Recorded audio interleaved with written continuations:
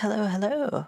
Welcome. Welcome back to more building of a Yippee mobile game, part 15, actually.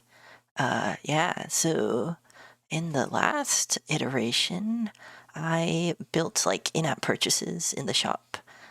So basically, in the game, you can like buy some rubies as like extra currency, as opposed to just like collecting it from the enemies when they drop. Um, you want cola too? Yeah, yippee! The little yippee origin story. Yeah. Oh yeah. Today we're gonna be doing some code refactoring. Yeah, it'll be a bit I don't know. Yeah. Also welcome AVM. Welcome back. Yeah. And we're gonna be doing some code refactoring this stream. It'll be, I don't know, it'll be kind of in the weeds of the coding. Not a whole lot to show. Yeah, normally I do this off stream, but I don't care about Fortnite but cola. Yeah, true. I'm a big cola enjoyer too. Yeah, I've never even actually played Fortnite. I'm pretty bad at like first person shooters. But yeah, let's see. So, um, yeah, so let's get into the coding stuff. Um, yeah, so I I was doing a little bit off stream of some like code refactorings, but yeah, as you can see by all the 65 errors in the top right, I'm doing a whole bunch of like code stuff. Yeah, the main reason I'm like trying to refactor all this code is so that I don't have like so many lines of code. I'm almost at like 1,000 lines. Do you have those ears IRL too? Yes, I'm a cat boy IRL too. Yeah, I'm a mythical creature from lands beyond, indeed. Yes, yeah. There's a lot to fix in here for sure. As like some, yeah, all these stuff. So I made all these extra like classes, like for skins and yippies and enemy yippee and a weapon and a health bar. So basically, like a yippee has a weapon and it has a health bar, and then you've got like the yippee itself. Um, yeah, and then you've got like enemy yippies, which are like they're types of yippies. Yeah, so we're kind of doing a little bit of cleaning. We do a little bit of cleaning of the code. Yeah. So yeah, let's get into fixing some of this. Yeah, hopefully, yeah, I want to get rid of all this stuff here, this user data stuff, and put it in like one of these objects instead. That'll be kind of easier to work with, I think.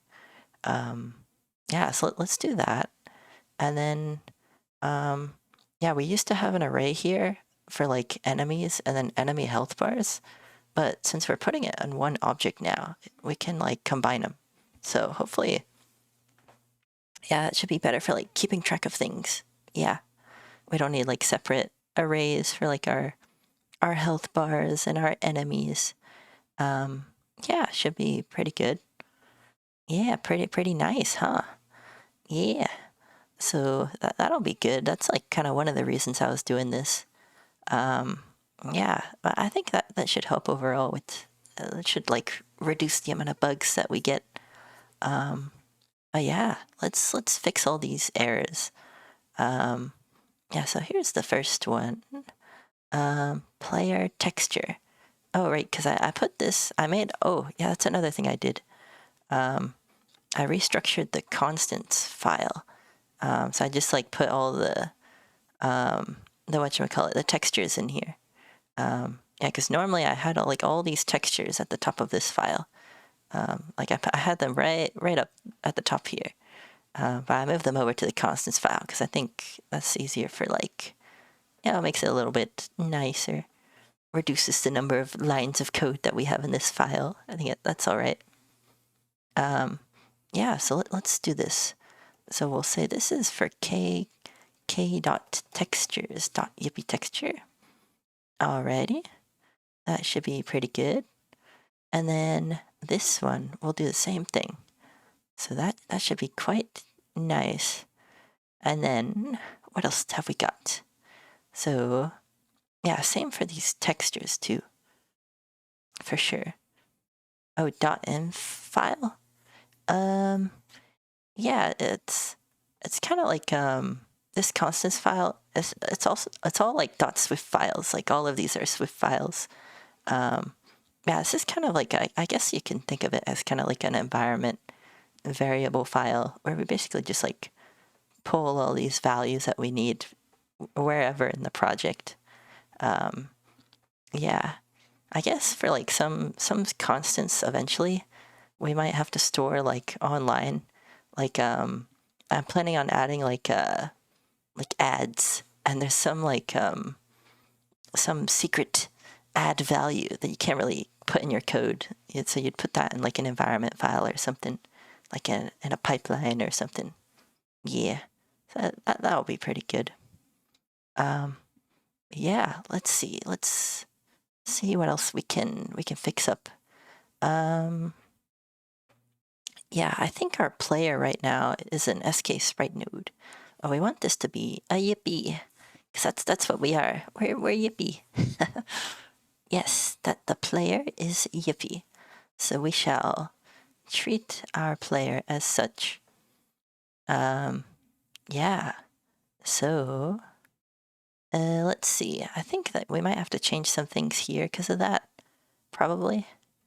Let's do a product clean build folder. I think we're missing some errors.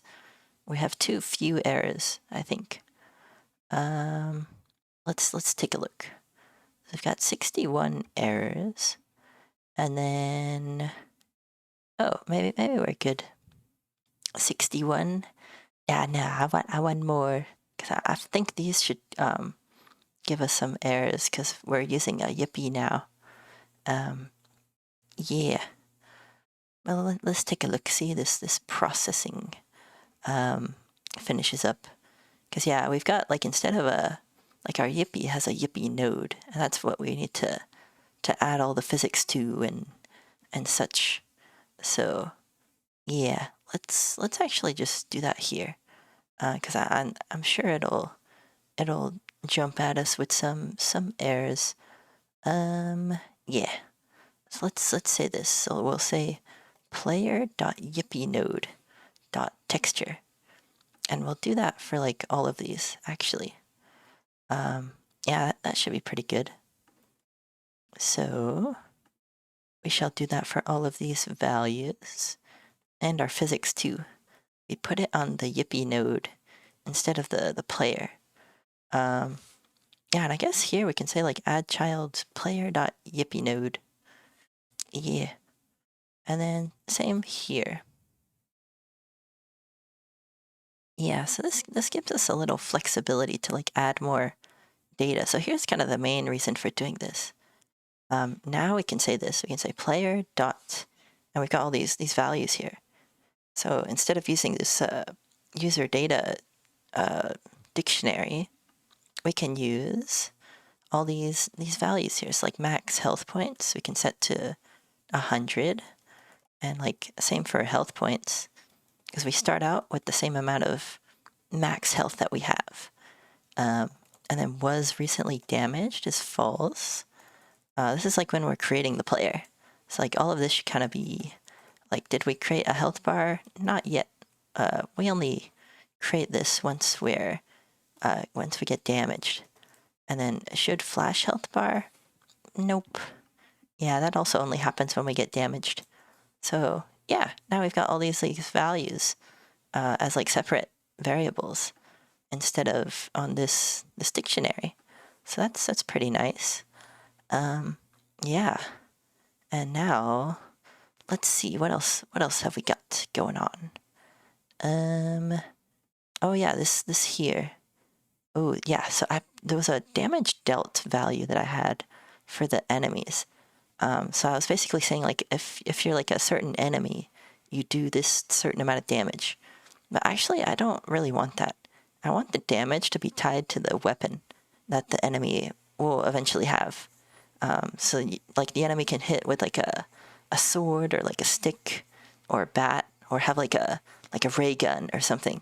And that'll be kind of where the damage is tied to, but not really the enemy themselves. So yeah, we'll take this out. Yeah, so that should be all right. And I think we're also missing a reference to a function somewhere. So let's see. So we've got our enemy Yippee here. Yeah, I created this function. So basically, you pass in like what enemy do I want to spawn through like some number, like 1 through 5. So if I get like a 1, then I should spawn like a little gray enemy Yippee, or like a green one, that kind of stuff. So yeah, we'll recall this function over in our create enemy array, or function rather. And yeah, we shouldn't need this anymore then. Yeah, that's what I'm thinking. So we'll just say this: set enemy texture and values. And we'll say, actually, okay, yeah, so enemy should be an enemy Yippee. And now I can say this: enemy dot set enemy texture and values. A little smirk should be Yippie's deadliest weapon.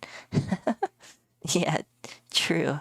Yeah, the kindest looking Yippies are the most deadliest.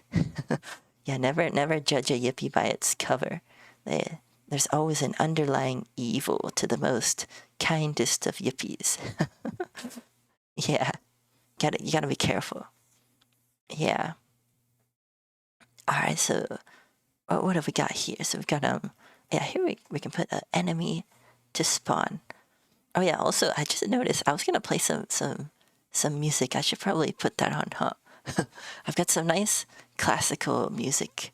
I'll put it on. Normally I put some like EDM, but I've got some nice ones. I'll put it on. Yeah, should be pretty nice. Cool. All right, yeah, that's good. All right, so what have we got here? Extra argument, damage dealt. Oh, looks like the compiler hasn't picked up our bugs yet. In fact, I think we can actually get rid of this line altogether. That should be all right. Yeah, that's pretty good. And actually what we can do here is, instead of creating this variable, we can just do this. We can call this function in each of these like if statements. Kind of avoids having to create that extra variable. We can just like do this. This enemy to spawn variable isn't really needed per se. Yeah, that should be good. Cool. All right, and now, yeah, value of type Yippee has no member this, but here's where we say enemy dot Yippee node. There we go, and we do the same thing we did with the player. When we were making the player, we called this like dot Yippee node stuff, and we'll just do the same here. That should be all right. Yep. We'll do all this, and we'll just go down the line here and just get our references to our Yippee nodes for the enemy. Let's see, anywhere else I'm missing? I think that's all right. Yep. Cool. Now, what else have we got? Yeah, so now we can do the same thing we did with the player here. We can replace all the values here with like the corresponding object. So, all right, so we got like max health points. We can set that to be, oh, wait a minute. So, okay, actually, so this set enemy texture and values. Let me check back what that did. So that set our texture and our skin. And it also set our health points and our ruby drop chance percentage. Okay. Alright, so this is all the values that we've got set. Cool, cool. So some of these we don't actually need to reset. Yeah, so we've got our texture set, we've got our skin, got the health points, and the rupee drop chance percentage.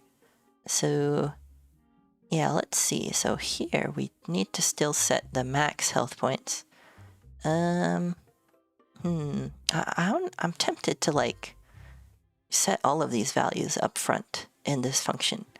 That'll save us a lot of lines of code, and I think we can do that. So, yeah, let's set all of those values in that function. So here, we were setting all of these values. We're setting enemy type, which actually renamed to skin, because it'll make more sense down the line. Yeah. So we've got health points. We need to set our max health points. It'll be enemy values dot health points, like same thing as the health points.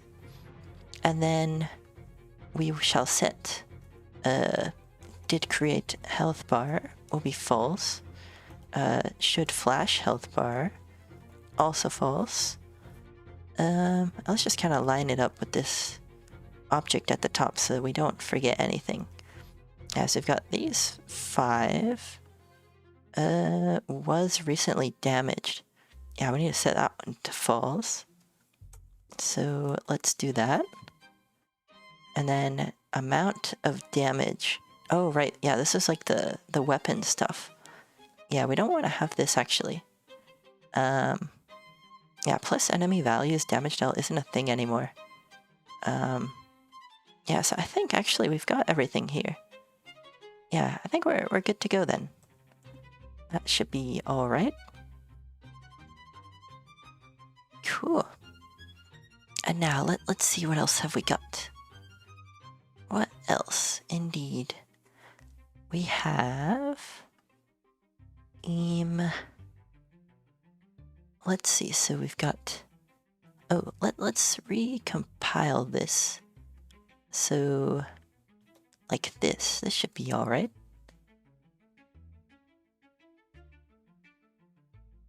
Cool, cool. Awesome. That should be good. That should take out some of our bugs. Some of our errors. I've got can't find constants in scope. So we'll set this to a K. That should be alright. Cool. Now let's see, what else are we missing? Create health bar and indicate flash. Okay. Alright. So for this, how do we want to go about creating the health bar? I kind of want to have like a function. I want to move this function inside the Yippee object. Yeah, like in here. So we'll do that. And we'll pass in like all these parameters too. In fact, I think we can just copy this into there. Yeah, that should be alright. I'll make this a public func. Although it's also talking about the health bars, these green and gray rectangles, which are actually part of the health bar object. So maybe we want to move that in there. Yeah, that might be alright. Cool. This is definitely like in the weeds of the coding. This stream's a bit... yeah. But once we fix the bugs, then We should be getting back to some new features. That should be all right. Yeah, let's see. So for now, what shall we be doing? Just testing the audios, making sure we're good. I think we're good. All right. Yeah, so I'm gonna move this function in here. Yeah, okay. So we've got should flash health bar and did create health bar. Okay, I don't remember what I used those values for, like did create and should flash. I feel like we don't need this did create health bar. That might be a bit excessive. Where was I using that? Did create health bar. Oh wait, I'm not even... Am I using this?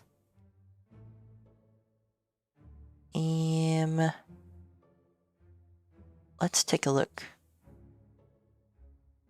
I think I was just using that in that function, right? So if I go back to our health bar, yeah, I'm only using it here. Did create health bar. Okay. Yes. Alright. Yeah, so it did create health bar. Okay, I see. So, like, if this value was set, then we create this health bar with, like, the green and the gray stuff. Otherwise, we flash the health bar. Okay, so this function does two things. It creates a health bar, and it, like, flashes it, or, like, indicates that we should flash it. And I think I remember I used this should flash health bar down in our update function. So that the health bar follows the player. Yeah. Oh my goodness, that's a big update function. I gotta refactor that too. Yeah, that's a bit much. Because that's where one of our main bugs is, the spawning. Yeah. So where's our should flash health bar? So we've got... Oh yeah, this recreates the health bar. Yeah. And then update health bar position and flash if needed. Okay. Update health bar. Okay, so that's if the player was recently damaged. Okay. Alright. And that's after we go through all of our enemies. Got it. So let's do some thinking emojis. Alright, so if we wanted to refactor this, so we're keeping track of when the enemy was damaged, and if their health is like greater than 0, and we're doing this in the update function. Okay.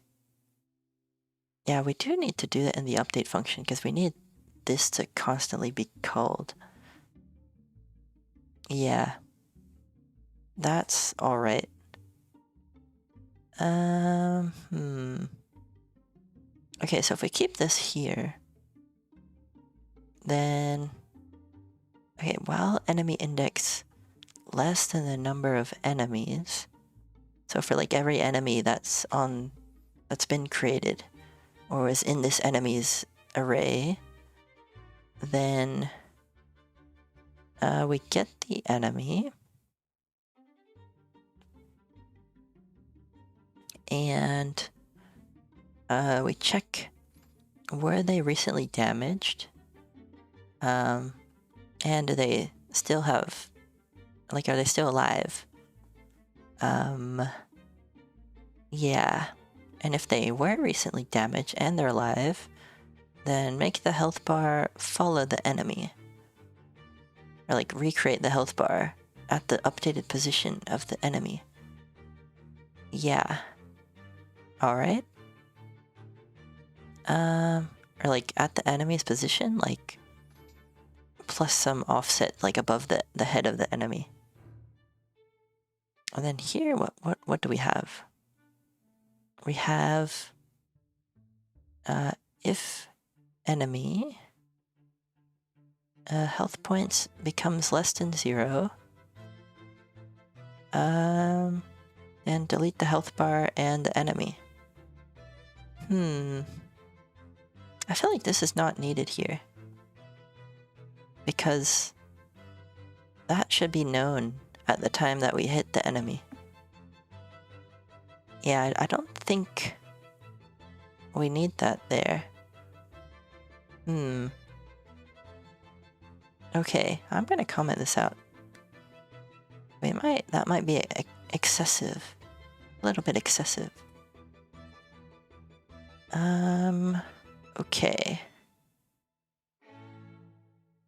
Now I'm gonna build this in my simulator because I think our errors are a bit off. Yeah, like it's talking about enemy health bars here. It doesn't know the line number yet. Yeah, I'm gonna build this again.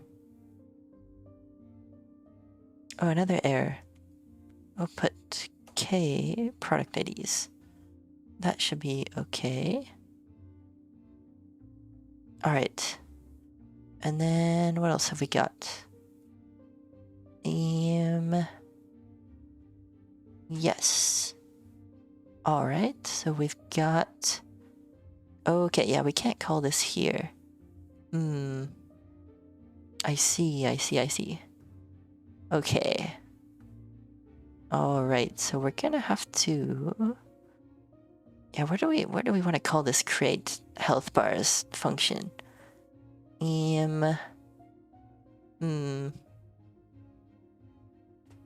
Yeah, okay, now I understand why we have this variable.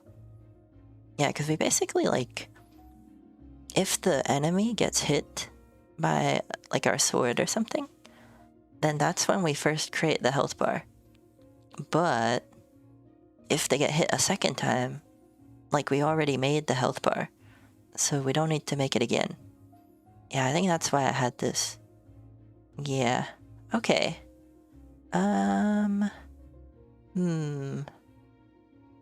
I wonder if that's the best way to do this. I feel like that might not be... Let's see, where are we calling this? Yeah, we call it in multiple places. Okay. I see. Yeah, all it takes is one hit. That's right, ABM. If they get hit once, then we should have like a health bar show up. Yeah. Yeah, it's just like, where should we put this? Yeah, so we create a health bar for the enemy, and then if the enemy gets hit, which is like this function, and they still have like hit points left, because sometimes they might get hit and they get like one shot, in which case you never even show the health bar, like they get deleted. But yeah. Let's do some thinking emoticon, some thinking emojis.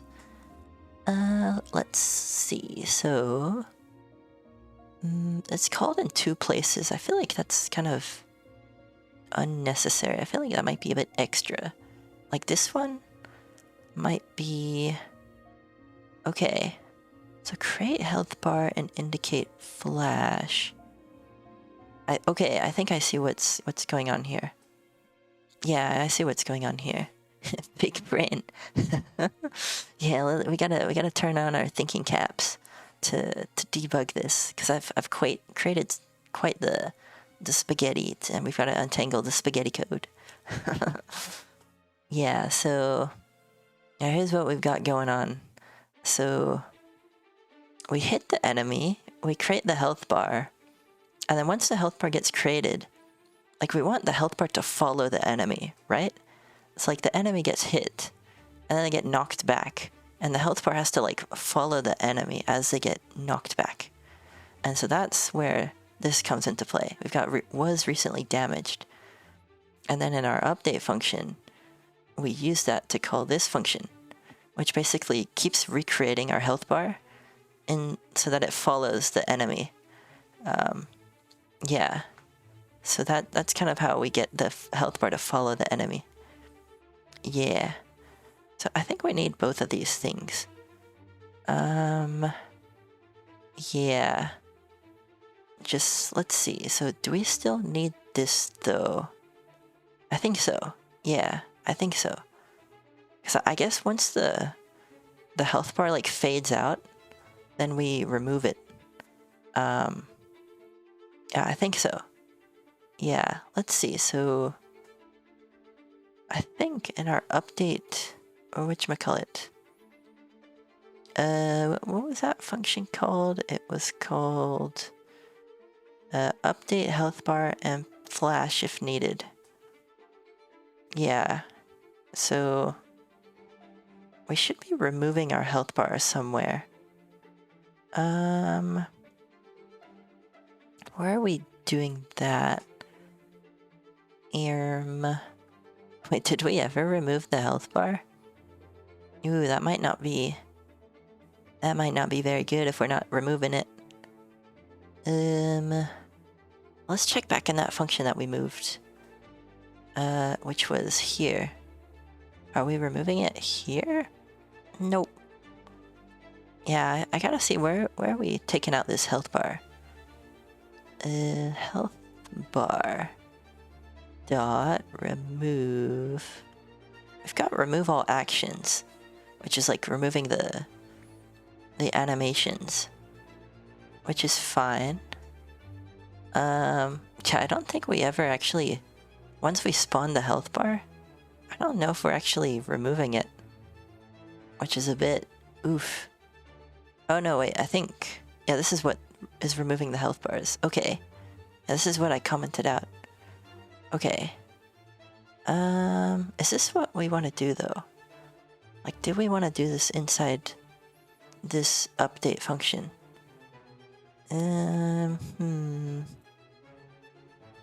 So like, okay. I mean, I'll keep it here, I think. Yeah, we don't have this array anymore. So we need to like manage how we're dealing with that. Right, okay. So actually, here's what we'll do.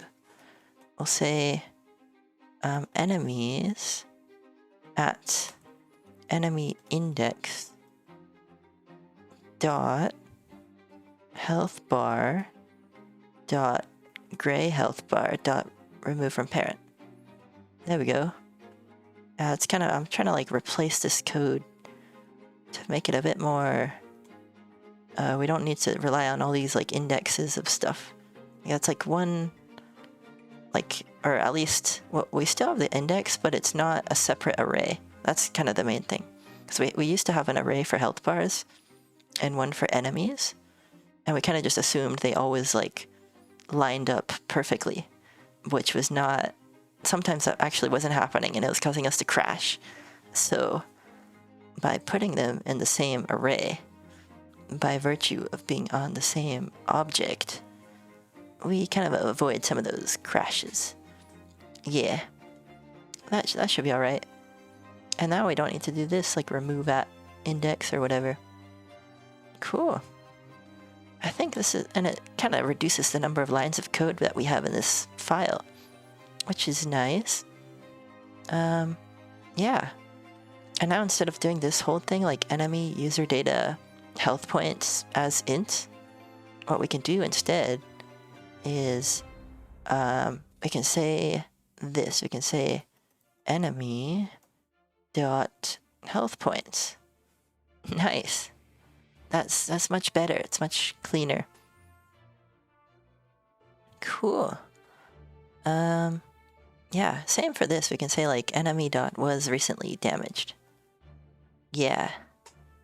That's another benefit of like creating this enemy, this Yippee enemy object, and making it like a subclass of Yippee. Now we have all these values, and we don't need to like do this whole like user data stuff with the casting and the unwrapping of stuff. Yeah, it's much better. Cool. Now we can say enemy.health points. Same here. Enemy.health points. Alright. That's pretty nice. Okay, and then for this, we're passing in a gray and green health bar. We actually don't need to do that anymore, because now we just need to pass in the enemy. And that should be good enough. Yeah, that should be pretty good. So, we'll just pass in the enemy, and we can take out this. Cool. Let's see, what else have we got? Yeah, we gotta update this function now to not pass in those enemies. Instead of an SK sprite node, we'll have a Yippee here. Yes, we'll have a Yippee, and then we won't have these two. Cool. And now we kind of have to update a little bit of things. So instead of Yippee should flash health bar as bool, we'll say Yippee should flash health bar. And I think we set it, yeah, this is just like checking if it's true. This is like the same thing as equals true. So we can just take that out.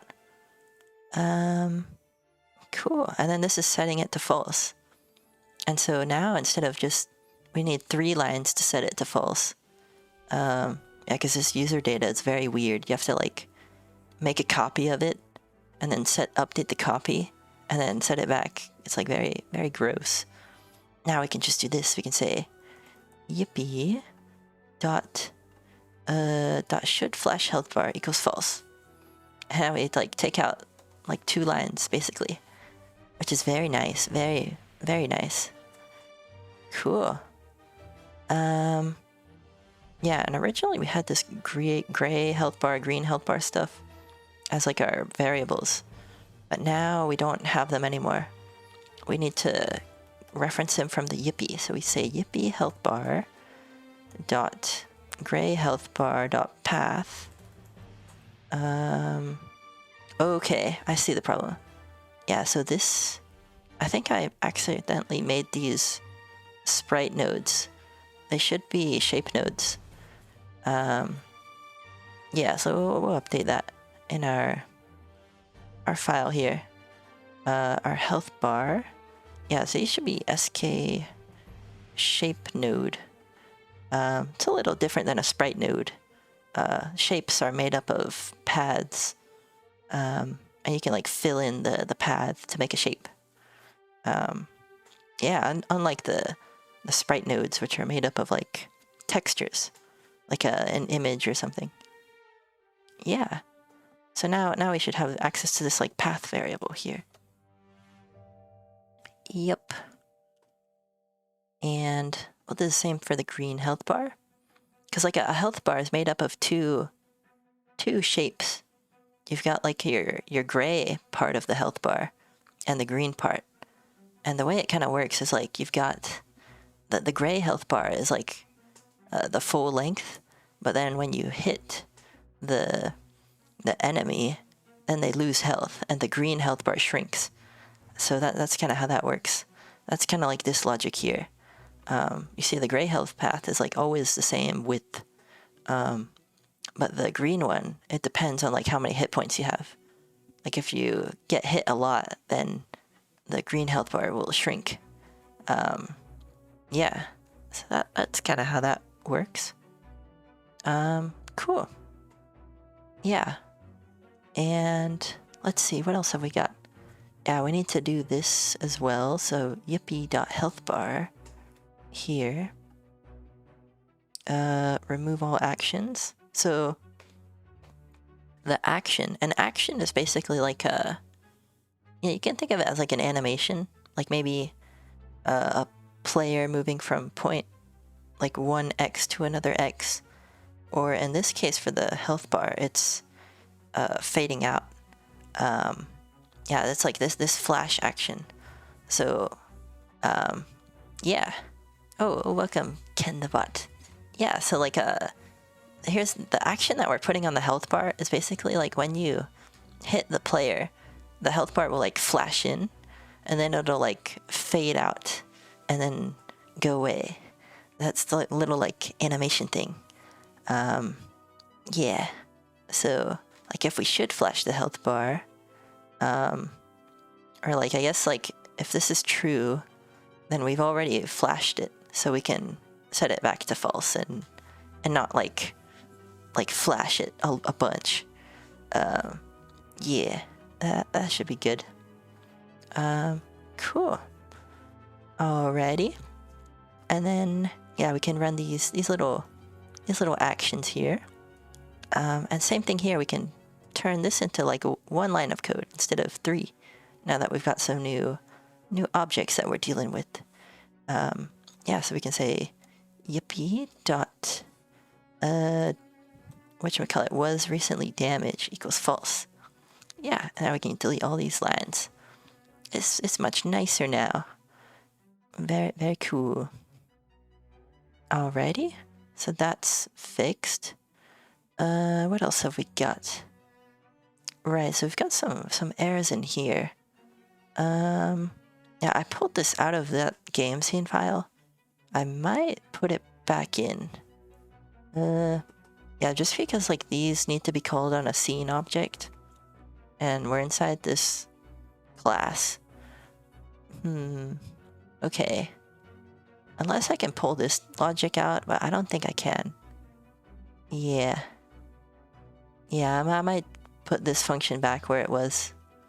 In that game scene file. I think like I put it above here or something. Yeah, but we can change this a little bit though. We can make this whatchamacallit yippee dot or not yippee dot did create health bar. Yeah, actually let me actually show this change because I don't remember if I did like a not here. I didn't. Yeah, that should be good. Cool. And yeah, we'll do not did create health bar here. So not and yippee should be a yippee.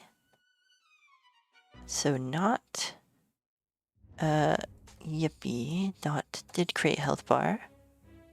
Cool. Yeah, that should be good. Oh, wait, yeah, this one we don't need. Right, so okay. Oh, I see a little bit of an issue here.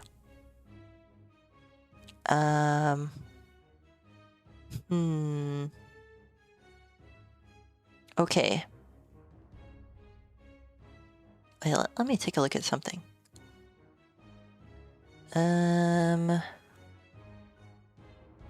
Okay, so we're creating a health bar object, which should create these automatically. So actually what we can do instead is we can have an init here, and we can do some extra things when this is created. Like all of this stuff. Yeah. Because we're creating them again here. Oh, hey, Ademosa, welcome back. Been a minute. Bro.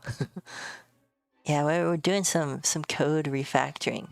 It's pretty like, yeah, it's a little, it's 6 a.m. there. Oh my gosh. Yeah, dude, at 6 a.m. I'm like fast asleep, dude. And respect though. Early bird gets the worm.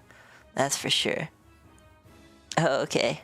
Hey, I hope you have a nice sleep then, Aradmosa. Yeah, we're gonna be doing some code refactoring. We're untangling the spaghetti code. We're trying to get these knots out of our code. Bro, I'm not I'm not a female, bro. Whatever, dude. Whatever, dude. No, man, dude. Bruh. You're very sus, my dude. Sussy. Most sus imposter indeed. Anyway, I'm gonna refactor this. Bruh. Bruh's got the sus juice. He took some of the sus juice. Alright, anyway. We're refactoring the code. Yeah. That's what we're doing. Yeah, let's do some of that. So yeah, here's what we gotta do. Okay, yeah, now we need to add these. Bro. Dude. Okay. Yeah, here's what we gotta do. I gotta say this. We gotta add our things to our scene. So yippee.health bar. Oh wait, can we get a reference to health bar? Yippee. Yeah. That's a gray health bar. Cool. Bruh's on something. Bruh woke up and decided to put his head in the gutter, my guy. Gotta get your head out of there, man. Alright. I think this reduced the amount of code that we had a while. Oh yeah, you're right. You're gonna sleep. Indeed. Yeah, I hope you have a nice sleep. Hopefully better than I've been having. I've been like dude, I've been doing these weird like biphasic sleeps where I like sleep like 4 hours at once and then like I wait like 10 hours and sleep 4 hours again. It's super weird. I've been doing that for like a while now. I know it's a new habit. I hope to see you in my dreams. Yeah, hopefully it's not a nightmare. I don't want to be scary. Alright, so here we got Yippee did create health bar, and we'll set this to true. Yes. Yeah, this is much cleaner. Cool. And then here we'll have Yippee should flash health bar is true. Wow, this function got much shorter. Scary parts. Hey, you flatter me. Alright, oh, and we can make this back to a private function. Yeah, that should be alright. Cool. I think that's good. Alrighty. Wow, yeah, this was like... I don't know how many lines that was. It was like 20 lines, and we made it like... What is that, like 5 actual lines? That's pretty nice. Bro. Okay, dude. I ain't gonna read that.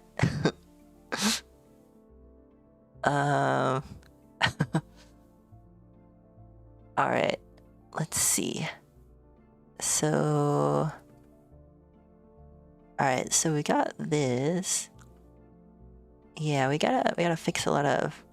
What have I been doing so far? So... Yeah, last couple streams we finished up the shop. I think we can't really load anything right now because of all the errors, I think. Yeah, let me see if I can try and show the shop.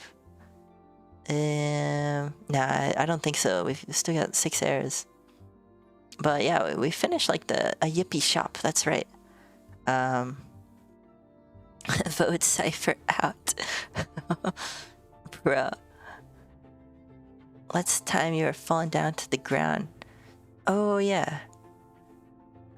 Yeah, last time we were like a while back, we were working on some gameplay. Yeah, but we switched to working on the shop because there were a whole bunch of bugs And I was like, I can't be bothered to fix these bugs right now. I'm just gonna build a shop. And now we're back to fixing the bugs because we finished the shop. Yeah, and actually the last stream we added in-app purchases to the shop. So like buying some currency, buying the rubies with your real hard-earned greenbacks. Yeah, so that's what we did in the last stream. But yeah, now we're back to some code refactoring and fixing of the bugs. Yeah. When You Are My Sunshine meme game? Oh, I've seen that meme, like the You Are My Sunshine meme. It's like, isn't that like LeBron or something? And he looks like a sun. Yeah. Yeah, I've seen that one. Yeah. Yeah, I've got, there's a lot of memes coming out. So there's a lot of meme apps to still make. Yeah. Unfortunately, I'm kind of in the middle of like this Yippee game, so I'm kind of putting my really dumb apps on hold. Yeah, the other meme apps take me like 2 streams or so to make, but this one's, I'm gonna put this one on the App Store, so it's taken me, this is already like part 15. I still got, I don't know how many more parts. Space Jam, Fortnite, man, LeBron. Yeah, quite the dank meme. Yeah, I like making really meme apps. Oh yeah, Artemosa, you've got some good ideas, that's for sure. Yeah, I like the meme app ideas for sure. Yeah. But yeah, I've got some memes on the backlog. I still need to turn into apps.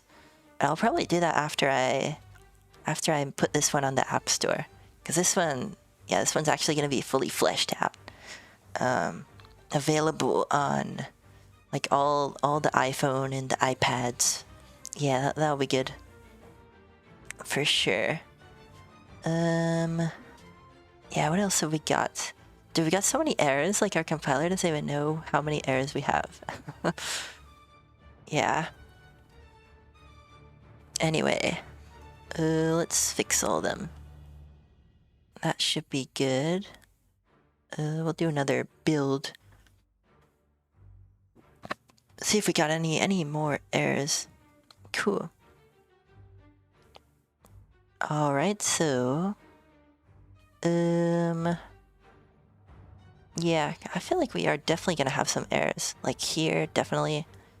Where else? I think...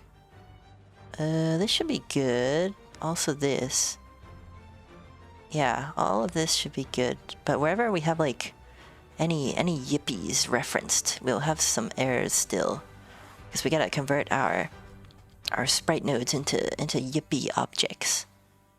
Yes, that should be good. Yeah, our compiler is doing some really slow error processing, so we don't even see any errors. Like you see in the top right, it says like building. Yeah, there's so many errors, it doesn't even know where they are. Yeah. Oh, let me run this again, see if it'll pick them up. Yeah, I'll go where I know the errors are, and then maybe the compiler will tell me later once it's done building. Yeah. We'll go with that. So, let's see. We've got here enemy equals node B first. Alright, yeah, so here's one we want to update. So instead of enemy.physicsBody, we'll say enemy.yippee node. Yes. That'll be good. And then here we'll do the same. Yeah, actually, so yeah, we actually don't need any of this here. Since we've like refactored it, we can reduce the amount of lines we have. So we can say this, we can say instead of enemy hit points minus equals amount of damage, and then updating that to be the health points, we can say yippee dot or I guess enemy dot yippee node. Oh, I see the problem. This is not a Yippee. I wasn't getting my autocomplete. Yeah, so we gotta update this. What are we calling this, actually? We're calling it here, which is... Where's this enemy coming from? It's coming from this. Okay. I see, so... Probably want to say as Yippee. Or... Okay. So this is as SK sprite node. So then... Okay. I see that there's a little bit of a problem here. Not too big, but... Yeah, we're calling this a sprite node. But our enemy is this Yippee object. Yeah. So, and actually it should probably be enemy Yippee now that I'm thinking about it. Because I did make a separate object for enemies. Yes, this should be an enemy Yippee. Okay, so if I'm passing, I want to pass in an enemy Yippee. But I'm only getting a reference to the sprite node. So, okay. I guess what I can do is I can still pass in, like, I'll say enemy sprite node, and I'll still pass in the SK sprite node here. But I'll have to, yeah, I don't know if I want to like set the enemy Yippee node to the sprite node. Yeah, actually, where do we use this value? So enemy sprite node is used. Let's see. So I've called enemy here for user data. So I'm just updating this enemy's user data, and then I'm passing it here. Okay. Oh, this is interesting. Okay. Yeah. Because instead of sprite nodes, we've got different objects now. So we can't really... Okay, I somehow need to tie like whatever object got collided with the right enemy. Okay. How am I gonna do that? So where was that function? Oh, look, our errors are back. Yeah, it took a while to process. Oh yeah. Oh, can you move? I can't see the code. Oh, yeah, it should be all right. Oh, I see what you mean. Like with the error messages. Yeah. I'll move a little bit. We'll do a little bit of moving. A little bit of sliding. A little bit of sliding. Oh, there we go. Yeah. So here's our error messages. Yeah, we've got yeah, we got like some Yippee, no member size, stuff like that. Yeah. Oh yeah, this should be Yippee node. Yeah, I've got 91 errors because of all this code refactoring we're doing. Yeah. Normally there would be no errors, but we're doing quite the facelift on our code. We're doing the Brazilian butt lift of coding right now. Yes, we're doing quite the refactoring indeed. All right, so yeah, this should be good. Yeah, this one we say player.yippee node. Yeah, we just need to do this, bro. Bro. Alright, and then... Okay, this is good. Cool. Alrighty. That should fix these errors. And then... My god, dude. Alright, so... Cool, we've got all this working. Cool. Yeah, we'll just go wherever these red lines are, and we'll fix them up. That should be pretty nice. Cool, cool. And yeah, basically we just need to replace all this with like Yippee node. It's not too bad. Yeah, this is alright. And then, yeah, same here. Yeah, although it's 90 something errors, it's not too bad to fix. A little intimidating at first, but not quite so difficult to tackle. Yeah, because after all, we did write the code. So I kind of know what errors to expect. Yeah. Let's see, what else have we got? Alrighty. This is quite the code refactoring indeed. But we get some benefits out of it. All is not in vain. Cool, cool. Very nice. Very cool. I'm intimidated by your ability to code. Looks hard to do. It's not that hard once you... It's not like... There's a little bit of a slope you gotta go over when you're learning to code. But once you go over the slope, it gets pretty... Like every coding programming language is the same, basically. So it's not too bad. Yeah. Your eyes are burning? Oh, sorry to hear that, Mosa. I hope, yeah, get some eye drops. Eye drops are always good for burning eyes. Yeah, I get that too. It's not very nice. But yeah, Kendaba, it's I'd say once you get over the slope, it's not too bad, for sure. Yeah, it's just getting over that slope. That's the main thing. Can you keep some? Bro. Alright, my guy. Yeah, plus the reason this code looks so complicated, like, I don't know, like the way I'm doing it, like, is probably not the best way. Like, I mean, it still works. But, like, I feel like if I used like Unity or something, like I don't know Unity yet, but I feel like if you just like use Unity or something, it would look a lot cleaner.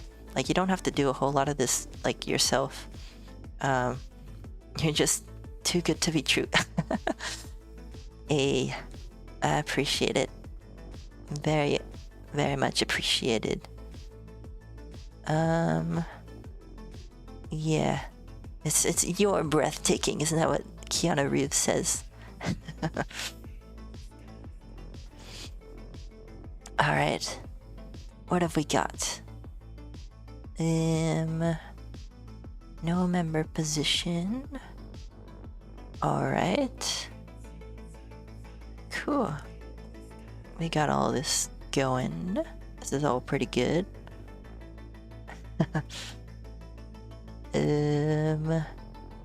Enemy values dot health points.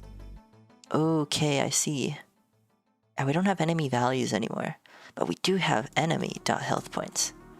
So that works out nice and dandily, actually. Yeah. Enemy, or actually, this is total hit points. I see. Okay. This should have been total, like max health points or whatever. Yeah. So I think we'll say enemy.max health points here. And here we'll say enemy.health points. Cool. And actually, I feel like since we're passing in the enemy, like, we don't even need to pass in any of this. We can just call this in our function. Yeah, I think so. So maybe we can just pass in our enemy here. Yeah, I think that should be alright.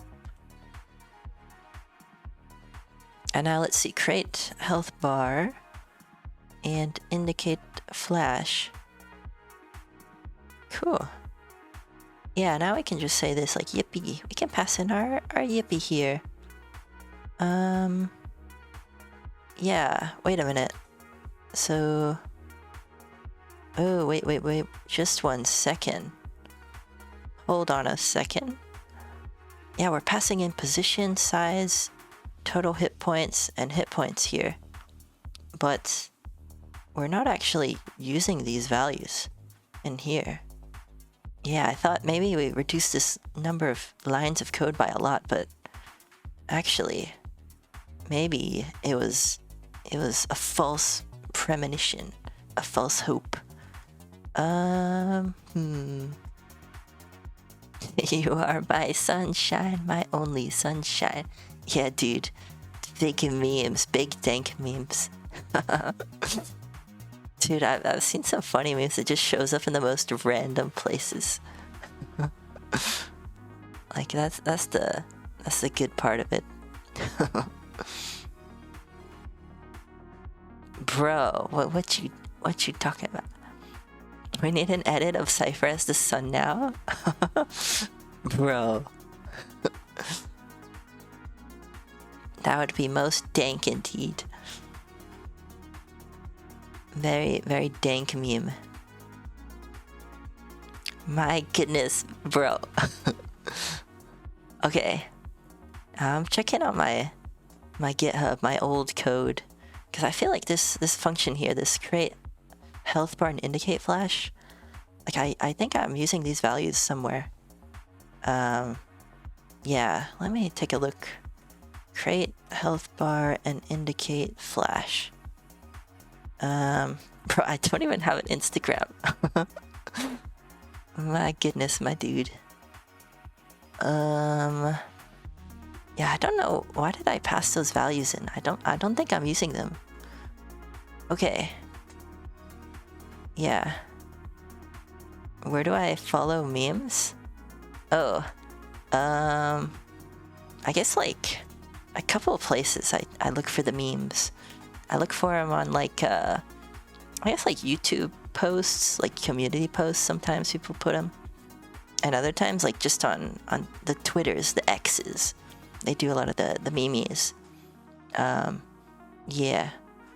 Oh yeah. Also, I'm a big I'll out myself as a juicer. I'm a big XQC fan, and he watches a lot of like meme compilations, so I get a lot from that too.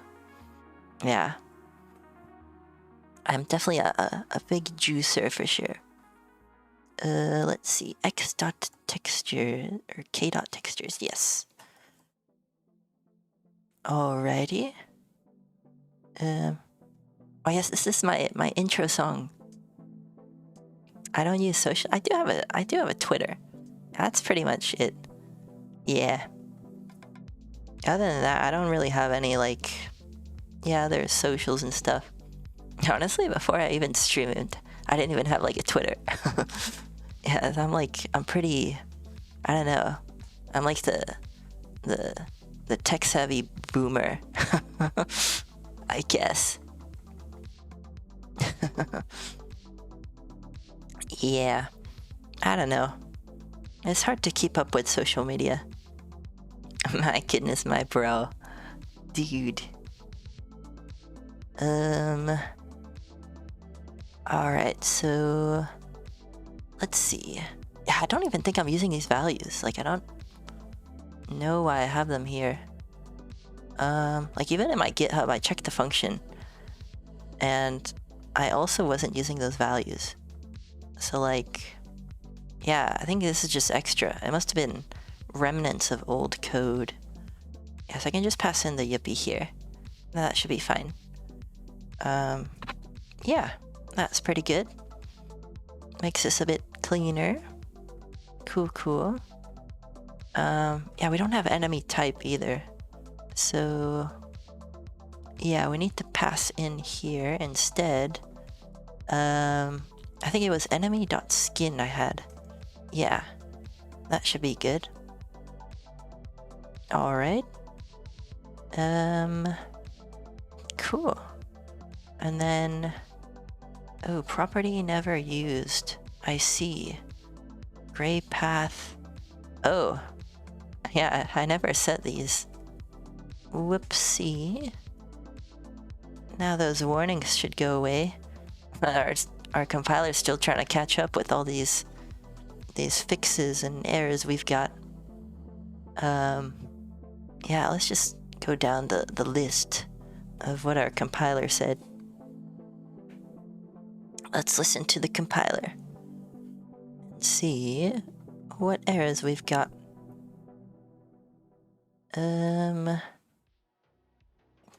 Cool. Oh yeah, I like this song. This was the one after my intro song in this playlist of these funky songs I've got. Compiler, my beloved, indeed. Yeah, without the compiler, we'd be pretty in the dark about what to fix. Yeah, compiler's very PogChamp. Compiler's very PogChamp indeed.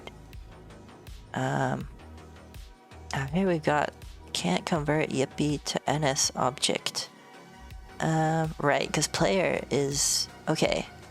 So we'll say player.yippee node. Yes. Okay, but then I see. Alright, if player is okay. That should be good. Alright. Oh, does it? Yeah, I actually hadn't heard this one until I discovered this playlist. Yeah, let me drop the song for you, because it's a good one. I like this one. Now here's the... Oh, I can't... I'll have to do it on my other one. Hey, thanks, I appreciate it. I appreciate... let me give you this one. Yeah. It's a synthwave. Here we go. Yes, it's a good one. Yeah, very nice. Very cool. Let's see, what else have we got going on? Yeah, we gotta fix these things. This should be good. Hey, no problem, Ken the bot. Yeah, when I see a good song I like, I always try and yoink it and put it in my playlist. Dude, I'm not kidding. I have like 70 playlists on my personal account. Like I put all my music in like YouTube playlists. I don't know. I have some friends that use Spotify. Like, I don't know, with Spotify, that if you don't like get the sub, then they just like spam you with like ads, and they don't let you choose the order the songs play. But with YouTube playlists, you can just like, you've got it, and you got your, I won't say, but like you can get like some certain extensions that make the ads go away, and you can listen to your songs uninterrupted. Literally me type beat. Yeah, dude, this is some good songs. It's like I listened to like a synthwave electronic playlist, and it's got some really nice ones in there. Yeah, that's where I pulled my intro song. So yeah, this one's pretty good. I actually send you the whole. Let me send you the whole playlist. It's like one video, but it's got like a bunch of songs in it. Yeah, this is the actual like. It's like a compilation of songs in this video. But that's what we're jamming out to. They've got some nice ones in there. Yeah.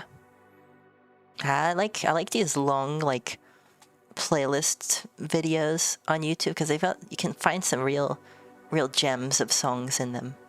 Yeah. It's always worth checking them out, I think. True, I definitely prefer YouTube with certain add-ons whenever I'm on PC. Oh yeah, definitely, dude. Yeah, that's this perfect combination. Yeah, that way you kind of like avoid having to like pay your Spotify subs and all that. You just got like all the YouTubes. And plus, like, there's some songs on YouTube which aren't on Spotify. So it's like, you know, you're also limiting yourself if you don't yeah, if you like some YouTube songs but they don't happen to be on the green platform. Yeah. But yeah, YouTube's pretty nice. I like it. Cool. What else have we got going on? Cannot convert sprite node to enemy. Uh-oh. A lot more variety. Yeah, that's for sure. Yeah. There's a whole bunch more variety, definitely. Yeah. I even I tried getting into Spotify, and there was some service or some website I tried to use to convert my YouTube playlists over to Spotify, and it was not one-to-one. Some of the songs were literally not on there, so it tried to fill them in with other songs, and it just did not work out. Yeah, there's definitely more songs on YouTube for sure. Yeah. Yeah. Oh yeah, I don't need these anymore too. That should be okay. Create health bar and indicate. Yeah, I feel like this function is missing some things. So we've got position here. We've got size, total hit points, update, health bar. Okay. Yeah, we're also passing those here. So maybe it's alright. Yeah, I think I might be okay not passing those into this create function. Yeah, create health bar wherever this is. Yeah. So when I call it here, I can just pass in the Yippee as well. That should be okay. Yeah. Cool. Alright. Yeah. But it looks like, yeah, we're still running into that problem where we have to pass in the sprite node here instead of the actual Yippee object. So, yeah, that's a bit awkward. How do we want to go about that? We could do some weird code, but I don't want to do weird code. There's a way to do it where I could bring back this user data object, but I think that kind of defeats the point of our refactor, so I don't want to do that. Yeah, okay. So yeah, this is where we're saying enemy Yippee node do this. Now let's take a look back where we're calling this function, this damage enemy. We're calling it here, did begin contact, and yeah, we're saying if node A or node B is the player Yippee node, then do the thing. How do I get a reference to player though? If it's the player Yippee node, then I know we're on the player. Okay. Yeah, this is... Okay. Yeah, we're gonna have to do another putting on of the thinking cap and doing of the thinking emojis to figure this one out. Yeah, so... Okay. Yeah, because here it's saying yeah, this error should go away based off of the fix I did.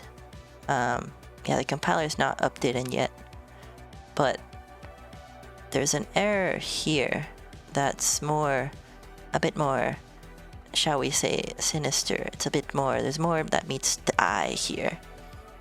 Yeah, so this damage enemy, whatever, the main thing is what enemy we're passing in. This has to be a Yippee object, but right now it's an SK sprite node, and we kind of need to go backwards.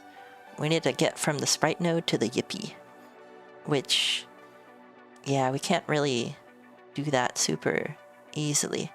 An imposter among us? That's right, Ken the bot. There's quite this line of code is very sus. It's got an imposter in it, and we kind of have to out the imposter to be able to fix it. We gotta do one of those hitting the red buttons and call the meeting and then go to this line of code and be there's the imposter. and that'll fix the line of code. Yeah. So we got to see how we can do such a thing. Yeah. So, let's do some thinking emoticons. I have one way I can do it, but it's not efficient. It's a bit gross. Yeah, we'll have to. I can. Let's see. So, enemy is a sprite node. Yes. So it's like I get the enemy, and I damage the enemy. Okay. Do I actually? I wonder. So in this damage enemy function, am I referring an enemy Yippee object? Yeah. Damage. Oh, I'm sorry, Ardmosa. I don't mean to be harsh if I am. Yeah.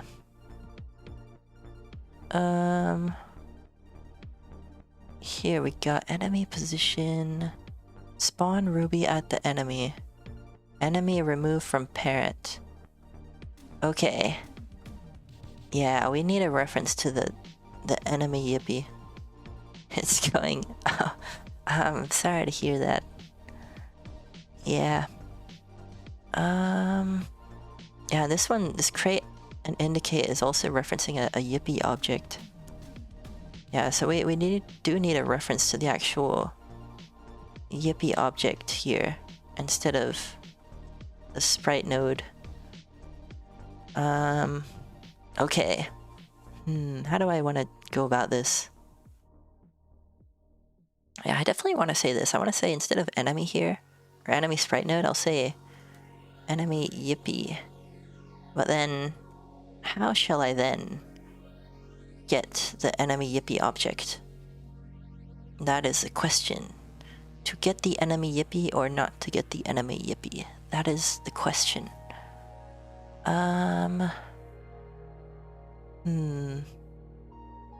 Because this is a sprite node.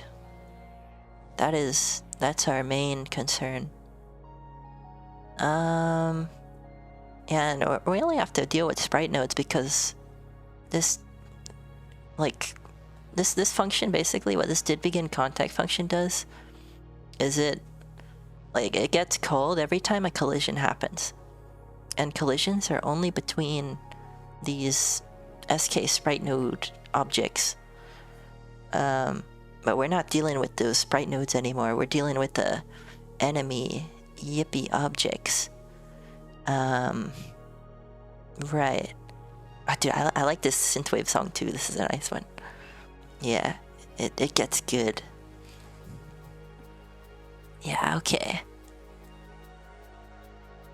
Oh, I'm sorry to hear that, Ardmosa. Yeah. Alright, so let's yeah, this requires a lot of thinking emojis. Yeah. I won't reveal Ardmosa. Maybe in the future I'll mention. Maybe not. Who knows? I will say I am in the Milky Way galaxy. I am in this particular galaxy indeed. I do lie at these spatial coordinates in the what's it like the I don't know what supercluster are we in? Is it like the Virgo supercluster? I think so. I think so. Something like that. Hey, I'm interested now. What cluster is the Milky Way in? Yes, it is in the Virgo supercluster. Yes, I am located in the Virgo supercluster. Yeah, just like narrowing it down a little bit. I don't want to get too crazy. Yeah. All right. Cool. Let's see. Let's do some thinking emoticons. So we don't want to pass in this. Bro. Dude. I'm glancing over the chat box and I'm just like, what is my eyeballs witnessing? Bro. Okay. Yeah, I don't know how to pass in the enemy object here. Like, well, I can do it in like O of N time, I think.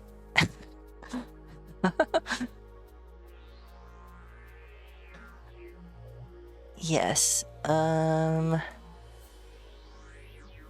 right. Let's think. So,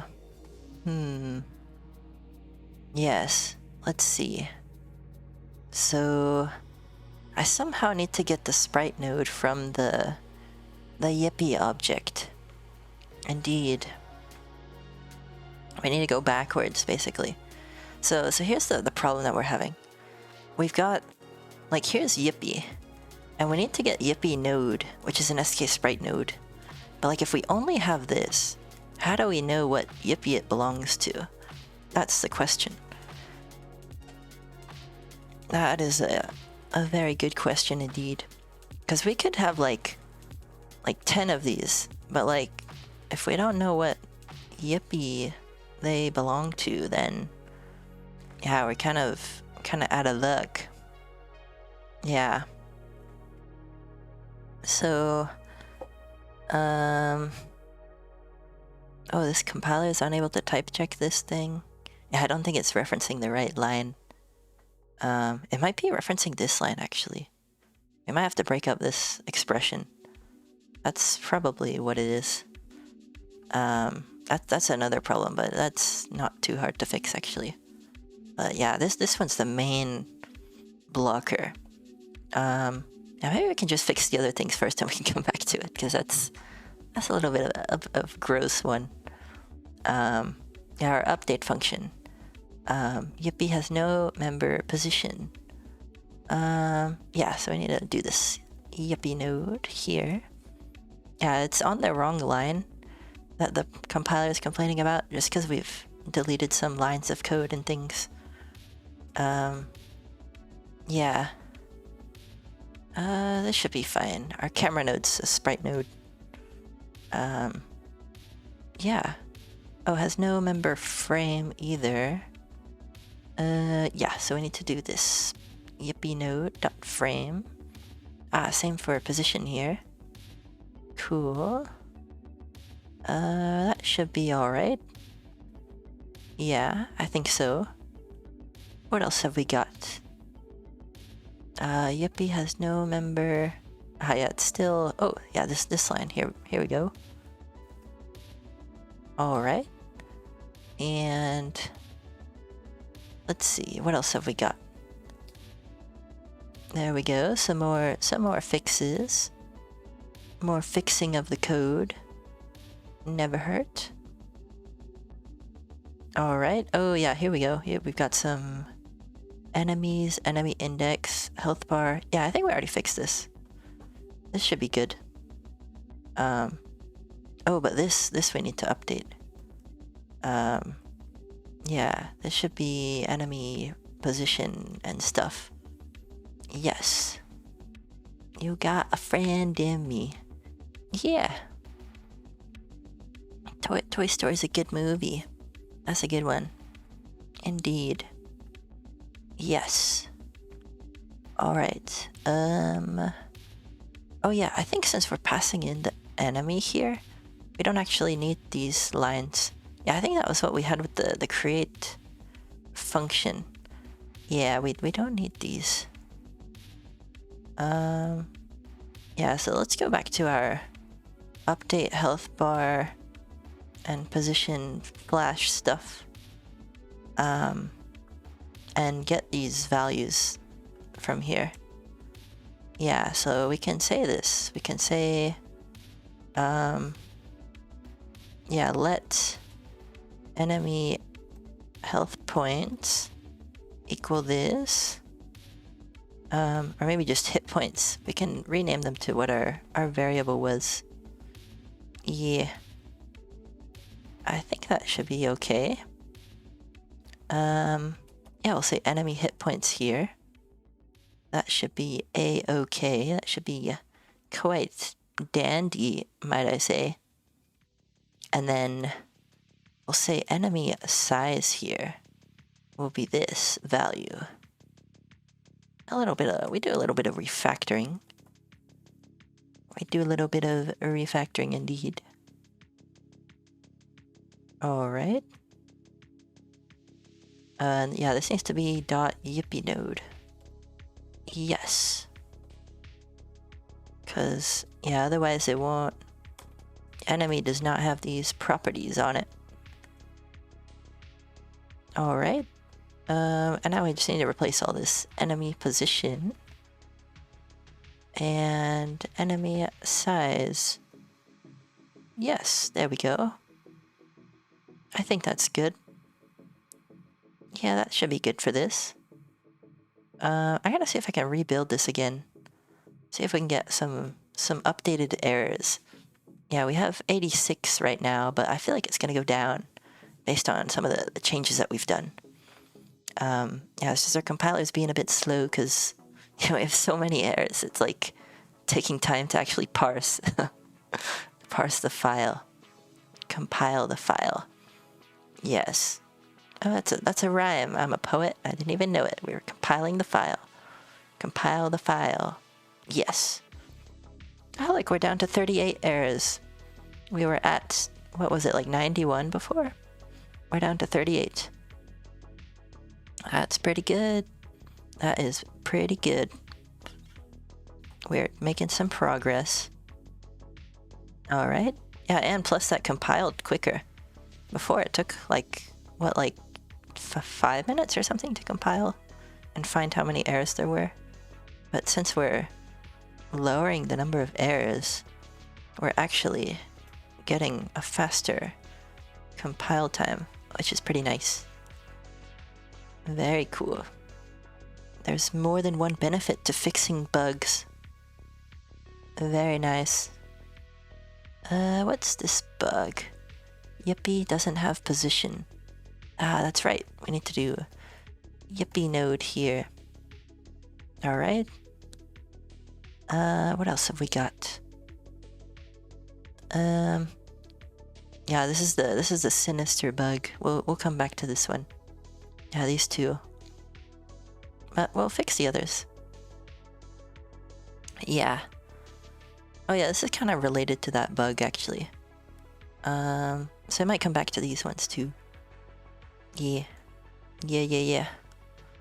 And then yeah, this whole function is related to these two bugs. Yeah. So let's move down a little bit.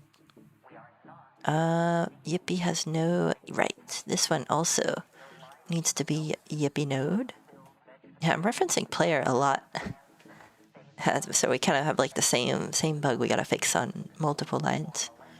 Yeah, same here. Yeah, that shouldn't be too bad. Cool. Oh, this one's missing arguments.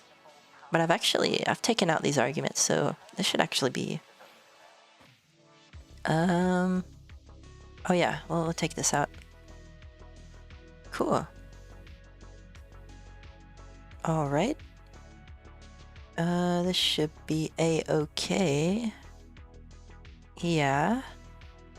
And this one, we'll add in our .yippee node here. Right. Cool. Same here. And what else are we missing? Oh, can't find the texture. Right, because I put this in the constants file. So we'll bring these back from the constants file. Indeed. All of these references to the texture we shall get back again. Cool. Yeah, now we should have much less errors. Yeah, 13 now. Cool. We went from 91 errors to 13. Very nice. Oh yeah, and these ones too we can fix pretty quick. Cool. Yeah, now I think we're just down to the red, dude. The dreaded red. We gotta get rid of the red. But then we should be good once all the red goes away. That should be okay. Yeah. Yeah, I think we're down to the one ugly bug. Yeah. Yeah, of all the ugly ducklings, of all the errors, this one is the most ugly. So we gotta pretty it up. Yeah. So back to where we were doing some thinking emoticons. Yeah. So let's just assume I pass an enemy Yippee here. And I can fix all this. And we're just left with these two bugs. Which brings us to that same problem. Like, how do we get the enemy object? Like, get the enemy that was hit instead of the node that was hit. Yeah. Okay. What I could do something a bit silly. Where I could say, like, is the enemy... Like, I could loop through all of the enemies and find out if this enemy was that particular enemy. I suppose I could do that.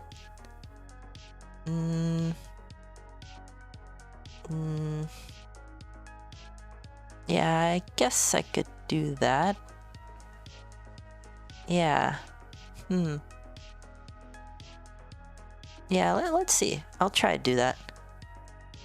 So... Yeah, because I have an array of enemies. I call it enemies. And I could just loop through this. I feel like there's a shorthand syntax for this. Yeah, let's go for it. Yeah, why not? Doesn't hurt to try. That's for sure. It's always good to try something. If you've got an idea, then just go for it. If it blows up in your face, then you can always try something else. But there's always a chance it'll work out. I guess that's kind of more general advice for anything. Yeah. Cool. Yeah, so this is like first where this thing is this thing. So we'll do the kind of same syntax here. So we can maybe call this enemy node. And then we can say if let enemy equal enemies.first where we'll do this little closure stuff, this little anonymous function syntax, where we can say $0 equals maybe $0 dot yippee node equals enemy node. Yeah, we're comparing objects here, which is not recommended. That's kind of like why I'm a bit hesitant about this. Like, it's not, in a lot of languages, when you compare objects with each other, then you're comparing like memory addresses, which is like kind of a no-no. Which is why I'm thinking you could use like name, which is like you can give these objects like string names, which would be better. But for now we'll keep this and see if it works out. Yeah, I think we can do that. So yeah, that should fix this bug. Yeah, so let enemies, yeah, that should be good. So if I were to recompile this, these should go away. Assumably. Yeah. Oh, can't find enemy node. Oh, yeah, this needs to be enemy node. Yes, okay. Cool. We do a little bit of recompiling. Alright. Ground was never used. I see. I can just underbar. Yeah, if let blank equal... what's the fix for this?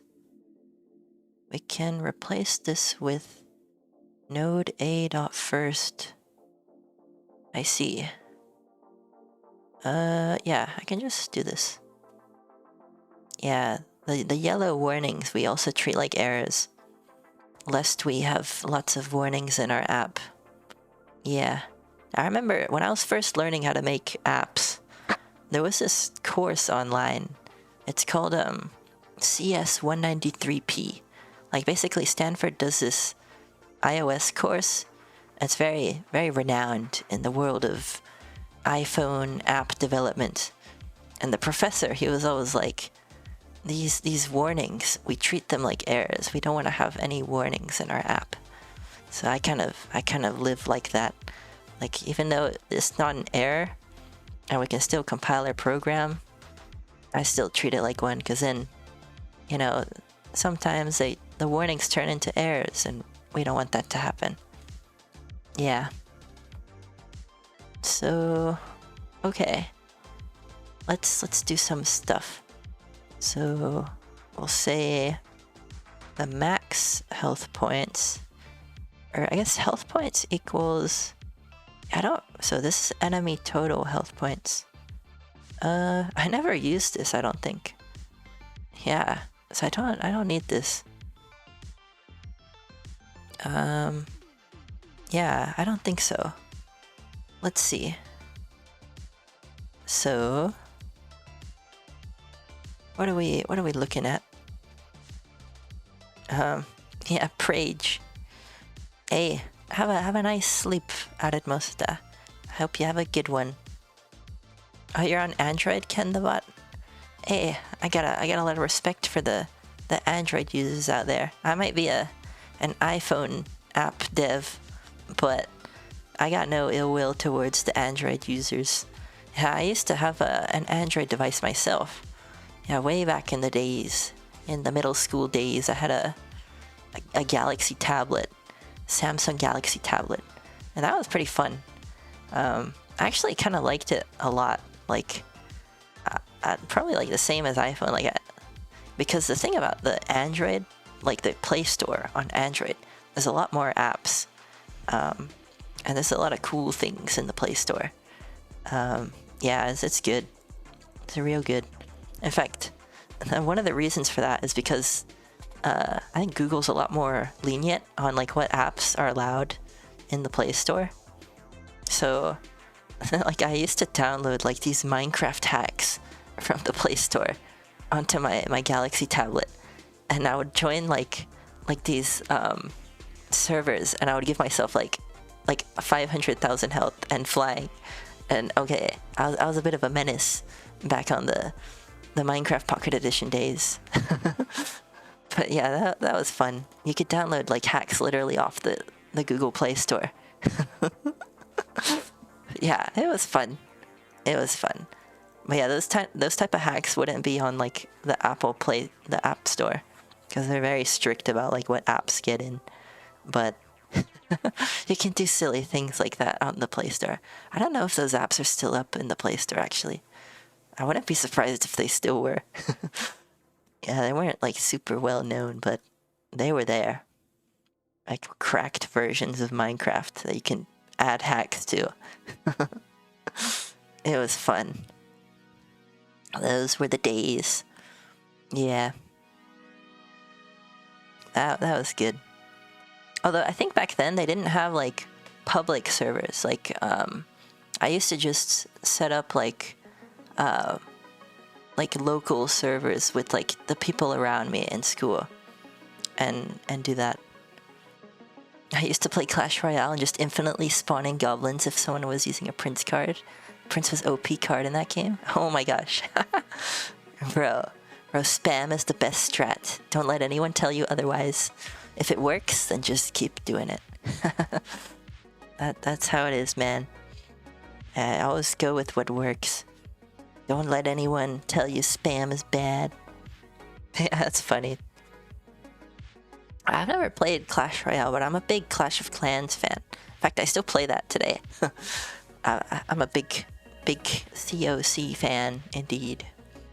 Oh, yeah. I've heard good things about Clash Royale though. I've heard very, very good things. Yeah. Town Hall level? I'm like... I don't remember if it's like 12 or 13, but like the first blue Town Hall that you can put like stars on it, I'm like maxed out on that. I'm just like upgrading my king and my wizard right now. Yeah. I think it's Town Hall 13, if I remember right. Let me check. Town Hall 13. No, it's 12 actually. I'm max Town Hall 12 basically. Yeah. Yeah, I don't wait. Like I have like maxed out gold. I'm literally only upgrading those two, like my king and my wizard. Everything else is literally like even my walls. Yeah. Just waiting on those two upgrades, and then we shall go into the realm of Town Hall 13, where we shall find... I don't know, what's in Town Hall 13? Is that like the catapult I think is there? You get like the little catapult that shoots the rocks. That should be cool. Yeah. Cool.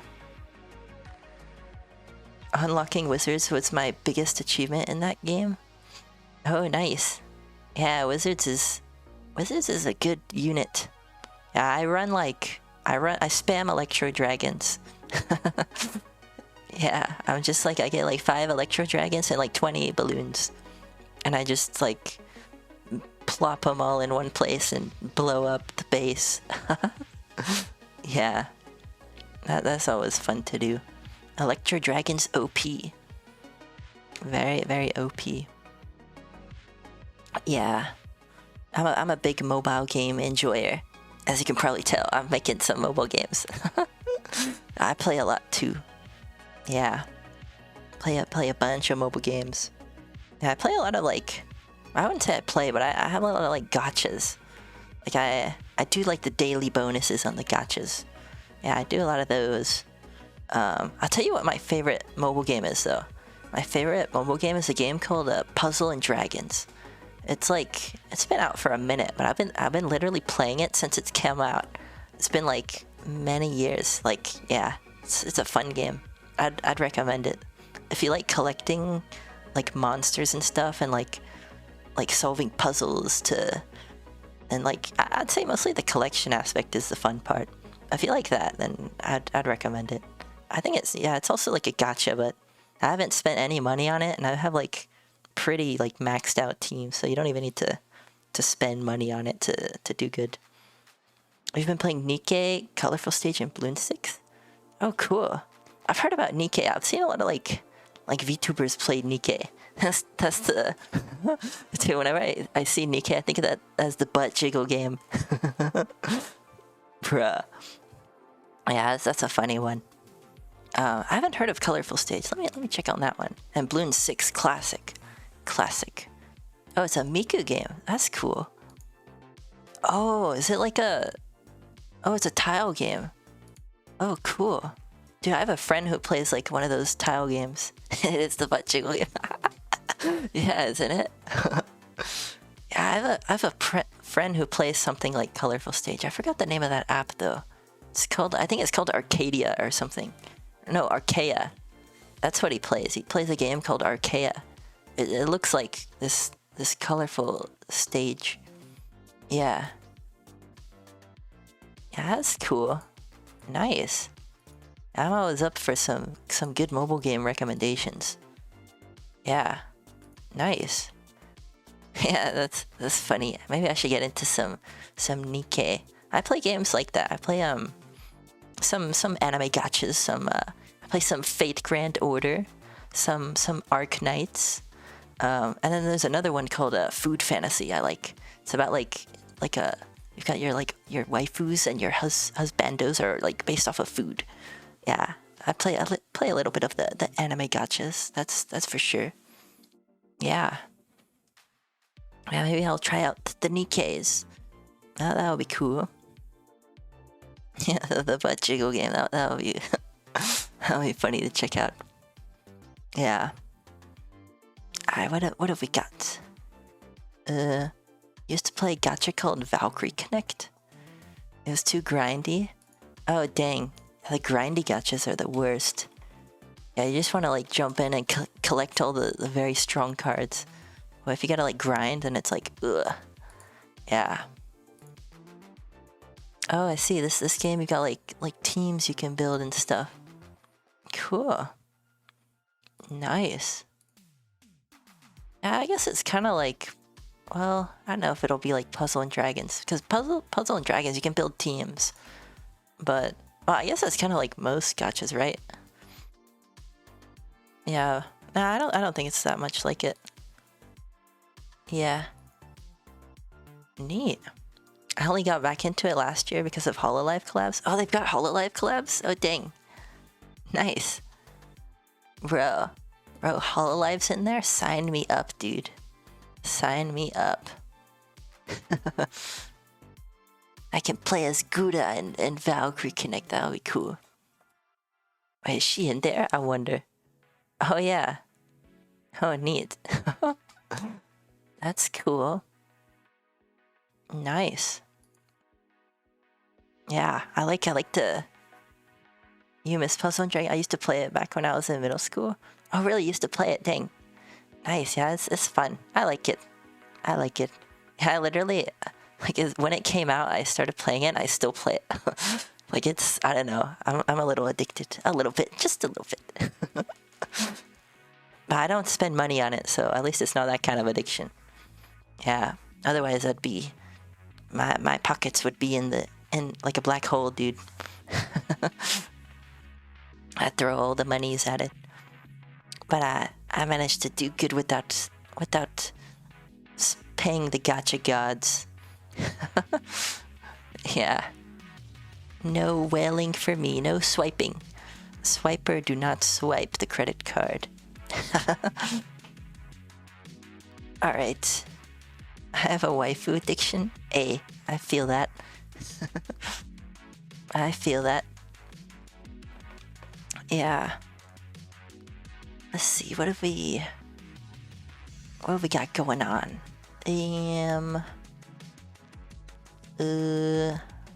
Brain farting. Enemy dot. Why is it like centering this code? Yeah, I've got many a waifu indeed.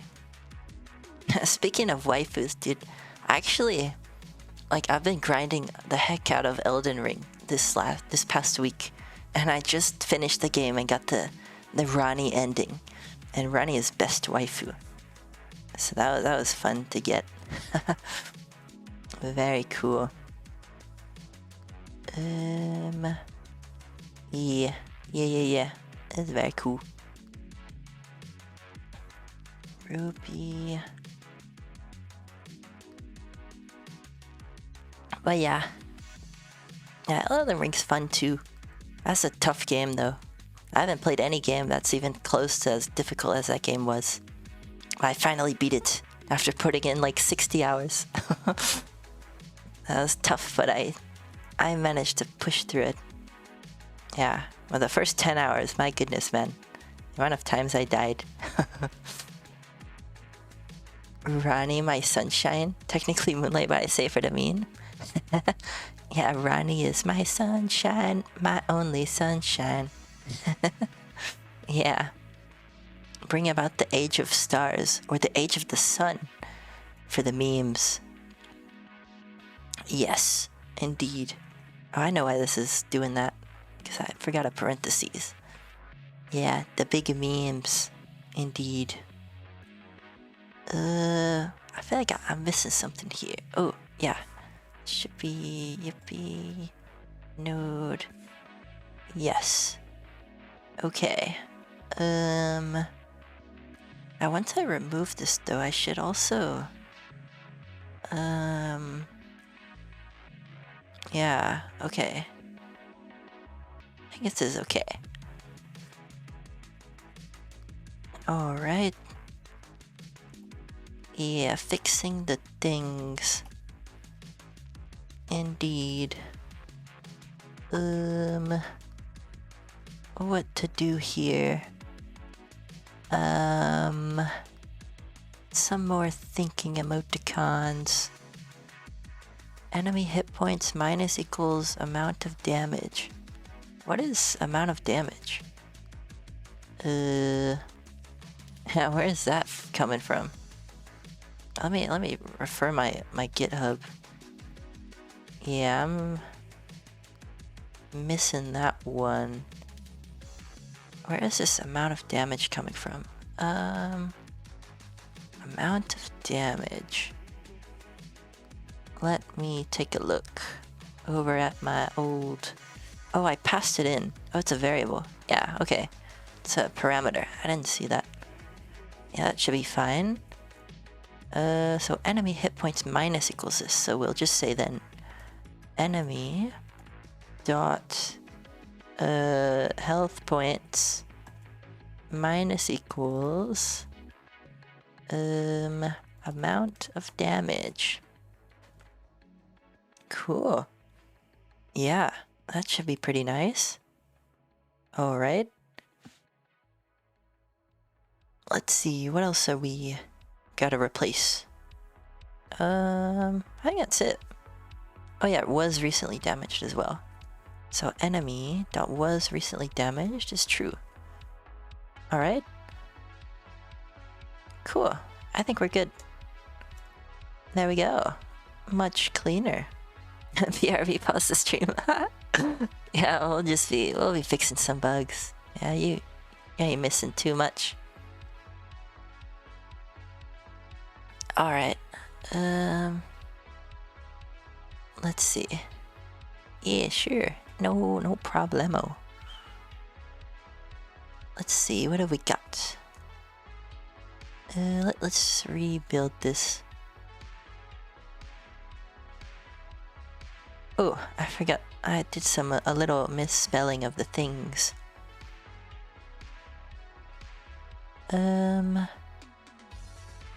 Let's see. 2 more errors. Wow, we've got quite a lot less errors now. If enemy hit points greater than 0. Oh yeah, okay. Yeah, so we need enemy health points here. Yeah. And then optional type can't be used as boolean. Oh yeah, this is where we had like if let ground here. But it didn't like that. Yeah, let's recompile this and see. Yeah, we shouldn't have any errors, but we still got that warning. Let me fix this. Okay. Oh, because it's is. I didn't even know this was a keyword, is. Interesting. Okay. Yeah. I think we're good. Yeah, let me just check. So like we have no more errors. And then yeah, let me get the simulator up and running.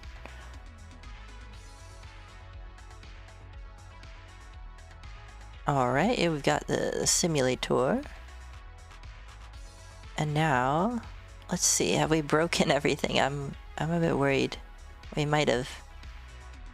Let's just make sure we can hit some enemies. Oh wow. Oh my gosh. Oh my goodness, man. Look at that health bar. Oh, it's invisible now too.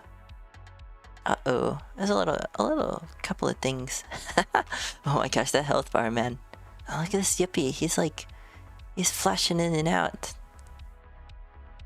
I've got a couple of bugs. Like this health bar's going crazy. Oh my goodness. Oh, because it's like the width or something is trying to be set as like the height, I think. Oh my gosh. Oh, and then we got a crash too. Index out of range. Okay. Yeah, there's a couple things we need to investigate. Yeah. Yeah, it wouldn't be refactoring without a couple of bugs along the way. Well, that's to be expected. We had like 90 errors. Yeah, I'm surprised we were even able to like compile this much. Yeah, so we got index out of range here. Enemies.remove at enemy index. Okay, that's why, because we need to put this here. Right.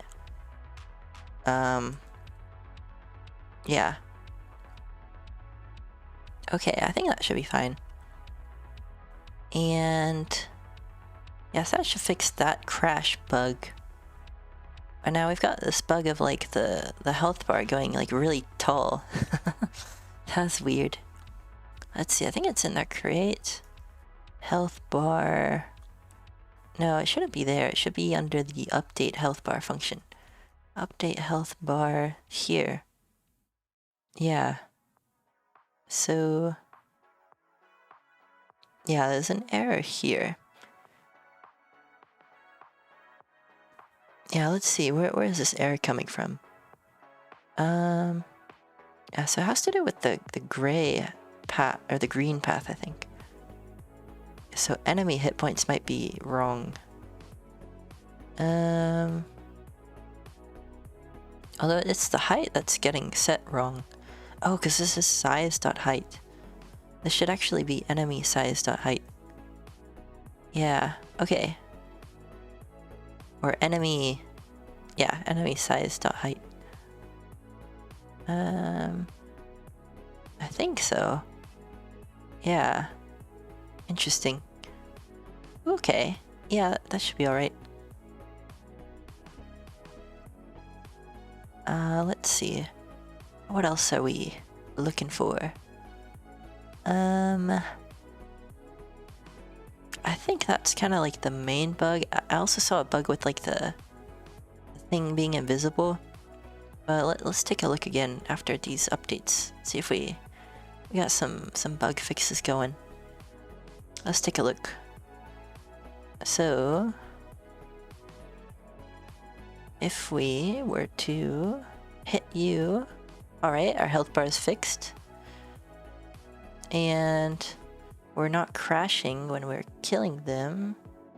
Well, I don't want to say kill, it's a bit harsh.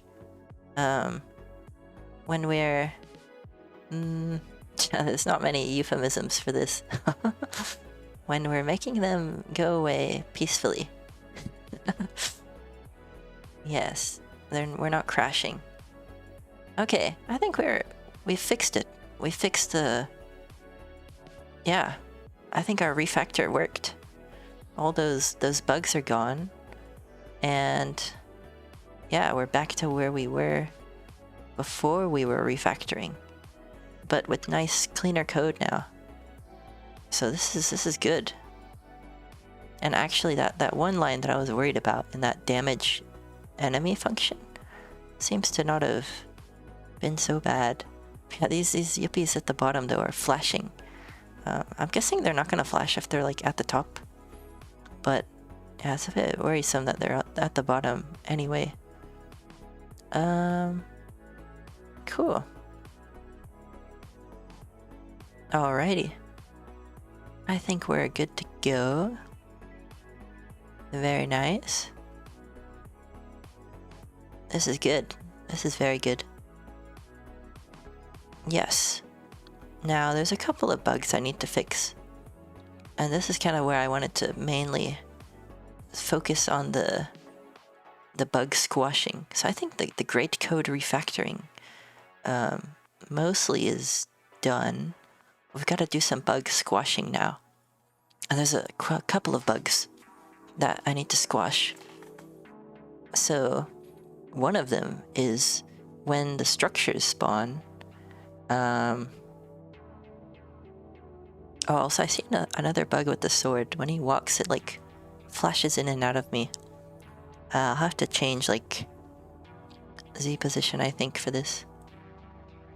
Yeah, so here's one of the bugs. When these structures spawn, or when the enemy Yippee spawn, it lags. And that's because we're creating nodes like after the scene compiles.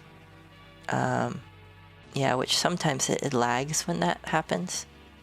So we gotta basically reuse the nodes, which is kind of hard. That's a little bit hard to do. We gotta like reuse everything. Like at the start of the game, we basically need to create all the objects that we need. Yeah. And then like as we go from left to right or right to left, we gotta like move the objects in the right position. Yeah. Yeah, otherwise we might run into like some freezes. Yeah. So that's one bug. Another bug sometimes is like there's like a hole in the ground sometimes. Yeah, we gotta fix this. That has to do with like reusing the ground nodes. Yeah. And then finally, sometimes the structures and the enemies, they spawn in the wrong places. So we've got to like spawn them in the right spot so they don't like overlap each other. Yeah, that's another bug I need to fix. Yeah. But the great code refactoring should be done. That's pretty good. Yeah, I just need to fix this, I'll fix first this sword, like, going in and out of us. That's a bit awkward. Yeah, it seems like it's not a problem with the bow. But it is with the sword. Yeah. So we'll fix that. That shouldn't be too hard to fix. Oh, and actually, there is part of this I need to further refactor. Actually, there's a little more refactoring we need to do, and that is with the weapon. Yeah, the weapon. We have a weapon object at the top here. Yeah, I think so. Yeah, we have melee and ranged weapon. But what we need to do is assign these to our player. Yeah. Oh, and we also got hitbox. I forgot about this. We've got like a separate hitbox for our sword. Because sometimes like when you rotate the sword, the hitbox doesn't rotate with it. So we have to do some weird stuff there. Yeah. Yeah, let's work on getting these sword, like the sword and the bow, onto the player. That should be good. Cool. Yeah, so this is all fixed actually. Or like refactored for the most part. Yeah, I'm actually gonna do a commit so I don't lose this by accident. Yeah, let me do a commit. It'll go dark for a little bit, but that's just because I'm committing some stuff. Yeah. I do a little bit of committing. I'll just say like, yeah, reorganize files and refactor game objects into own files. There we go. That should be good. Oh, I didn't commit this file either. Let me just do that. Like add configuration, or add shop, or add like IP configuration, or in-app purchase configuration. Yeah, there we go.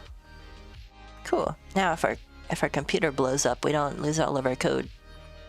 Well, actually, I haven't pushed it yet, but I have to do that after stream because I can't push my stuff onto GitHub until I'm not streaming. Cause yeah, one thing I noticed is like if I'm streaming and I'm trying to put code online, it won't let me put the code online because I guess the network is kind of being taken up by the stream. It like conflicts with it. Yeah. We'll do that later. Cool. Yeah, for now, let's work on adding these weapons to the player. Yeah, so we need melee weapon and melee weapon hitbox and ranged weapon. Yeah. So where are we creating the weapon? It's here. Yeah. So I need to make this like Yippee dot like melee weapon or something. Right. Yeah. So, okay. Let's think. Also, how do we do the health bar? So the health bar, we created these shape nodes and we added them to the scene in the create function. Right, okay. So for the weapons, what do we want to do? I guess we want to do something similar, right? When we create the player, we create the weapon with the player? I think so. I think that might be best. Yeah, I think so. The thing is, though, we don't want to create a weapon like every time, or like a melee and a ranged weapon. So like here's the thing, the regular Yippee has I guess it can have two weapons. The player has a ranged and a melee weapon, but I'm planning on the enemies only having one or the other. Yeah. Yeah, so that'll be how that works. Also, bro, this synthwave song, oh my goodness, man. Bruh. That's nice. Alright, so what do we want to do here? Weapon node. I don't know, because like Yippee at least has one weapon, but the player has two. Yeah.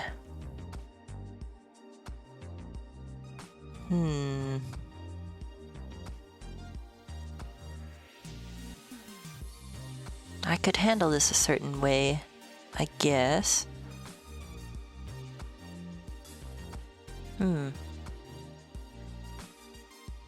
Maybe I should make a player Yippee object or something. I suppose I could. Yeah, I think I'll actually do that.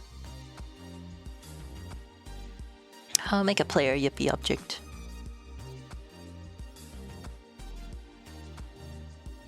Yeah, that'll be fine.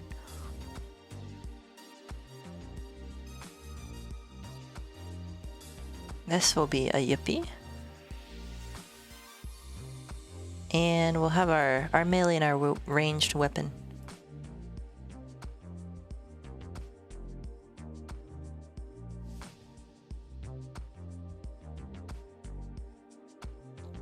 And I kind of want to pass in like is melee or like type. Yeah, like type, and then it'll be like an enum or something. Yeah. We'll do like weapon type. Case melee, case ranged. Yeah.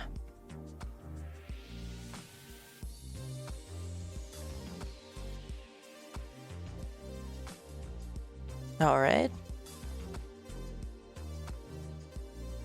That'll be fine. Cool. And now the enemy Yippee only has one weapon. So this will be a melee, or I guess it'll be melee or ranged, depending on how we initialize it. Yeah. So I guess this will be optional. And then in our init, we can say like, yeah, I suppose you can say like int dot, you can say, yeah, var spawn melee, or like create melee, maybe assign melee or ranged weapon. Can be we can pass in like a random value, 1 or 0 or 1.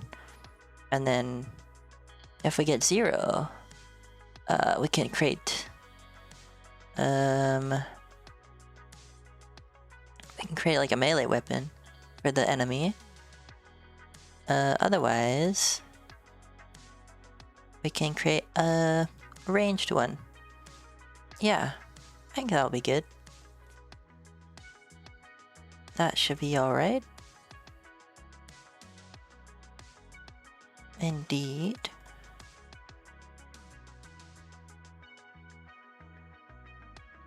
Cool. Let's say here, we'll pass in the type, which should be melee. And we'll do this for ranged.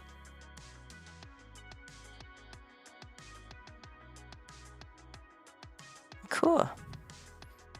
Alrighty. I think that should be okay. Yep. I think that should be a-okay. So now we've got the player with a melee and a ranged weapon, and the enemy with a melee or a ranged weapon. That checks out. Cool. Cool beans. Now, let's do some more thinking emoji on how do we want to handle this. I guess this won't have a weapon anymore. Yeah. And also, we need to initialize our player as a player Yippee in our game scene. So up here. Yeah, that should be fine. Yeah, that should be good. Oh, we've got a warning here too. Oh, yeah, this is like, we'll implement this later. We still haven't implemented like pausing in our game, but that'll come after these bug fixes. Yeah. Alright, so now let's tie the weapon to the player and the enemy. Yeah. Let's do that. So oh yeah, we need the init here as well. So type should be weapon type. And we'll say var weapon type should be a weapon type. And we can set it here.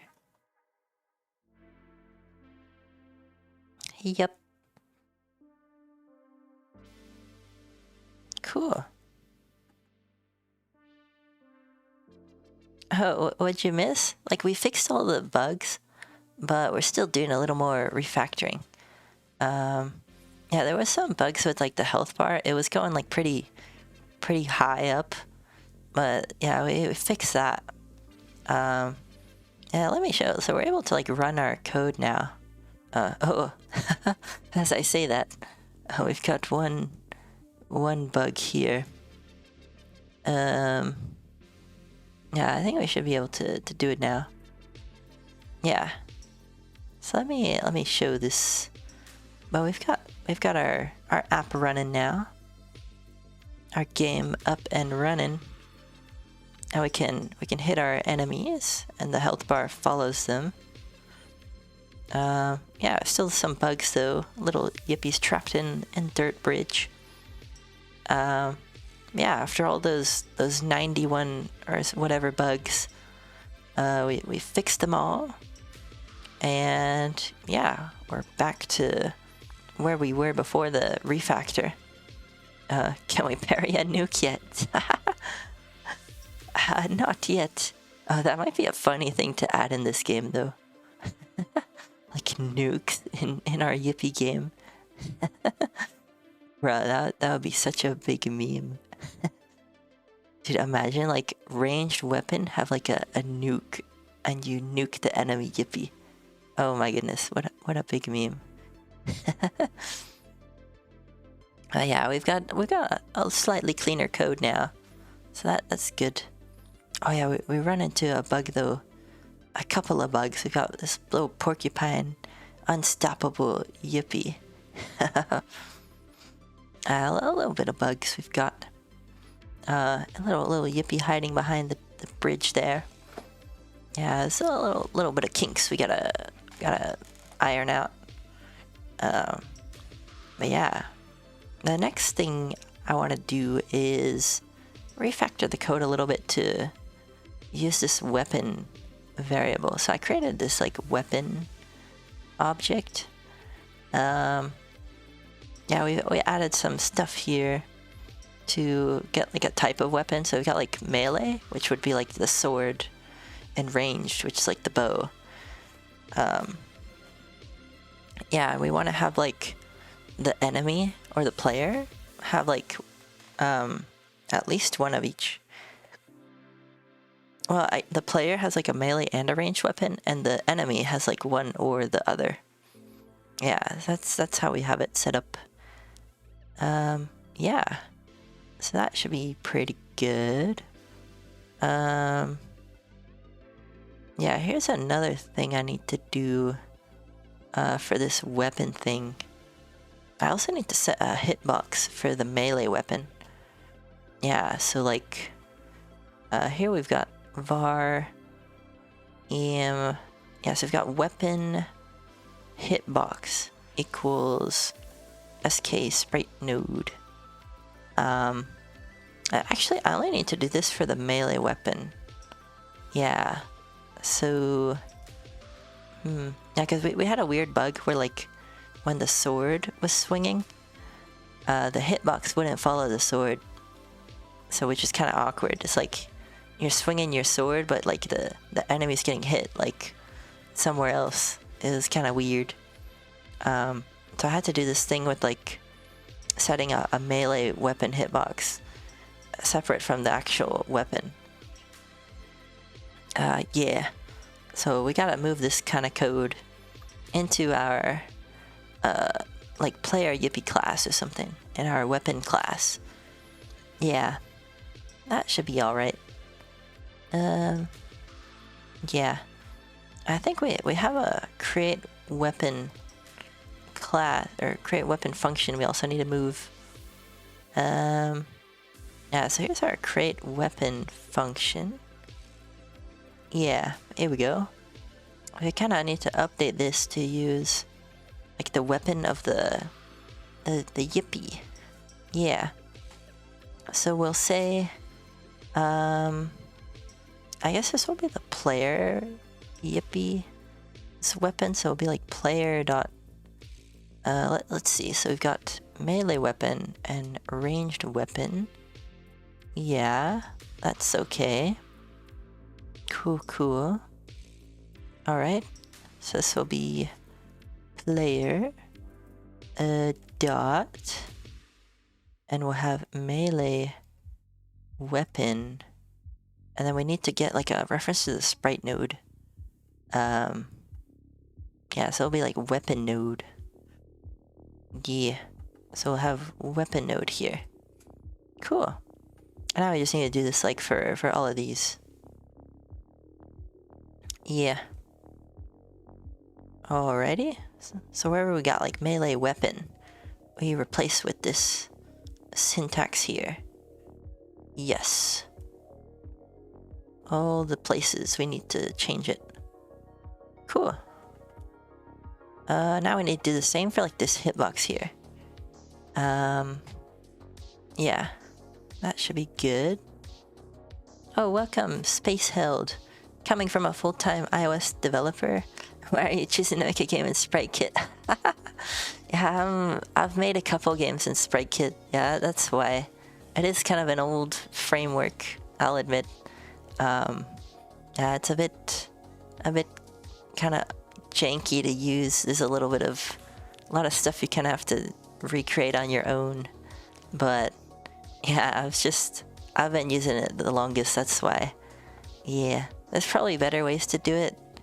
Like, probably like using like metal or something. Like making your own shaders and stuff. You have more control over things. Also limiting it platform-wise. Yeah, that's true. Yeah, it's only for iPhone and iPad because it's on SpriteKit. Yeah, it's just because like I've been doing like Swift stuff the longest. Like I've never actually built an Android app, so yeah, that's why. Mainly lack of knowledge in the area. Yeah, I do kind of want to pick up Unity though, because that'll kind of fix a lot of these problems. Like I can get it on iPhone and Android, and then avoid the SpriteKit intricacies for sure. But yeah, it's mainly just like my past experience with the framework and the language.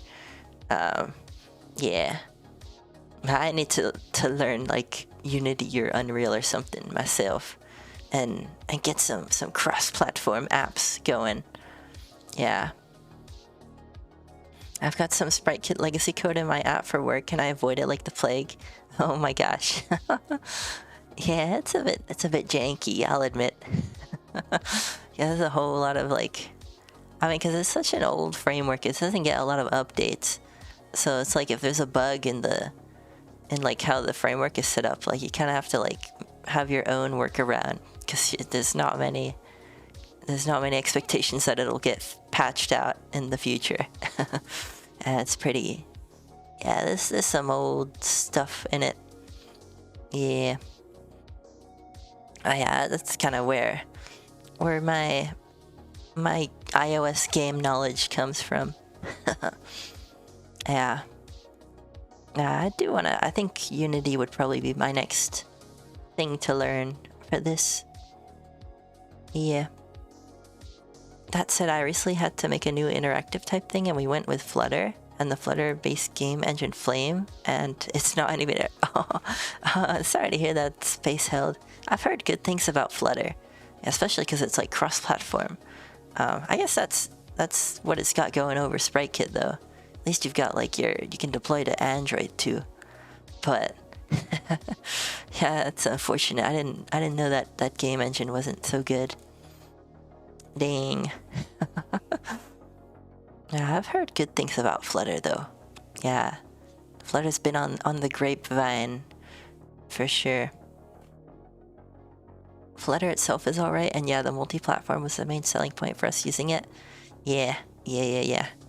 Yeah, Flutter's good for cross-platform stuff. Yeah. All that Dart and stuff. I haven't used it, but I've used SwiftUI, and SwiftUI is, I've heard, like Flutter. Like it's more like a declarative framework. It's got similar kind of syntax to Flutter, I've heard. So maybe that would be probably quick to pick up, coming from like SwiftUI. Yeah, that would be cool. Yeah, I want to learn something cross-platform though.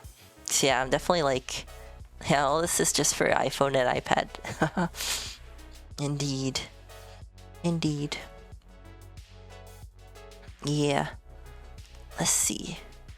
Yeah, speaking of SpriteKit bugs, yeah, I had to like create this sprite node for like a hitbox for one other sprite node, because when you rotate one of the sprite nodes, like the hitbox doesn't follow it, so you gotta like separate them. It's weird. It's not quite as intuitive, but I think it's probably more robust. Yeah.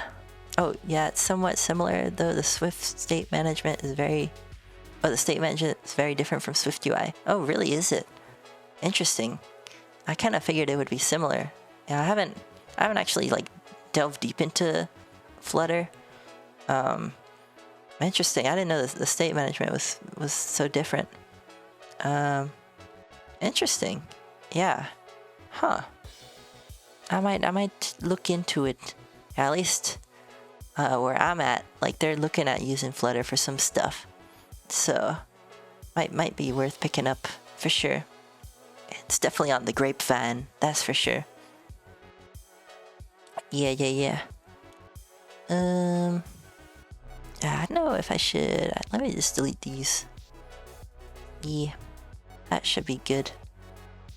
I kind of want to move this over to, I guess, the Yippee object, I think. Yeah, let me see, where should I move this object? I'll take it out here, but I'll keep the comment. I'll put that on my clipboard. And I will, let's see, where do I want to put this melee weapon hitbox? I put it here. I've got an idea. I'll make this a nil, an optional. And then if our weapon type is melee, then we'll create the hitbox for it. I'll call this melee weapon hitbox.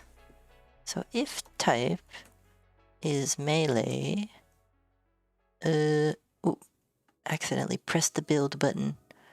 Then we'll do this. Ooh, I'm bad at spelling. We'll say this.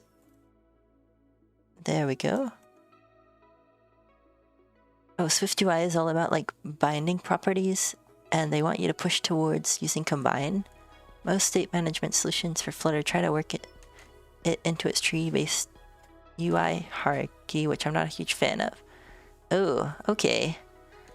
I haven't even used combine. I kind of avoid it. It's a bit, I don't know.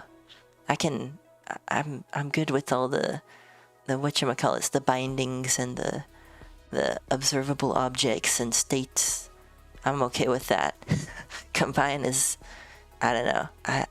I've got like a 6-foot pole between me and combine. Interesting, tree-based UI hierarchy. I think that's kind of like SwiftUI. They've got like parent objects and sub objects. It's like built like that. Neat. But yeah, interesting. I'll have to see how like state is managed in Flutter, because if it's not like SwiftUI, I don't know if I've done anything similar to that. Yeah, because I've done like a React before, a little bit of React on the web side, and that's like SwiftUI state management, not like combined, but like, you know, like your state and your published and stuff. But if it's not like that, yeah, I'm not quite sure what that'll be like. Yeah, might be interesting to check out for sure. Yeah. What's this? Yeah, can't be assigned to this SK sprite node. Oh, really? Maybe I can just do this. Perhaps. Maybe. Oh, maybe I can try this. Let me recompile this. Ah, okay, that's good. Yeah, all these errors, but it's good. That means it's working. Should create melee weapon. Yeah, let me also do this. If should create melee weapon, then okay. Yeah, okay. I need to, yeah. Wherever I'm creating the weapon, I need to pass in the type. Yeah, so for the melee weapon.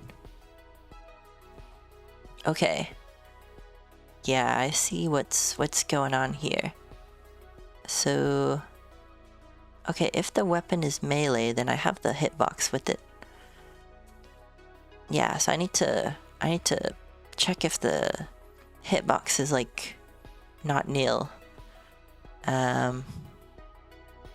Yes, I can say here, if, yeah, or maybe like a guard I can do. If, well, I'll do the if let.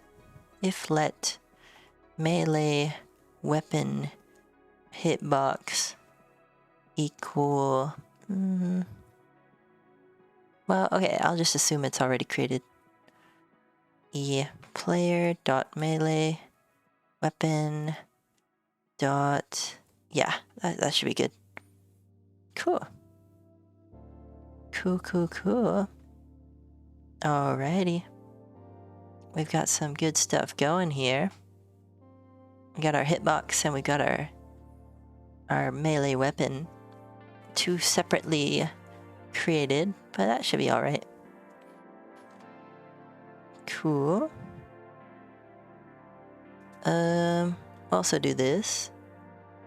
Player dot this.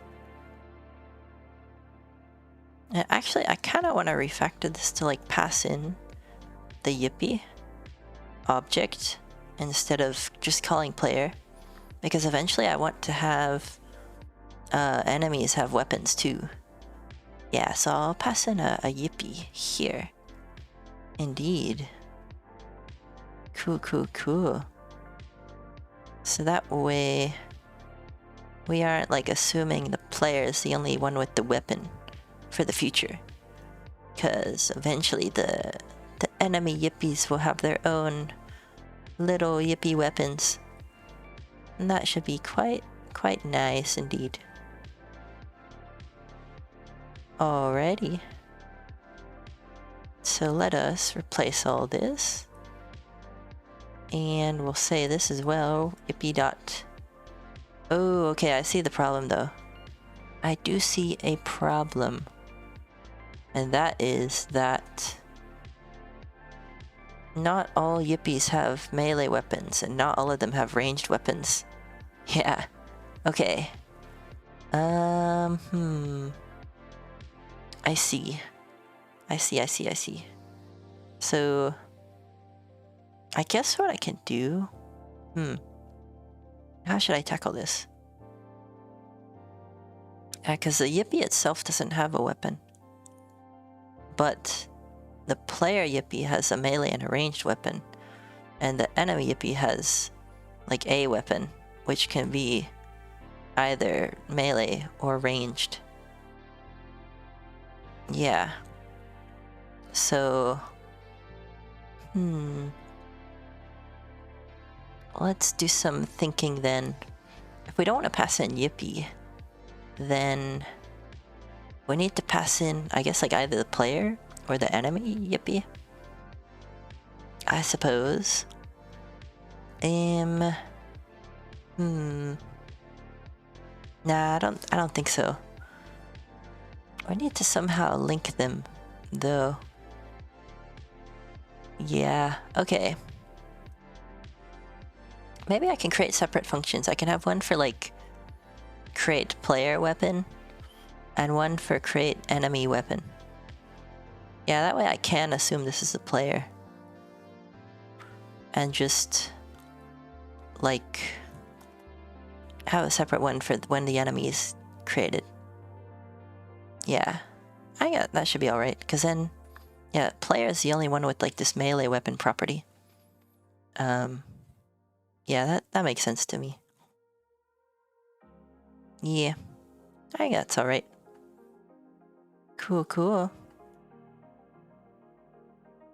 Yippee Elden Ring update when? Dude, I was like... So like, I actually beat Elden Ring. Like, it was either yesterday or the day before. I think it was yesterday. Like, I actually beat Elden Ring for the first time, which is pretty cool. And I was like...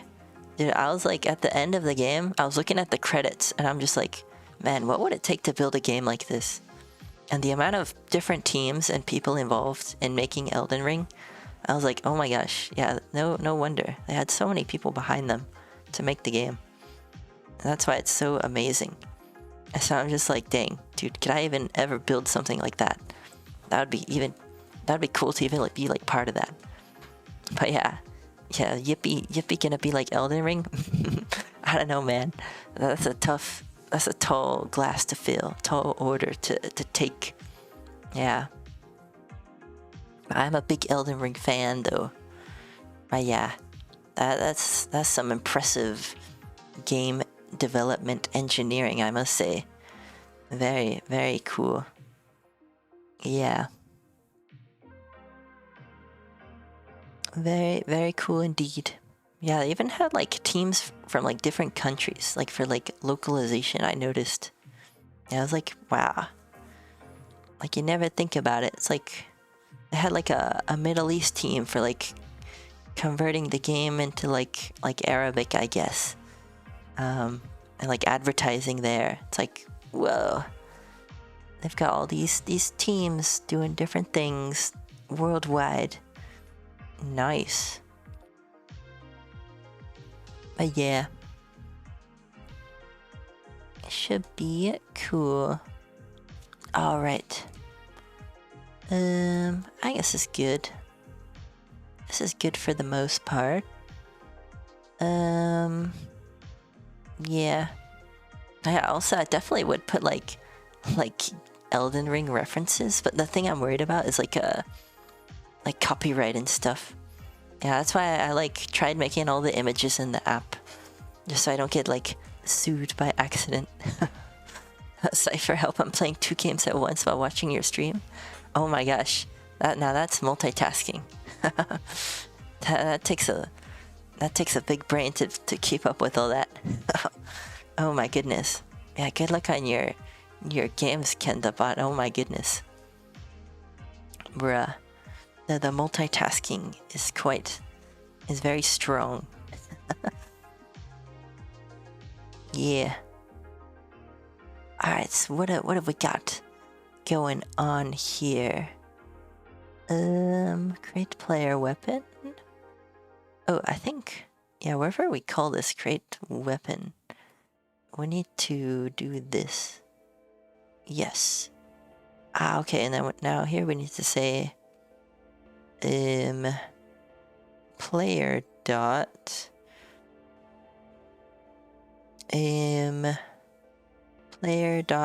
player dot this remove from parent. Indeed. I think this one we can say player dot melee weapon dot hitbox remove. Yeah, I think that should be good. Alright. And here we can say player dot. Yeah, I think I'll just have to add this like player dot to everything. That should be alright. Very cool. Very cool indeed. Cool. We got a good thing going here. We got a very good thing going here.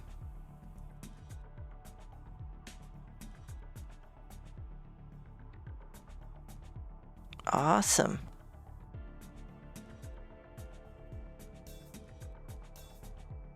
Cool. I think we should be able to compile this now. Oh, never mind. We've still got quite a bit of number of bugs. Create weapon, should create, can't find, oh, this should be create player weapon. Yes. I guess I just got a bunch of optionals. Yeah. Weapon has no X scale. Ooh, okay. Player dot where are we seeing this X scale? Weapon has no member X scale. Oh, right. Yeah. I don't know what is happening with the code, but I still say you got this, homie. I appreciate the support, KendaBot. Yeah, we're just chugging along. Yeah, there might be a lot of red on the screen, but it shouldn't be too hard to fix. We just gotta like add a couple of things here. It should be quite nice and dandy. Yeah. All right. Yeah, here we can do this. Indeed. Yes. And what else can we do? We can do. Let me recompile this. And then, okay, so this is here, it's saying we can't find size. Yeah, I think that's because we need to reference the actual node. Weapon node. Melee weapon dot weapon node. Cool. Now let us... value must be unwrapped. Indeed it must be. Indeed it should be. Cool.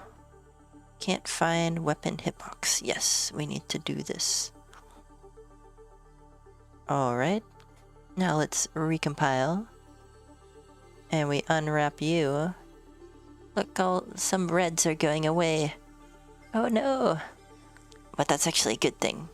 That's a good thing. We want the reds to go shoo. We shoo away the red airs. Let's see, what's this? Weapon has no member anchor point. Yeah, it does not. So we need to do this. We need to say weapon node. Indeed. It does not have that attribute. That is correct. So we add in the things to make the reds go away. And then they go away. And we're left with some nice smelling code. Code that smells a little more fragrant. Very cool. SK Sprite node has no member. Right. Okay. So far this is good. Alright. Can't convert weapon to SK node. That's okay. We can do this. Alright. 22 errors remaining. We were at like 30 something, like a minute ago. So we're going pretty quick. Melee weapon removed from parent. Yes, this one. And this, we'll do that. Alright. Same with this one. Yeah, I'll just like add all these lines of code here and make all of the bugs go away. Cool. We're gonna step on all these bugs. Make them go splat. And then they go away. And we're left with some less bugs overall. That's very cool. We got some good things going here. Alright. Cool. And let's see.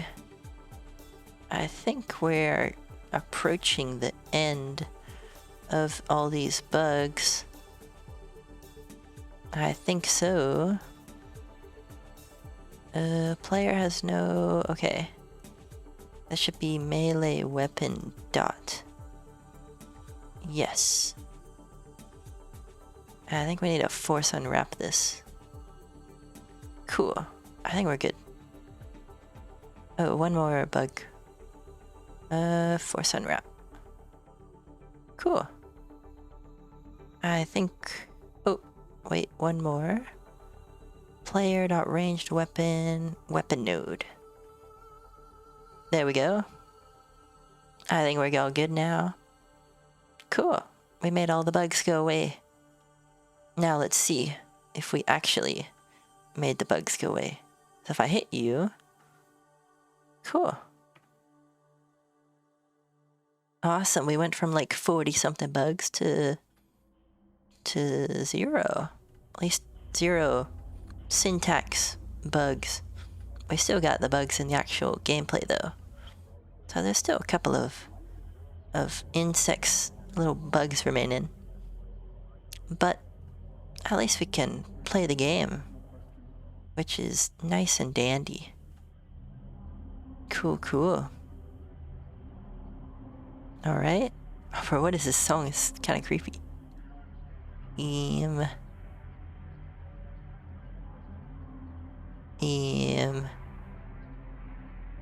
I'm gonna skip this. It's a little unnerving. I'm gonna play the Vila mix. I like Vila. Vila has some good songs. She got some real jammers. I'm gonna play that mix. Alright.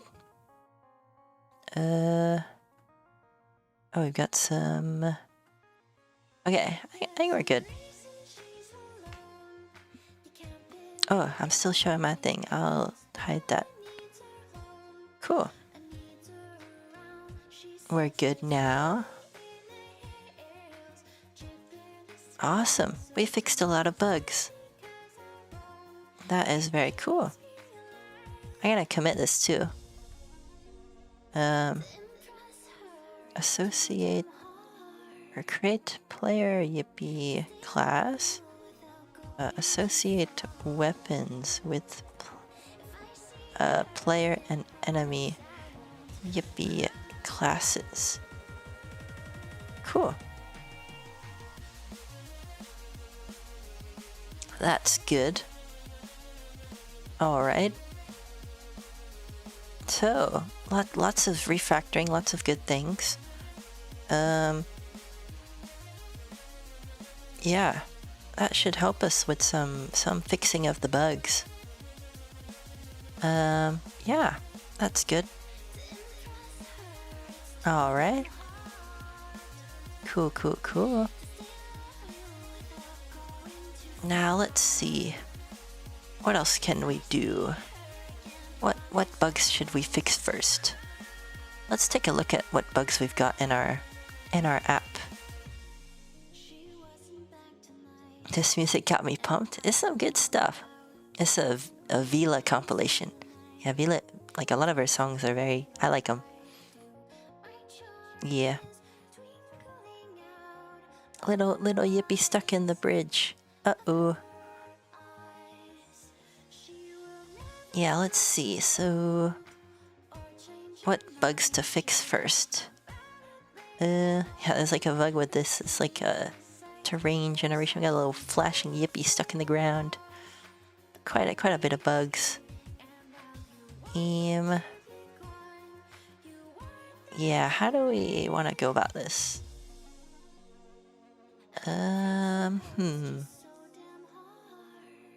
Let's see.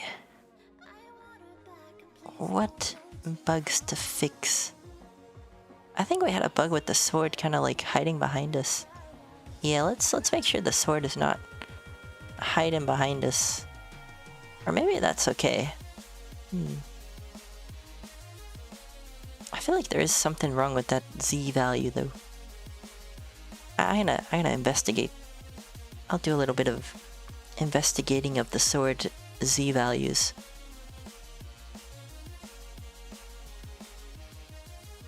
So melee weapon. Where am I setting this Z value?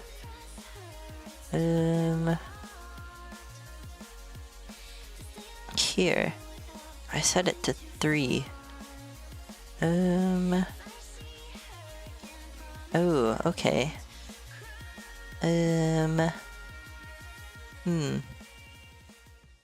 Maybe I should set this to 5 and this to 4.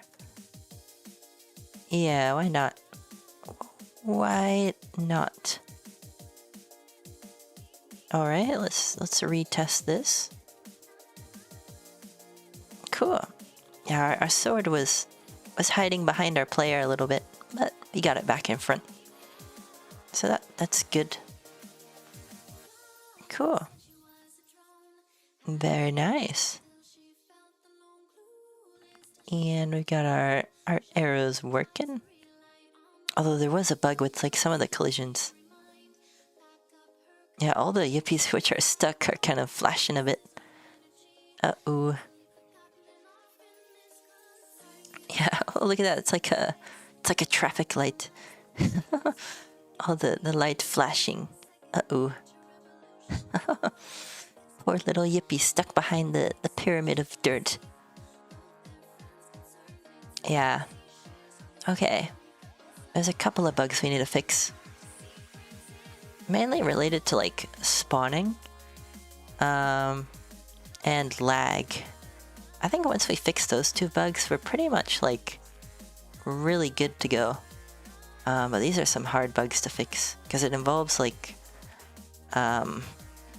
having to like figure out where to put things based on where the player is.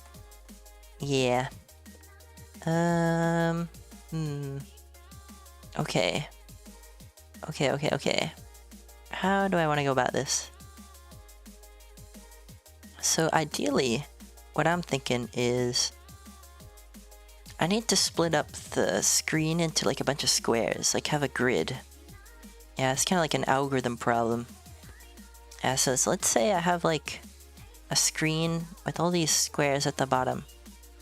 And the whole screen is like a 2D grid. It's like, you know, you got length by width is your grid of squares. Yeah. And I want to like, basically the only squares I want to be created are the ones that are on screen. And if I move from left to right, I want to like take the squares from the left and move them to the right. That way I'm like reusing squares. Yeah. Yeah, that way there's no like lag when new stuff is spawned because we're just reusing stuff. Yeah. I think that would be good. But we need to know where to move the squares from the left to the right. And that depends on, I guess, like, it depends on whatchamacallit, like, what's being spawned. Yeah. Yep. So we gotta figure this out. Gotta think about it a little bit. Yeah. Yeah. So, yeah. Well, let me take a look at the code and see what we can work with. See what we can work with indeed. Let's see. So, yeah, the main things that we're spawning are the enemies and like the ground and like the little structures like the bridge and the pyramids and stuff like that. So, how do we want to like reuse them? Let's say, yeah, maybe I should draw this out because I think that'll be better. Yeah, I've always got my drawing thing just in case we need to do some images help with the brain juice. Indeed. Yeah, let's see. So we want to like reuse the amount of squares that we have. So let's say this is our game. And we've got like the ground, right? And it's like 2 rows of squares. Yeah. So like kind of like this. And the player, I'll just draw like a little smiley yippee. I'm quite the Picasso. Yeah, this is our player. And he's moving to the right. And what we need to do, so it's like once he moves like over here, like these squares are gonna go off the screen. And we need to move them over here. Yeah, truly quite modern art. I'll be accepting bidders at the next auction. Indeed. Yeah. Here's what we gotta do. We gotta like, when the player moves to the right, we gotta take the squares from the left and move them over here. Yeah. That way, we always have the same number of squares that we're working with. And we don't gotta like create new ones. We just reuse the old ones. That way it's like less memory intensive. We don't have to like create these new objects all the time. Yeah, so we gotta basically like keep track of where these are. Like we gotta keep track of their positions. And because like the player could also move left, and then we need to do the opposite. And here's where the complicated part gets, because we've just got like these 2 rows. It's very easy to keep track of their position.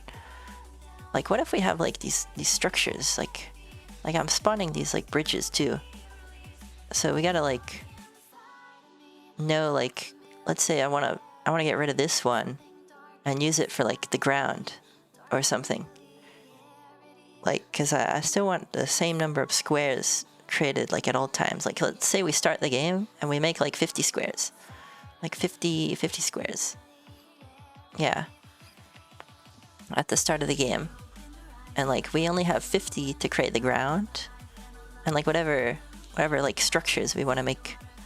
So yeah, we basically gotta like keep track of the position of everything. Because the player could go like 100 blocks in this direction and then go back 100 blocks, and we still want to show the same stuff. And we can only show the same stuff if we like knew where they were. So we need like an array of positions, like maybe like a 2D array, because it's like you've got like height and width. Yeah, gets a bit complicated, but I think that's kind of how we want to do it. Yeah. We just got like... Yeah, we just gotta like keep track of positions, and then like... If the player gets close to that position, then show those blocks. Yeah, I think so. I think so. Yeah, I just worried like we have to like loop through this like 2D array every frame to keep track of, like, we're already looping to keep track of the player's position for like spawning stuff, but yeah. Yeah, we'll have to do something like this. Yeah. Let's see what we can work with.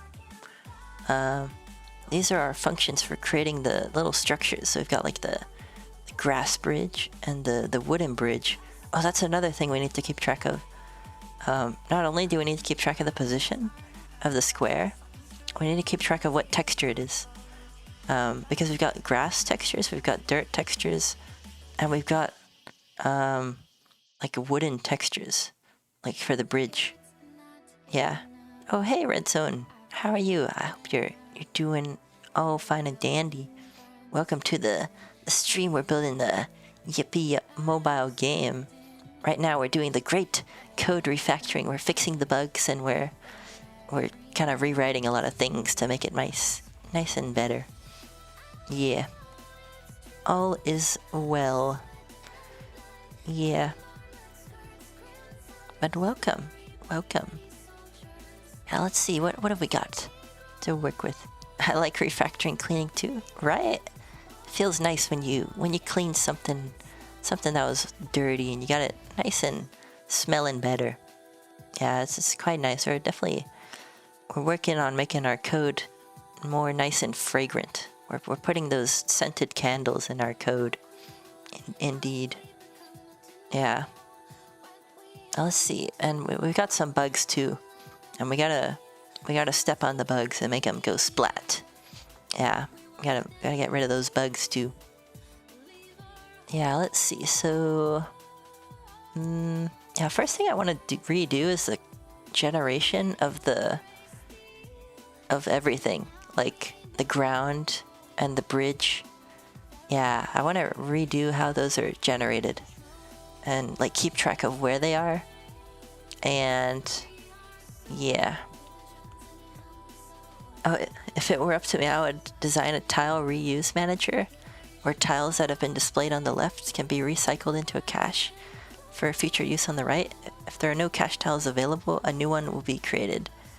Yeah, I need something like that. That's right, Boon. Yeah, ideally, I don't want it to have like a situation where I need to like create new ones. Like I kind of want to like create them all up front. Because the main thing is like, if you create new things while the game is running, at least what I've noticed, it like lags a little bit.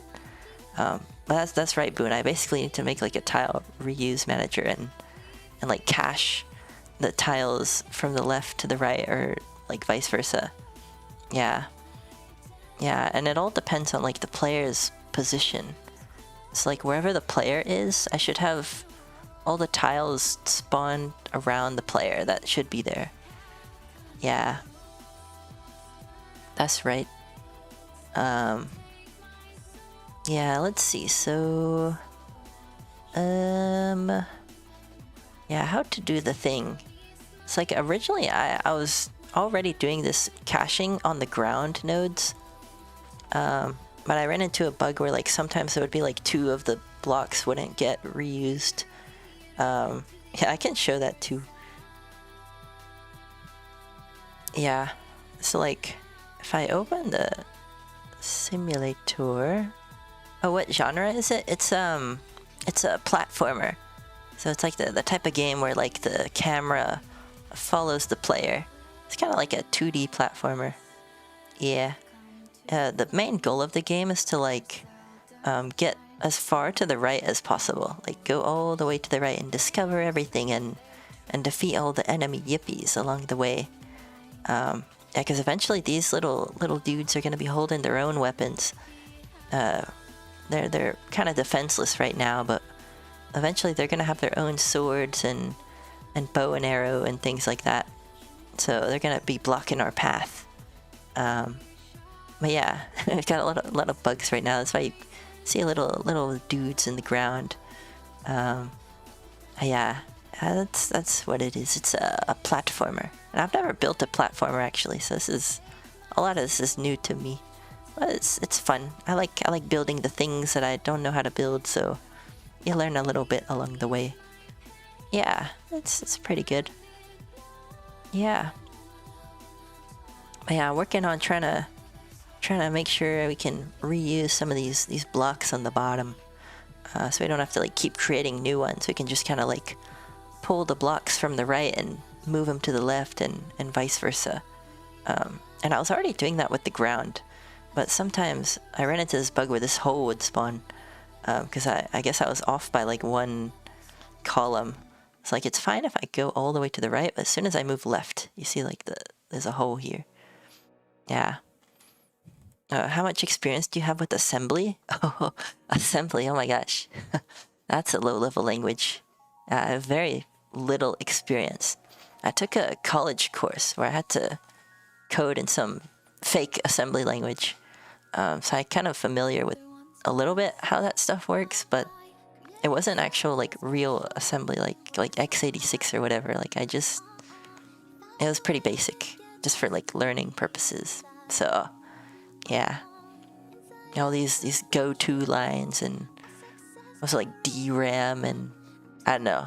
It's been a minute. Yeah, I got a lot of respect for people who can code in that, because that's really dealing with like, that's really close to the binary level. You're real close to the metal with assembly, that's for sure. Yeah. Let's see, how can we do this reuse system? Yeah, I kind of want it to make a separate file for it, but I'm very bad with like code organization. I like putting everything in one file and then splitting it up later on. Have you heard Cheerleader by Porter Robinson? Oh, I haven't. I do like Porter Robinson songs though. Yeah, I like what's that? The one with the snail music video. That one. That was a good one. And I also like this one called Mirror by Porter Robinson. That's a good one. I haven't heard Cheerleader. Is that a recent one? I haven't heard his recent stuff. Oh, it is recent. Yeah, it released this year. Okay, I'll have to listen to that. Nice. Yeah, he's got some good stuff. I like his music. Yeah. Cool. I'm putting that on my... I got another tab open with. I gotta listen to it later. Cause I'm a fan. Yeah. Let's see. How can we do this tile reuse stuff? Yeah, it'll be super awkward because like the way we're placing the tiles is like we're doing a lot of like math to calculate like where to put things. But yeah, it'll get a little bit cumbersome. Let's see, what can we do? Yeah, first we need an array to keep track of where the tiles are. And also like what texture at that position. Because if you think like what we're spawning, we have like dirt, we have grass, and we have the bridge squares. We've got like I can show in the assets. We've got different types of squares that we're showing. Like we've got yeah, these squares, these 3. So we kind of like need to know like if we're reusing the tile and we like move one from one side to the other, then we gotta update like what texture it is too. We need to make sure like the tile that we're moving, once it's placed in the right spot, that it's like the right texture. Yeah. So we need to keep track of both position and texture. Yeah. So I'll do this in this file for now, because I don't know. I've got a ginormous 900-line file, and I'll split things up later, but for now we'll create this big giant monolith. Yeah. So let's see. So we'll create an array for like tile positions and textures. And this will be, I suppose we could create a custom object for this. I could also make a tuple. I could do an array of tuples. That could work. Maybe. Yeah, maybe I could do that. It's like an array of tuple, which would be like a siege point for position. And sometimes do you program like 14 hours in a day? I guess not that much. So like, I have a day job, and I'm a software engineer, and then in the afternoon I make apps. So I like making apps, but I also program as a job. So it's, I mean, I guess sometimes maybe, but usually it's not that much. I mean, during the day it's more like meetings. The burden of a software engineer is meetings, because you're not coding. Yeah, 14 hours, I feel like that's a bit much. I mean, sometimes for like hackathons. Like, I used to do like a bunch of hackathons back in like college and high school, and that would be like 24 hours of coding straight. Do you get tired of coding? But it depends on what I'm working on. Like if I'm working on like this, like my own apps, then it's more fun, and I don't get as burnt out. Like I actually find it fun to make my own stuff. But if it's like work stuff, then it's like, I don't know. It feels, I don't know. I get tired of like building stuff for other people. I guess maybe that's a better way to say it. Yeah. I like building my own vision, and yeah, 'cause that's the fun part of programming. It's like it's a creative outlet. You can like turn what's in your brain into something like a website or an app, which it's cool. Sometimes I think games and computers are BS, and I want to do something else, but I come back. Yeah, it'd be like that. Yeah, I like programming as a creative outlet, because yeah, I don't know about you, but I'm pretty bad with like making like art and music, or like writing a book. Like that's like all creative stuff that I'm not very good at. But then when you get into like programming, like suddenly you don't need that many like artistic abilities to make something quite cool. Like you can stitch a lot of things together and make something nice. Yeah. Have you ever thought about pushing your program to GitHub and developing it together with other people who share the same interests? I've thought about it a little bit. At least, okay, so the thing is, okay, I'll give you a little story. So this app, I'm planning on putting on the App Store. So that's kind of some context for this story. And so, at least, like, oh, maybe they wouldn't help you or they would distract you. I think it can be helpful sometimes. Like, the main thing I'm worried about is, like open sourcing apps that I'm putting on the App Store. Because here's a little story. I have 2 apps on the App Store right now on my personal Apple account. Like, not like my streamer account, but like my personal account. I have 2 apps. And one of the apps, like the first ever app that I put in the App Store, I open sourced. I put it on my GitHub public for everyone to look at the source code. And I'm not kidding, like 3 months after I published my app to the App Store, someone took the entire code and changed a couple images in my app and republished the app as their own in the App Store. And I was just like, oh my goodness, man.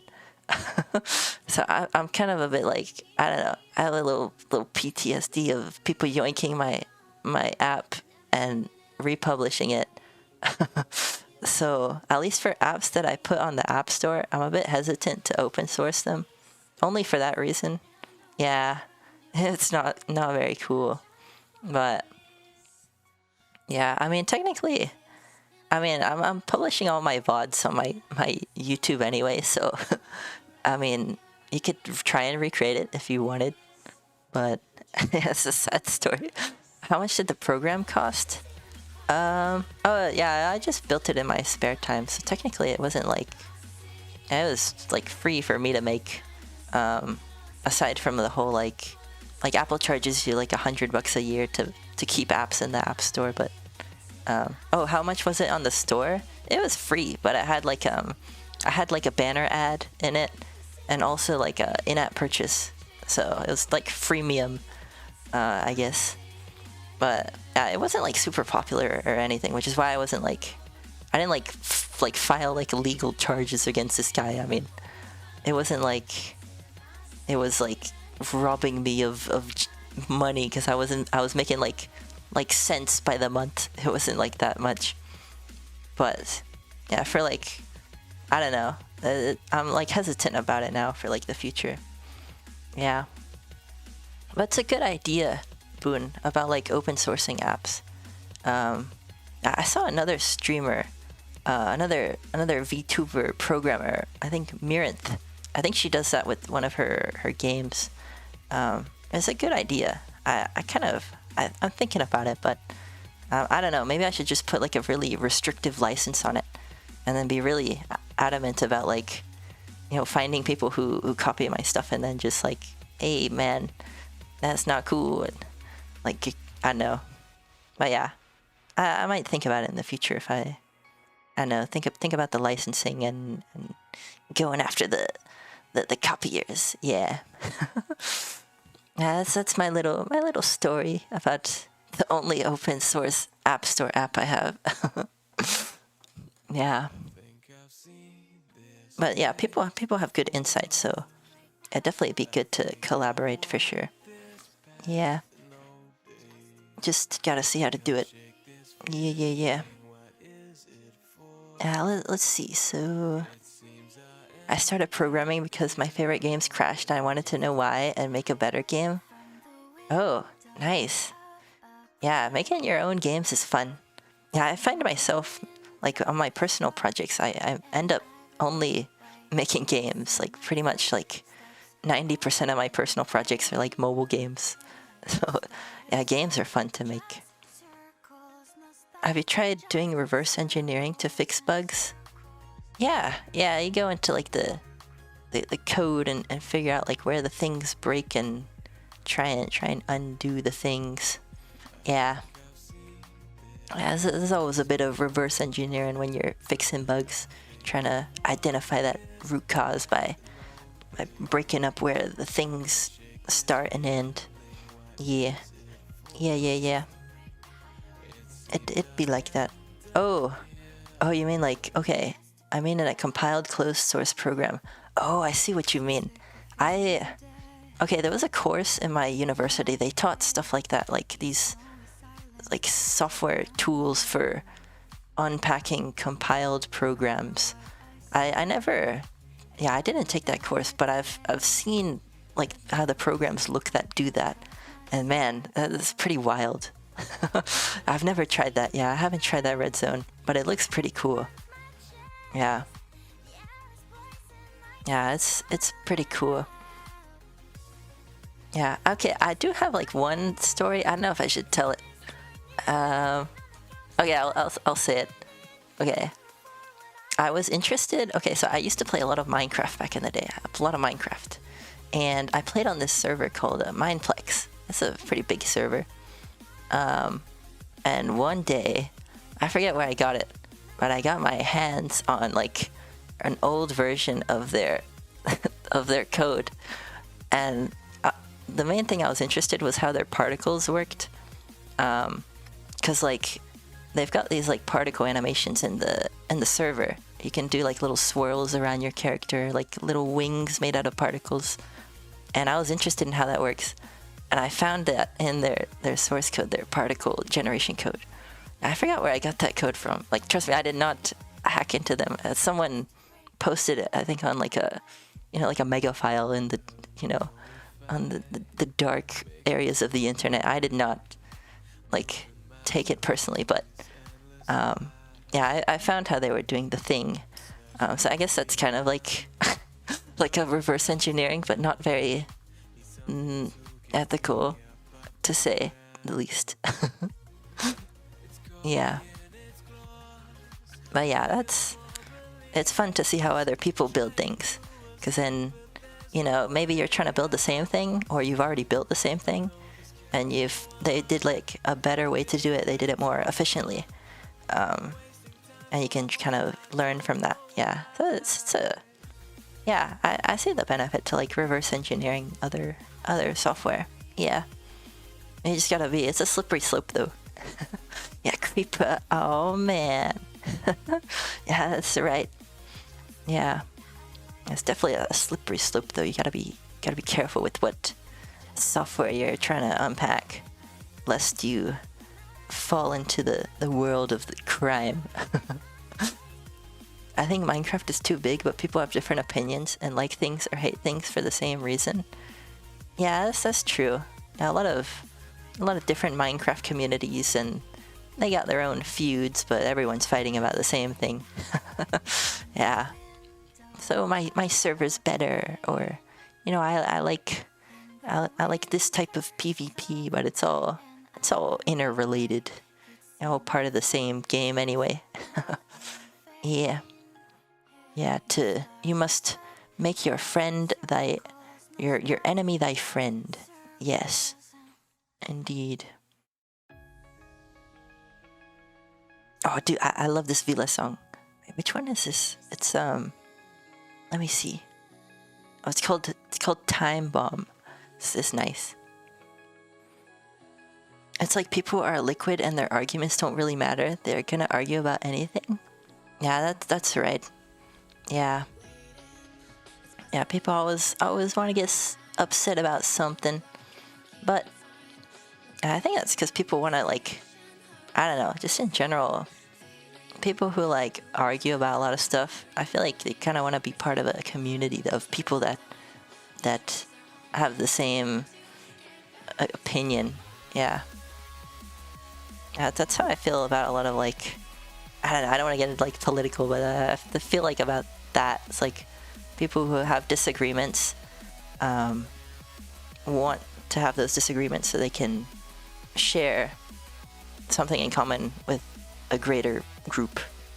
I don't know. that's getting into another discussion, but yeah. Let's see. Tiles. Yes. Okay. Yes, we need what's this? A text SK texture. A tuple array of SK texture. Yes. Alright. Yeah, so we need to keep track of position and texture of each tile in the game. Right. And when the player moves from left to right or right to left, then we need to pull the tiles on the left and move them to the right. Yeah. So what tiles are we spawning? We're spawning the ground, and we're also spawning these structures at the bottom here. At the way bottom. All these structures down here. These pyramid and grass bridge and wooden bridge. We gotta, when we're adding these, we need to keep track of their positions as well. So I guess we can just make an array of these, like, yeah, I suppose we can just add these to that array. What do I call that array? Gotta go all the way back up. Let's see. Tile positions and textures dot append stair square dot position.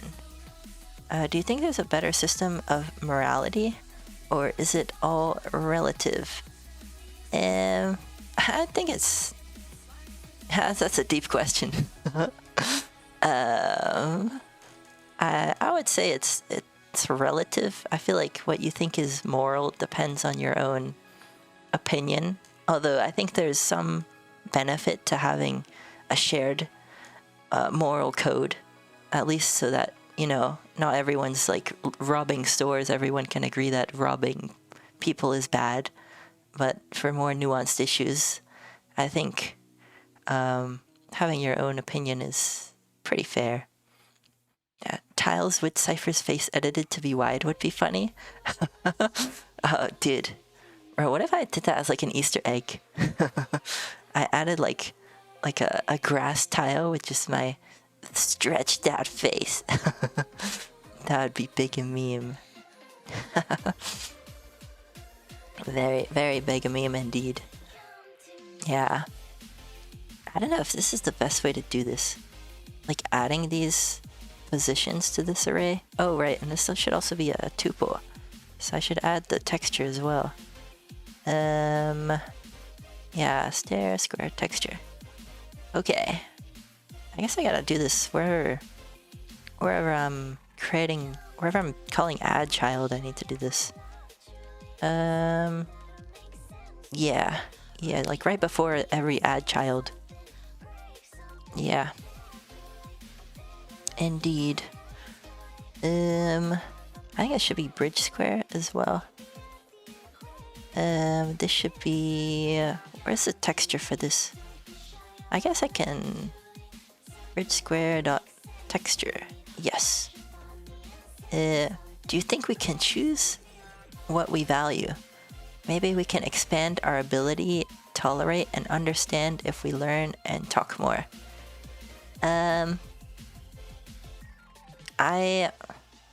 Okay. That's another deep philosophical question. There's an old quote. I forget who says it. I remember Elon quoted it. Elon Musk quoted this quote.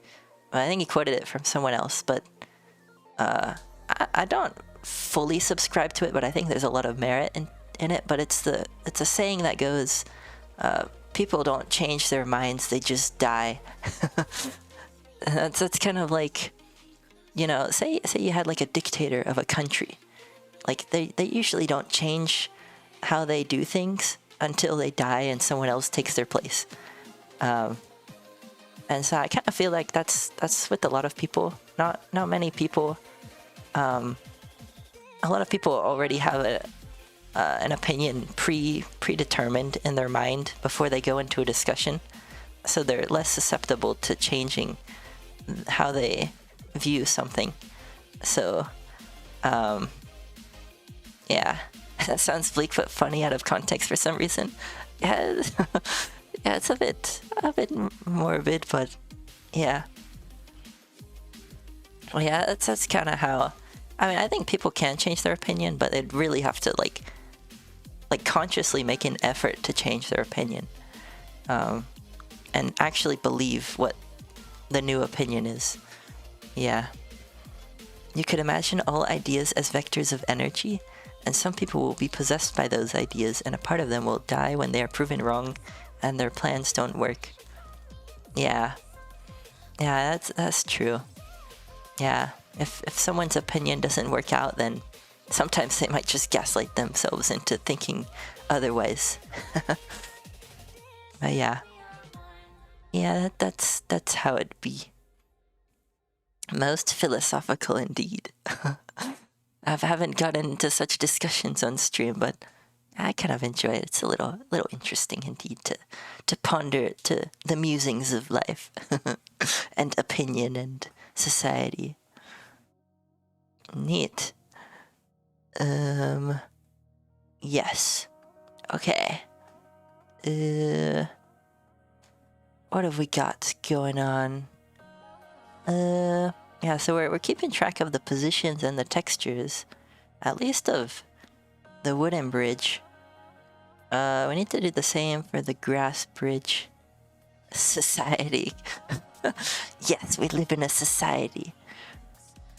Yeah, I could quote Joker, but I don't know. That's a bit dark.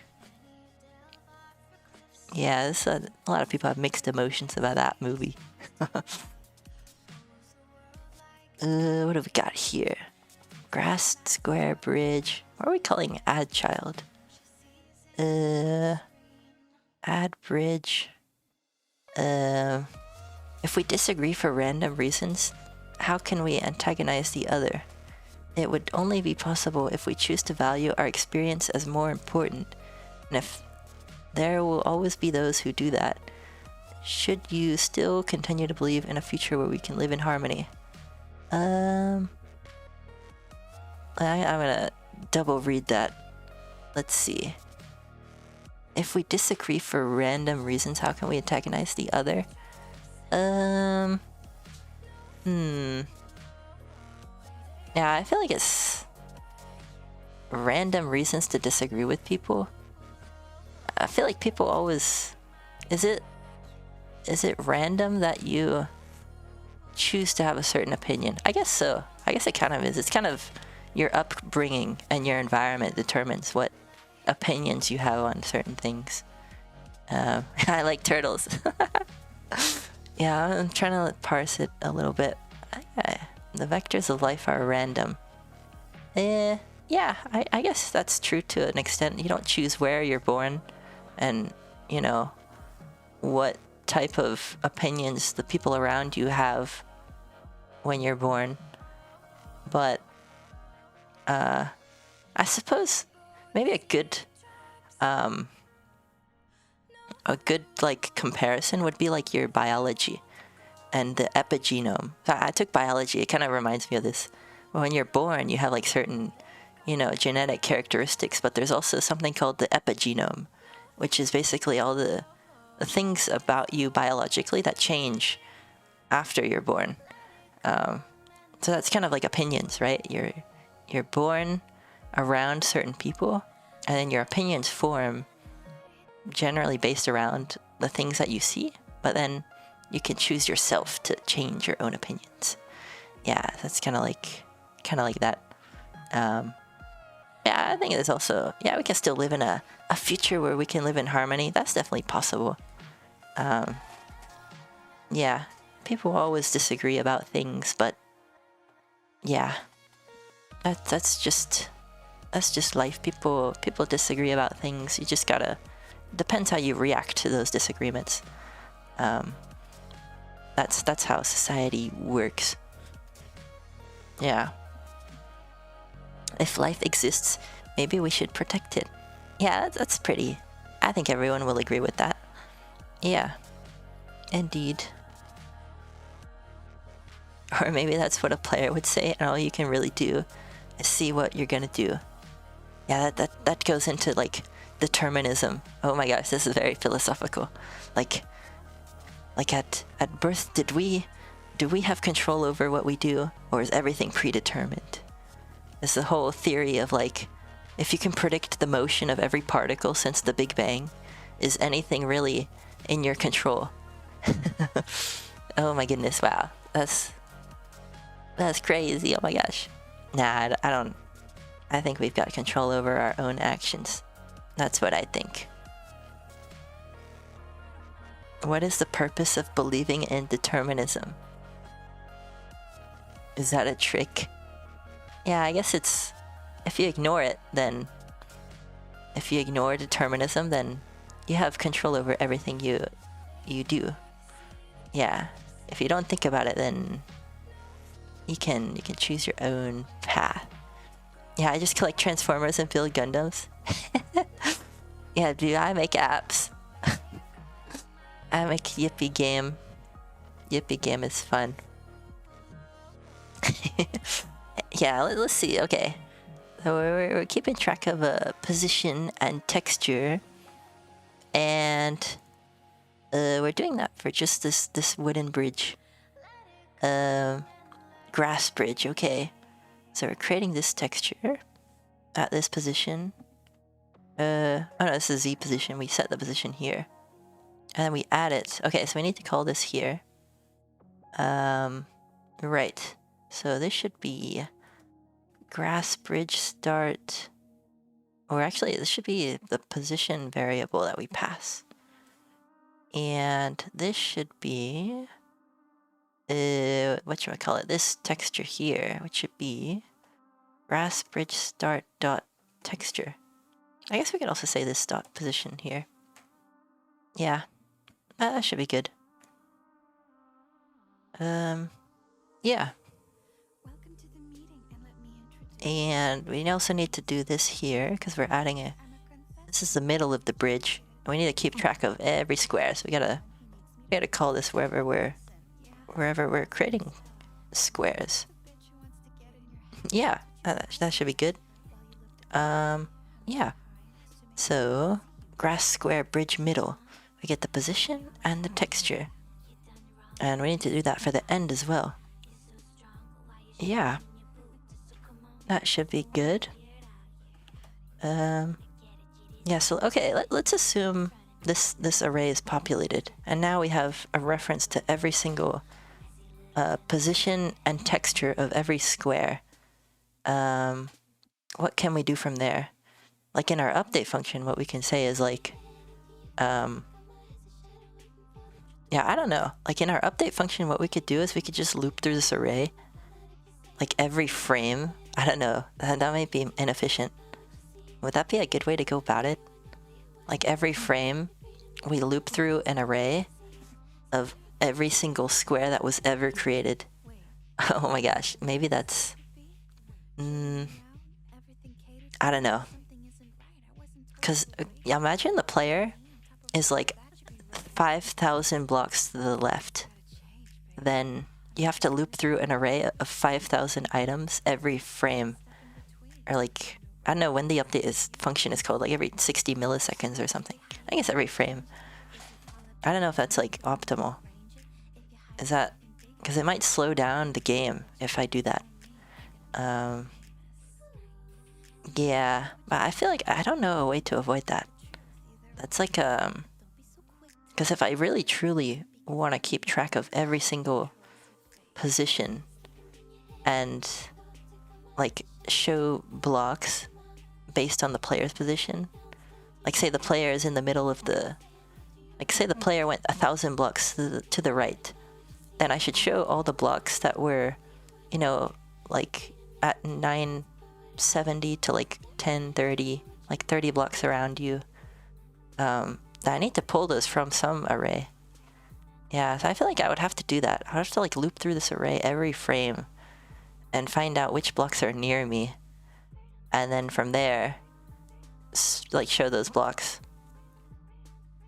Yeah, that's a bit gross. Yeah. And then I have to like, okay. Yeah, I don't know if that's... I feel like that would slow the game down if I did that. I don't know if that's a good way to do it. I mean, it would work. Technically, it would work. I'm just trying to think. This is like an algorithm problem. It's like, how much do you want to sacrifice for like time and space complexity? Because then your app gets slower and takes up more memory. But because the thing we're trying to solve is the stutters, which happen because of... Yeah, okay, it'll solve the stutters. I think that's good. It'll just make the app slightly slower. Yeah. I think it's okay. I think it's okay. Yeah. Yeah. I see what you're saying, Red Zone. Yeah. Better question is, how does this affect LeBron's legacy? Yeah, dude, is he gonna win the next... Bro, I don't follow basketball that much. What team is he on? The Lakers, right? Is he gonna win the next Lakers game? If every action is predetermined, does that mean I can gamble on the next Lakers game and predict when LeBron is gonna win? Bro, dude, all I have to do is just calculate the position of every particle since the Big Bang, like where it's moved, and then I can predict where LeBron will be in the basketball game and if he'll win the game or not. Bro, dude, that's a good gambling advertisement, man. The intersection between philosophy and gambling and basketball. Yes, indeed. Bro, what am I even thinking of? Bruh. Yeah, I'm gonna do this whole like loop array thing for the textures. Yeah. LeBron app. Yeah, dude, I'd love to make those type of apps. Like I make a lot of meme apps, and I have them all posted on the YouTubes. But those type of apps, like I can't really put on the App Store just because I don't own the IP. Like I'm worried I'll get sued if I make an app about LeBron, and LeBron's like legal team is like, bro, we didn't give you permission to use LeBron's face in the app, or we're gonna sue you. And you know, I'm just like an indie dev, dude. I'm gonna go in the hole and declare bankruptcy, and I'm gonna live under a bridge. I'm gonna eat bugs and rats. So I don't wanna risk it. But yeah, a little dramatic, but yeah, that's why we make the Yippee game. I think the little Yippee creature is not very. I think the person that created it was just like some dude on Twitter. Yeah, if he wants me to take down the app, I'll take it down. But I'm not so worried about it. Yeah, and it's a bit unfortunate, but I don't know. I like to cross all my T's and dot all my I's, so to speak. Yeah, I don't want the legal tooth fairy to get me, you know, or a legal demon. I don't know. Yeah, gotta be careful about all this legal stuff. Yeah, just in case. Yeah. There. Perhaps you can consider storing all elements in a dictionary, then use a system API to query which elements are currently on the screen. Shouldn't be too many. The rest would be off screen. I suppose, yeah, you're right about the dictionary. That would certainly be, instead of the array, it would be O of 1 to query. Well, because then what would be the key of the dictionary? Yeah, I guess it would be like the X position of the tile, but then because then you have to like, okay, I gotta think about that one. Yeah, I see what you mean there. Yeah. Yeah, because I do still gotta store all the tiles though. Even if they're off screen or on screen, I gotta like put them all in one place. I guess it just is up to like how I tile can be the key. Yeah, I mean, because I need to like compare the X position. So I feel like that would be like the main thing I'm searching for. Yeah, something like that. Yeah. Yeah, I would have to make the tile hashable, which I guess I could. I mean, that's not hard. Yeah.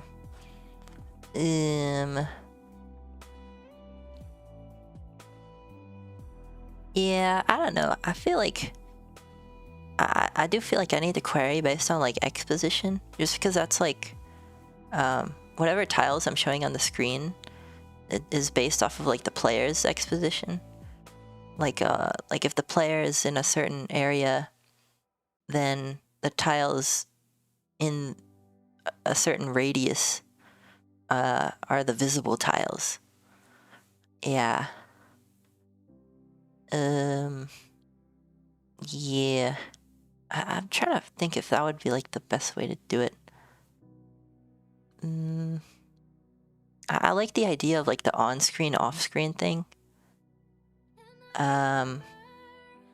Yeah. Yeah, I still need to put all the tiles in the same data structure though. Yeah.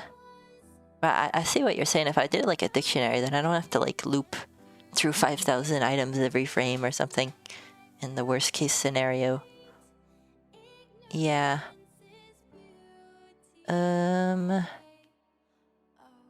But okay. Yeah. I mean, this kind of reminds me of like a database problem where like you don't want to query every element in like a SQL database.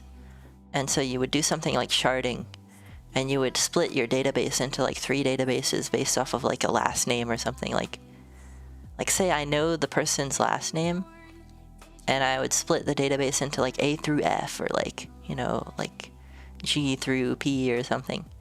Kind of reminds me of that kind of like optimization for searching.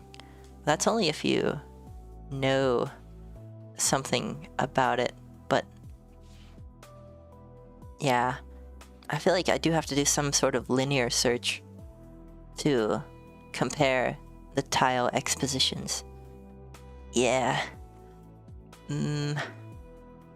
Yeah, I feel like I would have to do that kind of looping. Yeah. Actually, how am I doing it right now? Because I'm doing it with the ground. How am I doing it?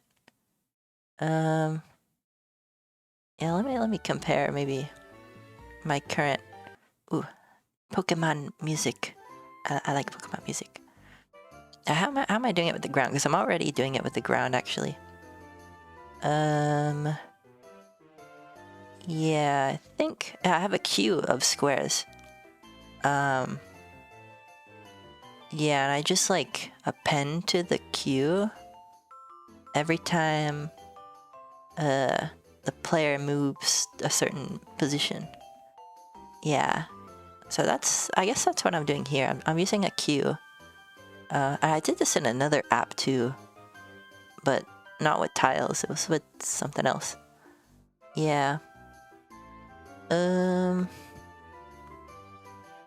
let's do some thinking emoticon, some thinking emoji for this. Okay. Another approach is to store tiles in an array sorted on the x-axis using model objects not displayed on the interface, just for object description. Then identify the current left and right X positions, allowing for quick removal of rendering objects that are outside the range but still on the screen. Okay.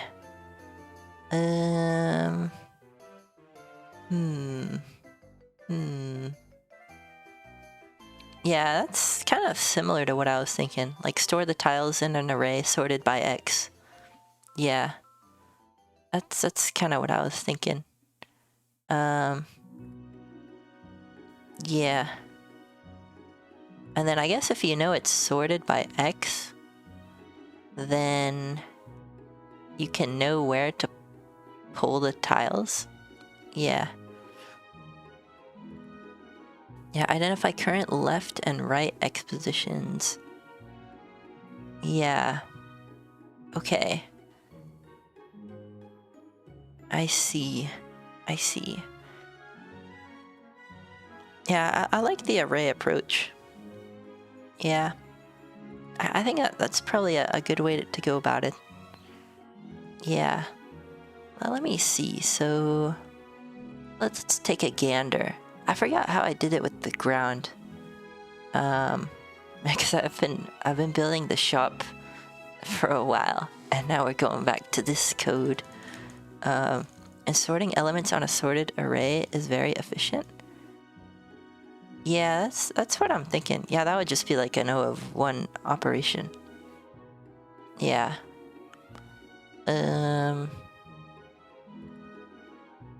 Yeah. Although I'd have to know how to, like, insert them in a sorted order. Yeah, because sometimes the X positions of the tiles are the same. Linked lists or red-black trees might be faster.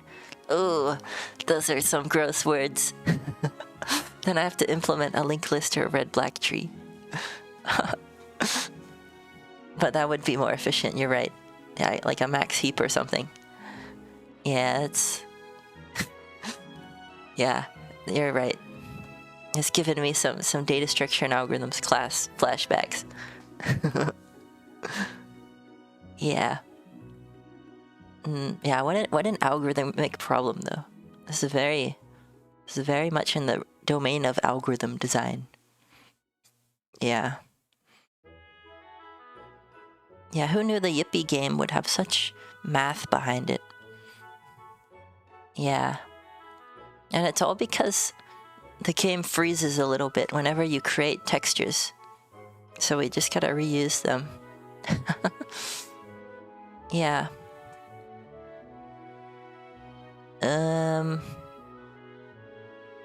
Okay. Yeah, wait, I want to see how I did the ground, because I feel like I could do something similar.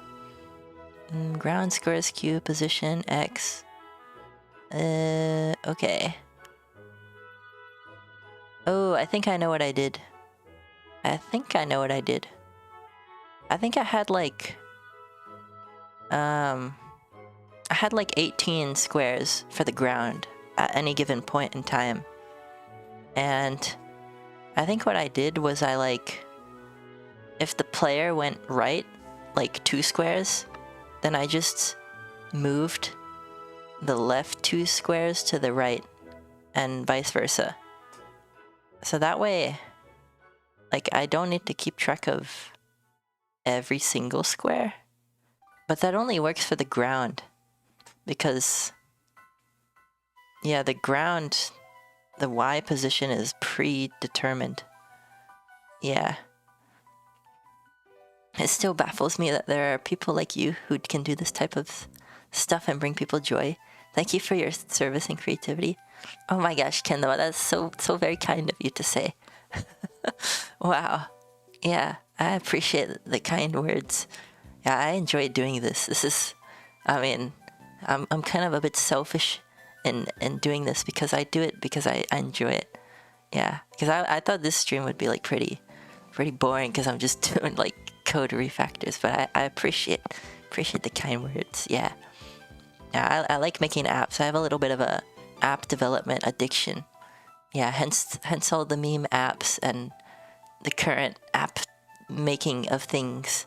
Yeah, I like streaming the process too, because it's, I mean, I would be doing it without streaming if if I wasn't a streamer anyway. So why not share it? You know?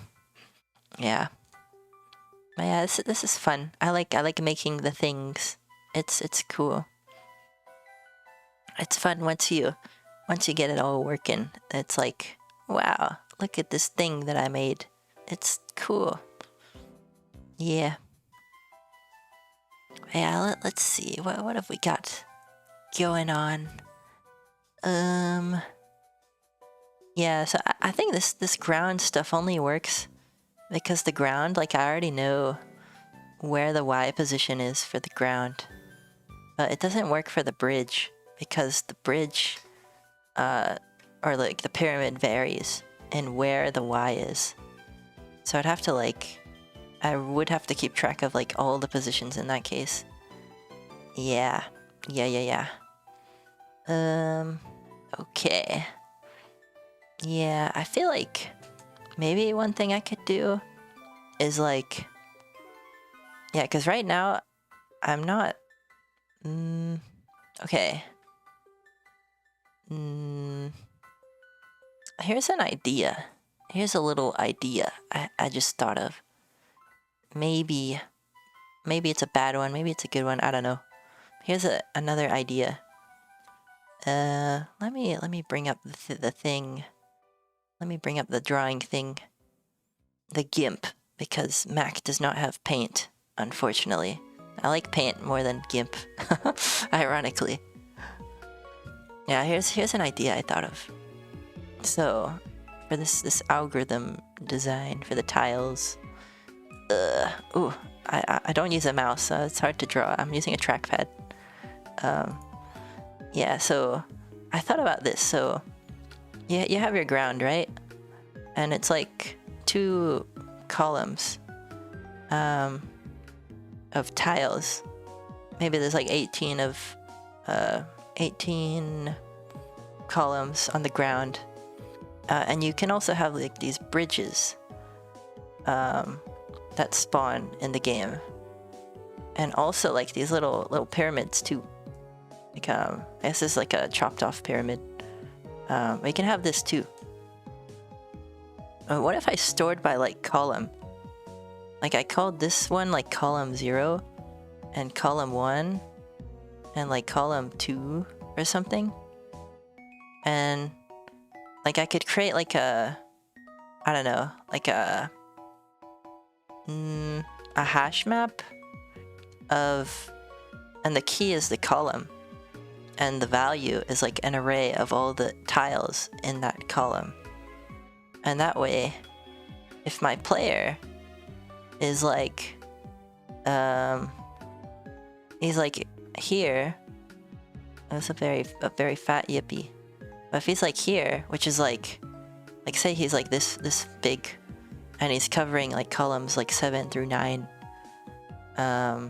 or something, then I could go into my dictionary, my hash map, and I could like query for like columns like 0 to like 14 or something, and find out what tiles are there and show those tiles. Yeah, that way I don't have to loop through the entire data structure. Yeah, because then I know what column he's around, and then search for the tiles around those columns. Yeah, something like that. Oh, var map x to elements int to sprite. Yeah, something like that. Yeah, that's right, Boone. Yeah, you'd have like a dictionary with the column as an int, and then yeah, your array of sprite. Yeah, I think so. Yeah, the problem right now though is I haven't designed my game to keep track of these column numbers, albeit they're implicitly there. But I need to make them explicit. But I think I could do something like that, because that way, like if I get this value from the player, then I only need to query this much into the hash map, instead of do like a linear scan of the entire data structure, which could slow down the game. Yeah, I think so. I think that could work. Yeah, I think so. Yeah, so let's first think of how to get these values. Because right now, like the way I'm placing the little squares is basically like some like frame dot like width or something calculation, and it's like it's pretty. Like I'd have to convert this to this, which I don't think should be so bad, but yeah, we'll take a gander. We shall take a gander. Let's do that. Yeah. So let's take a look at our code again, and let's update our data structure here. So instead of a tuple of points to textures and an array, we'll have a dictionary, and we'll make this a dictionary of, yeah, what you just said, Boone. We'll make it an int to an array of like a SK sprite nodes. Yeah. And this will be an empty dictionary. Yeah, I think that'll be good. And yeah, we shall populate this dictionary. Yeah, well, we need to know what this int is. That's the main thing. Like, what column are we at? Yeah, so we need to determine like how to map how we're currently placing them to a column. Yeah, map key equals int frame.origin.x divided by 10. Yeah, it depends on like the width of the tile. Yeah. So, because I forget how many tiles we're even placing at a given time. Like, let me run the app and count. Oh, yeah, we updated that structure, so we'll have to like comment this out for now. Yeah. Yeah, let me do a bit of counting. Yeah, let's do a little bit of counting, shall we? Yeah, so if I start the game, I have the hitboxes already around the squares. So let's see, we got 1, 2, 3, 4, 5, 6, 7, 8, 9, 10, 11, 12, 13, 14, 15, 16.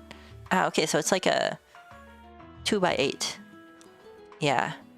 And then, yeah, as you move, it's like always 2x8. Yeah. So I think it's like yeah, 8 to the left, to the right. The width of the tile is not important here. It's just about grouping the elements at a certain distance for quick lookup. Yeah. Yeah, but I guess because I'm placing them based on like the width, I guess. Well, yeah, so you're saying like map key is frame origin divided by, or .x divided by 10. Okay, I think I see what you're saying. So like, okay, I see.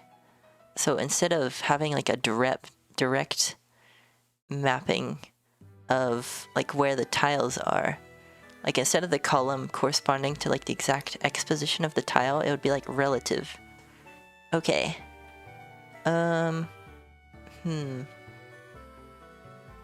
Okay. Yeah. A buffer zone can be left on the left side, for example. It will automatically recycle when it is 300 pixels away.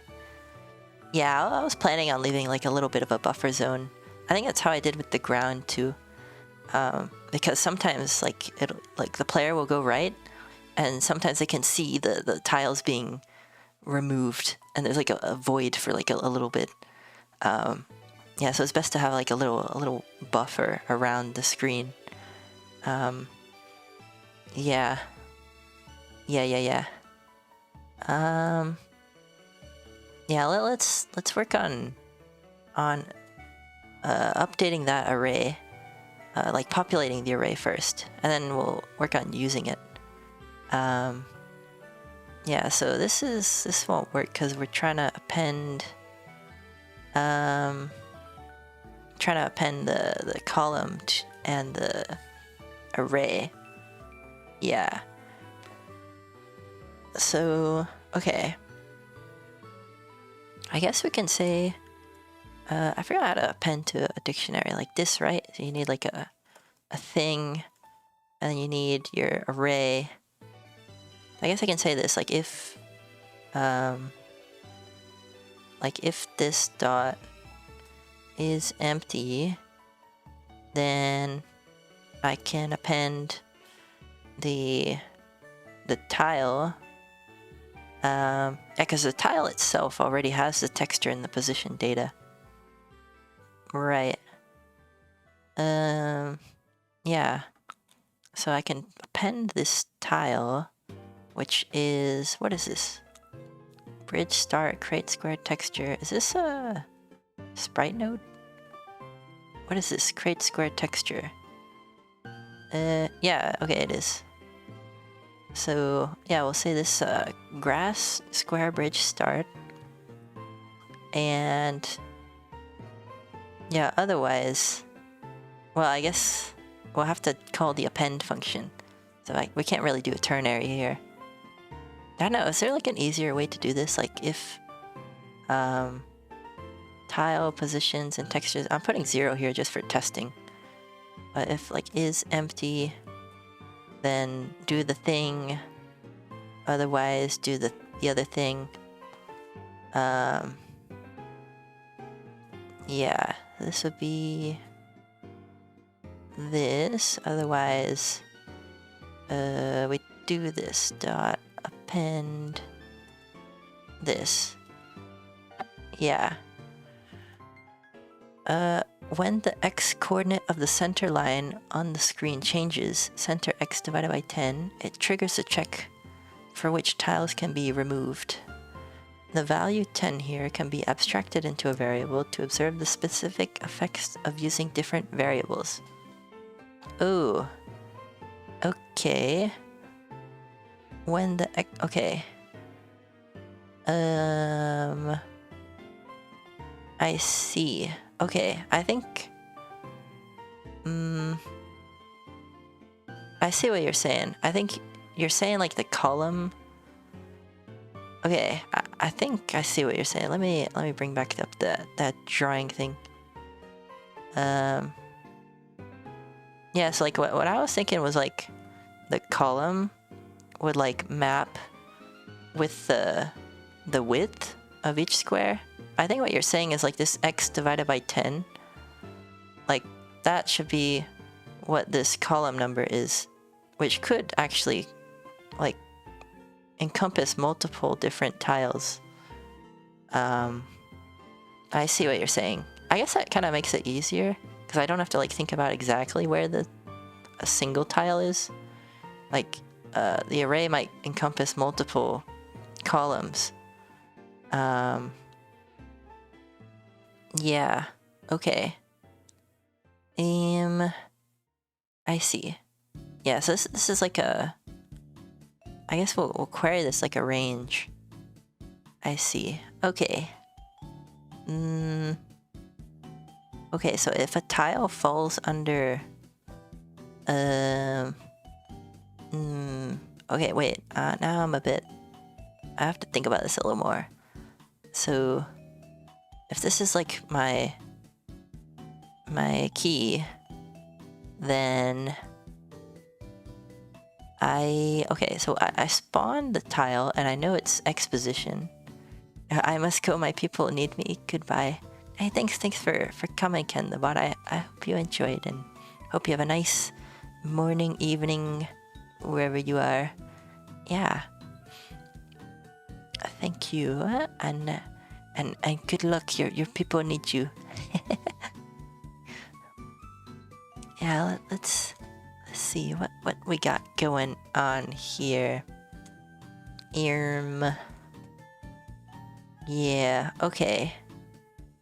So let's say, yeah, let's say this is like our key, and every time we have a tile added that's like within some range of this key, some unknown value, I'll call it like Q, then we add it to the array at this key, I think.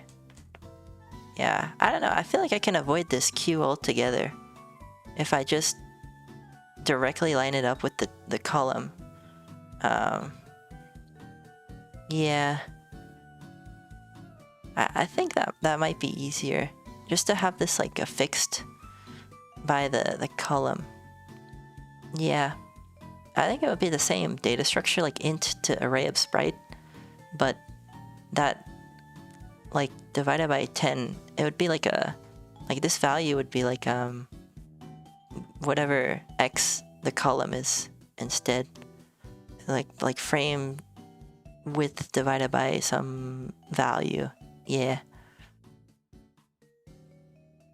Yeah, I'll see if that checks out. Yeah. So we'll do this. We'll say like this value here, this 0. So instead of 0, that's kind of the main question. Like, what should I put there? Yeah. So where am I placing this? The position of this? Passing position. So where do I call this create grass bridge? I call it here, and I'm passing this position. Yeah, this is the weird thing about it. Need to maintain a variable to indicate which column the center line of this current screen has moved. So that elements n columns to the left and right can be scrolled off. Yeah, I agree with that. Yeah, because you can like... Yeah, that's kind of how I want to implement it. Yeah.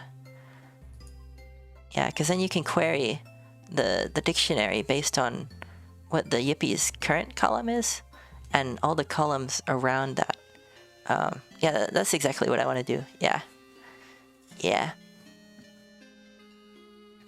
Yup. Yup.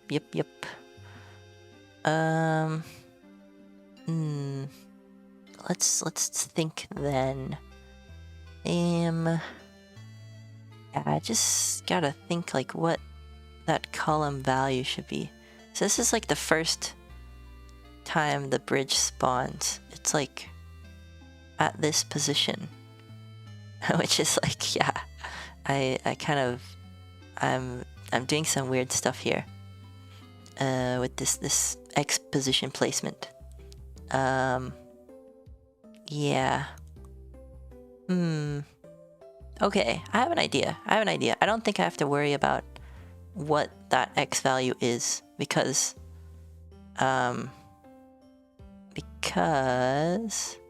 well, do I? I think so. I think I do have to worry like what it is. Yeah, okay. Yeah. I need to know what to query though. That's the thing.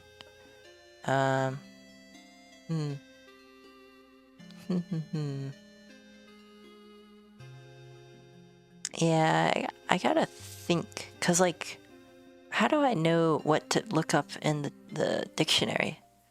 I need to know what column the player is currently on. So basically, how many tiles have I traveled? Yeah. So how would I guess I need to keep track of how many tiles we've traveled. The center line of the current screen. Yeah. Yeah, that's true. But yeah, because we're storing in the array based on like where the tiles are. Yeah. Yeah. Indeed. Let's see, so... I feel like I should keep track, like I should have a variable for like how many tiles the player has gone like to the right and then like decrease that if they go to the left. Yeah. Yeah, X. Yeah, that's right. Yeah, that's exactly how I want to do it. I just gotta know like what, yeah, like the O's, I have to like, well, the O's and the X's, they're all like corresponding to some column number. Yeah, I gotta figure out what that column number is. Yeah, right now I just have like 0 for testing, but I guess what I could do is I could just put like position here, position X, because technically, if I'm right, then as the other tiles are added to this, they should fall under the same array, because the position X's will match. Yeah, I think so. Yeah. That should be good. Yeah. Well, let's try this. Yeah. And we'll call this function, I guess. I feel like, is there a shorthand for this? Like this if statement? Yeah, position.x divided by 10. I don't know. Because I'm not so sure about that because like I was planning on storing the tiles by like what column they belong to, but I think once you divide it by something, then it like you might end up with like multiple columns in the same array, which I guess is okay, but Yeah. Yeah, I'll try it with this for now, and then I might change that later to see if it like improves performance, because you might, I guess if you have less of a range to query, it could improve performance. Yeah, I'll check for this and see. You can't iterate over decimals? Oh. Wait, can you... Wait, is this... This is a... Right, okay. Yeah, this is an int, and I'm trying to put a CG float in there. Okay. Yeah, you're right. So I have to map the float to an int, which would be like a column number. Yeah. Okay. Wait, I think I can do that. I think I can do that. Yeah. Let's... Okay, I'll just do like a mapping of the X position to this like column number. Yeah. Let's see, so... where am I calling this here? Yeah, 0.1, 2.3, 5, 9.0 equals 0, column 0.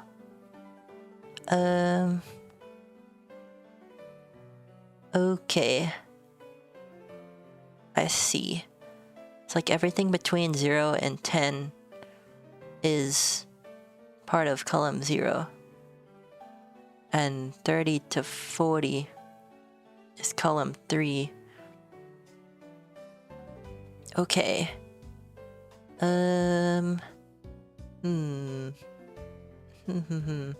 Because it won't be like exactly...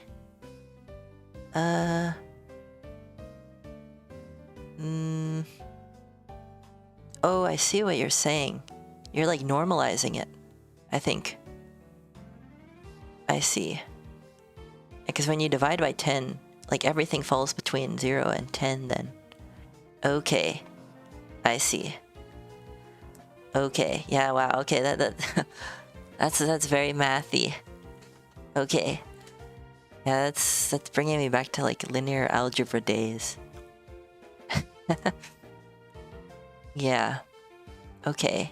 You're like trying to make the value fall in a certain range. Okay. I see. But then, how do I know what to multiply it by? So say like the first column, I divide by 10, and the second one, I would need to divide by like 10 times 2. And then, yeah, okay. But how do I know when to multiply it by 2? Yeah, I forget how am I like spawning the things. Like create grass bridge. Where am I calling this? Create grass bridge. Yeah, this is basically like the multiplication for like where to normalize it. Yeah. Okay. Length of bridge plus 2. You don't need to multiply? Oh. Okay. Oh, okay. I think I see what you're saying. Yeah, because if you divide by 10, it already falls within the range. I see. Okay, I think so. Right? Say you had like your X position was like 20, and you divide by 10, then it falls at like 2. What if it's like 10, then it's 1. Okay. If you're at like 25, then it's like 2.5. So it'd be like 20 to 30 is in the same. Oh, okay, I see. Oh, so you don't need to multiply. You're right. Okay, that's good. That's good. Okay. Now I see what you're saying. Yeah.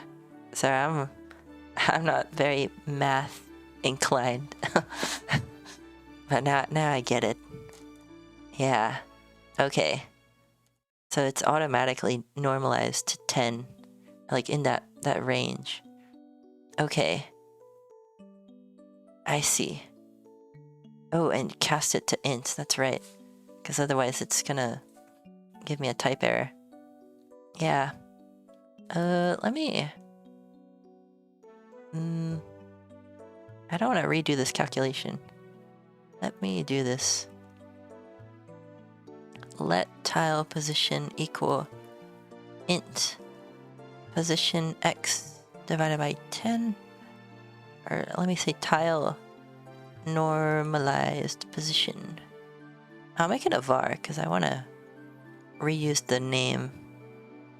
Yeah. Let me do this. And then, yeah, I'll just call this if statement again, like here. I don't know, I feel like this is a shorthand for this syntax. Yeah. Yeah. Okay. But yeah, I'll just do this. And then we'll have to update this variable. Like, right, so... Okay, we should say this is grass bridge start dot position dot x. And then whatchamacallit? Find the normalizing value of the x-coordinate of the screen's center line when the character moves. Yeah, right. Yeah, I'll have to do that in the update function. And then constantly check the dictionary if, like, whatever columns showing or shouldn't show, then show those and give them the right textures. Yeah. Yeah, this is good. This is very good. Yeah, thanks, Boon. This is... Yeah, you've got a much better algorithm brain. Yeah. I'm outsourcing the brain knowledge. Thank you. Yeah, so... Okay. Let's see, what have we got? Yeah, so I gotta, like, copy this everywhere. I don't know, it's probably a shorthand for this. But yeah, we need to update this variable. So tile normalized position equals... whatchamacallit? Int of this... Well, this would be the middle one. And then we'll call this again. And we'll put that here. And this will be the end one. Yeah, now we've got like, we're adding the 3 tiles. The beginning, all the middle ones of the bridge, and then the end one.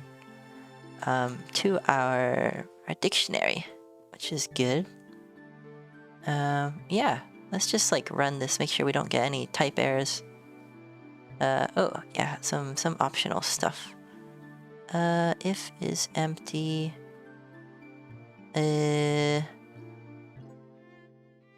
I guess like the dictionaries, it can be optional. Let's see, what is this suggestion?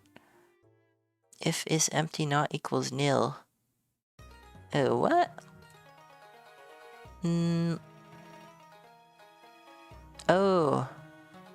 Wait. Oh, I see the problem. Okay. Because... Yeah, I guess this can also be nil. Yeah, so the array could be empty inside it, but there might not even be this key yet.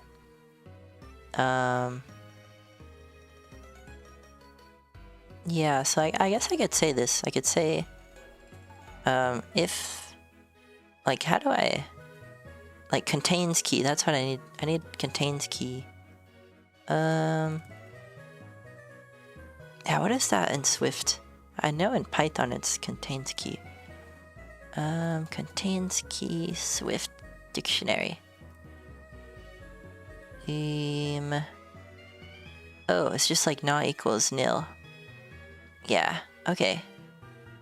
Yeah, so if this tile normalized position not equal nil, actually I will dynamically create the elements to be displayed on the right side in real time as the character moves, while destroying the elements that are not visible on the left side instead of creating them all at the beginning. Yeah, the thing is though, Boone, like, when I add them, when I create the elements on the right side, like every time I like create a sprite node, it like freezes a little bit. Like I'm not sure why, but I've noticed that. Like it like freezes the game a little bit whenever I add a new sprite node to the scene. So that's kind of why I'm doing it. Yeah. Yeah. I don't know. Maybe it's like, I thought it might be the texture loading, but then I tried preloading all the textures, but that didn't seem to really fix it. Yeah. But I agree, that would be like the best way to do it. To have like a certain smaller number of nodes created. Yeah. Yeah. Yeah, I'm not sure why it like whatchamacallit, it does a little freezing when I, yeah, I guess I can show you what I'm talking about, because it's currently doing that. Because I'm doing that with I think that's actually what I'm doing right now. But I'm not destroying any nodes. Yeah.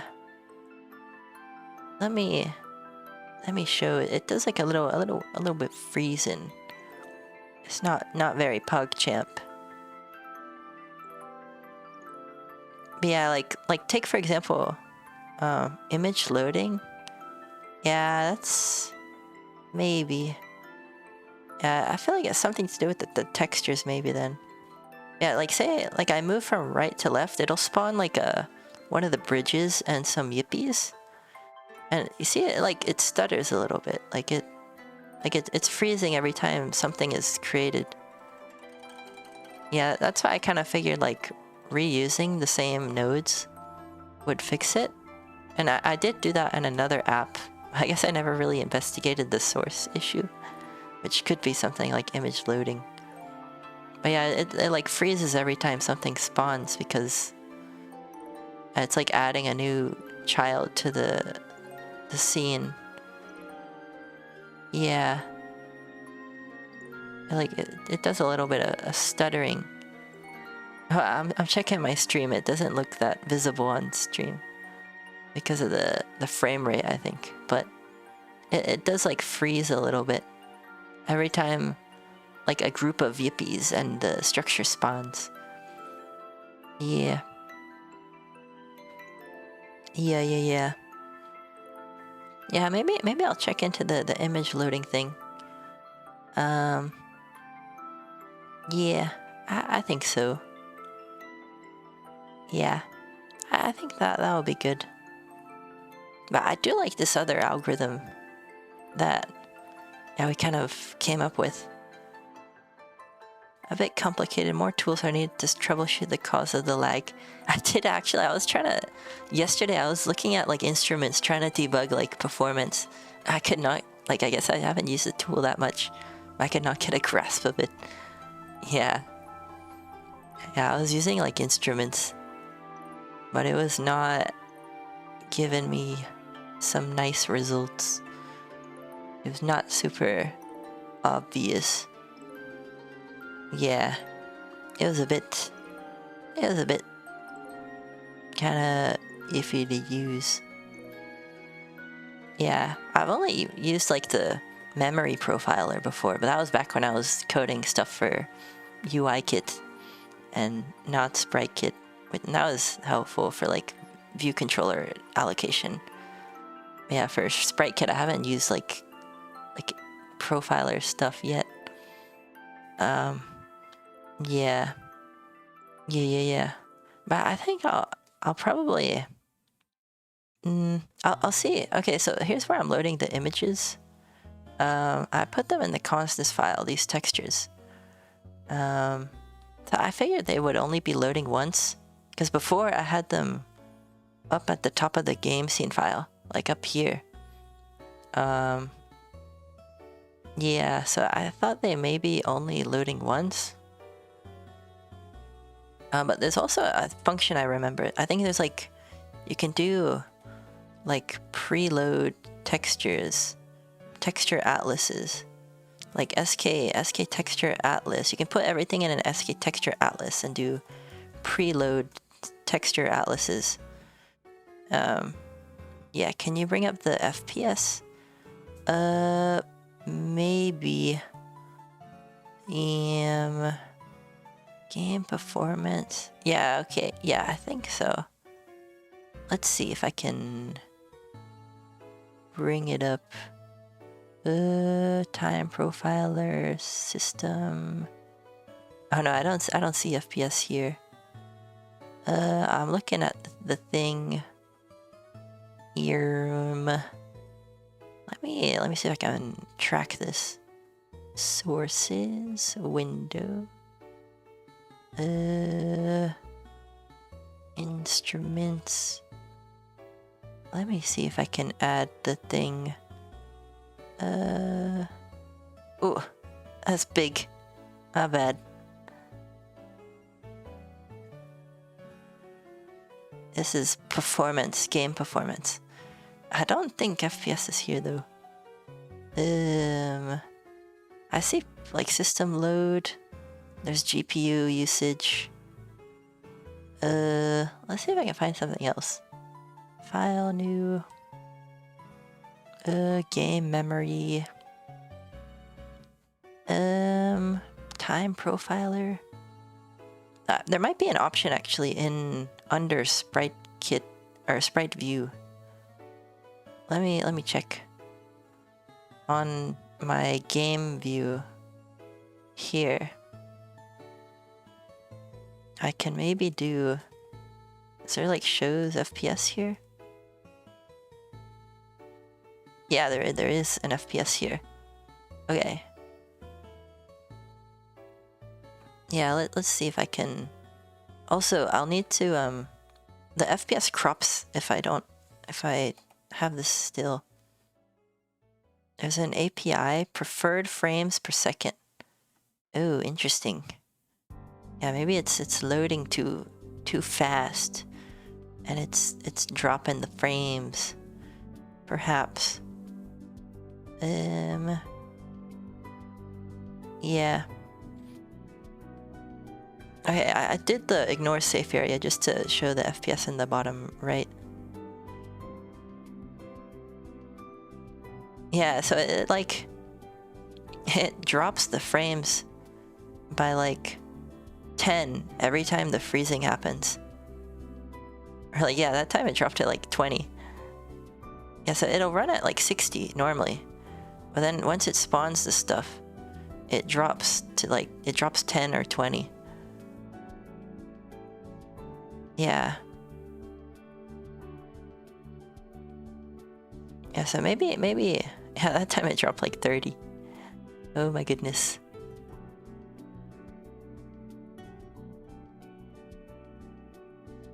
Yeah.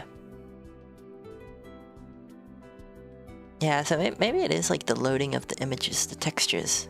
I can check that. I can investigate, see if I can do like a preload. The background? Nah, I don't think it's well, maybe. It could, well, it only happens like at the exact moment, like the little pyramids and the enemies spawn. So I think it might be related to that. Yeah. Although the background is also involved in the loading. So maybe it also freezes up a little bit then. Yeah, because the width of the background is like kind of like 2 phone screen lengths, but it freezes more often than that. Yeah. Yeah, I think I'll check into like the loading of the images. And if that doesn't work, I think I'll go with this like reusing node approach. Yeah. I think that'll be all right. Yeah. I think so. Yeah, I actually like this approach that you mentioned with the normalizing, because that doesn't just work for like a tile game. Like that could work for any game. Like that's pretty like like it doesn't have to be a grid game. It's pretty position agnostic. I quite like that. Yeah. I think that's pretty good. Yeah. Yeah, I think I'll investigate both of those things. The number of nodes keeps increasing. Yeah, I'm only reusing the ground nodes, but the Yippee nodes are still there. Like all the enemies are all different sprite nodes. Yeah, and all the structures too, like the bridges, like the dirt bridge and the whatchamacallit, the regular bridge. Oh wait, where did the Yippies go? Uh-oh. We're missing some Yippies. Alright, let me go back. Let's see if we can spawn some more.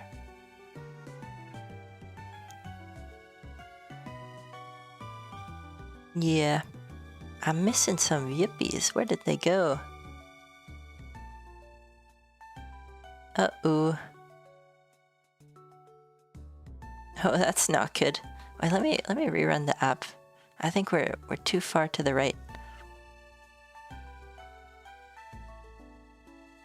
Let's check. Yeah, so there's one. And then it creates the other Yippies and the structures. But then we go back. Yeah, so these Yippies are still here. Oh no, wait. Okay, yeah, this one's here. Okay. You'll notice that when you move forward, it won't drop frames. Yeah, only when stuff like spawns. Yeah, it drops when things spawn. Okay, there's like 3 gray Yippies and 1 green one. Oh yeah, wow, our Yippies are disappearing. Oh, what the heck? Oh, that's weird. Some of our nodes are disappearing. Oh. Oh, that's interesting. I'll need to check that out. I don't remember deleting any enemy nodes, like based off position, only when they lose all their health. Oh, it's the Yippies that cause the drop frames and lags? Yeah. Yeah, like when they spawn in and like the structures spawn in, it causes like a frame rate drop. Yeah. That's why I'm thinking like if I reuse the textures or reuse the sprite nodes, then I can probably get away with like just creating them all at the very beginning and then moving them to the right spot. Yeah. Like as we move to the right. Yeah, that's interesting though, like I don't know why it's like some of our enemies are disappearing when we go left. Oh, actually I know why. Oh wow, this is a funny reason. So I'm pulling all the tiles from the left to the right, and vice versa. It's like technically there's no more tiles on the left side of the screen. Like the Yippies are all falling off the screen. That's what's happening. Oh my gosh, wait, that's funny. I never considered that. Oh, yeah. It's like technically there's only 20 tiles in the entire game for the ground right now. So all the Yippies that were on the far left all fell through the ground because there was no ground anymore. Oh wow, okay. Yeah, that's funny. Interesting. Yeah, okay. Yeah, I'll have to like despawn the Yippies too and then respawn them. Or like I guess move them into the right spot again. Yeah. I was like, where are they going? But they're not actually being removed from the scene. They're just probably like falling right now into oblivion to like y minus 10,000 or something. Yeah. Yeah, I'll need to fix that. I think that'll be fixed once I fix the reusing of the textures, like the squares. I can do the same for the enemies too. Yeah, that should fix that. Yeah, I think that will be pretty good. But yeah, I think actually, I may call it here. Yeah, I think this has been very productive. I did a lot of code refactor, and we've started on our fixing of the bugs. So I think the great code refactoring is mostly complete. And we're starting on fixing these bugs, like the performance issues and spawning of things. And thank you very much, Boone, for your help. I think it was quite good. Yes, model and UI need to be separated. UI is just for display. Model can be saved throughout. Model and UI should correspond 1-to-1. Yeah, I definitely. Yeah, I created all these model objects to separate it out. But yeah, also the logic for spawning probably can separate out that spawning logic for sure. But yeah, I think I will actually probably call it there. I think we've done quite a lot. We've done quite a bit indeed. But yeah, I think I will wrap it up then. So yeah, thank you for watching. This was part 15 of building a Yippee mobile game. So we did the great code refactoring, and also we're starting to work on this like algorithm stuff where we're reusing our nodes to kind of make our game more performant. Yeah, so things are going smoothly as we have refactored our code, and we're starting to step on some of the bugs and squash them. Yeah, we don't want any bugs in our game, so we're gonna squash the bugs and we'll come back stronger and better than ever with less bugs in our game. But yeah, time to wrap it up. So I appreciate everyone coming for watching, everyone's thoughtful comments and insights, and help on the code. Much appreciated. Yeah, I think then I might raid into somebody. Let's see who's on. The wonderful Pirate Software. I like Pirate Software a lot. I think we can check him out. Let's take a look. Let's see what he's doing. I know he works on some game dev stuff, some Heartbound. He has a game called Heartbound. He does some like Minecraft mods, I think too. Yeah, let's check out what he's doing. Yeah, so thanks for watching. We'll be back again tomorrow with part 16 at 8 p.m. Pacific. And we'll do some more squashing of the bugs. So yeah, let's check out Pirate Software. Yeah, thank you, and have a nice evening, morning, wherever you are, and we'll catch you there. Bye. Bye bye.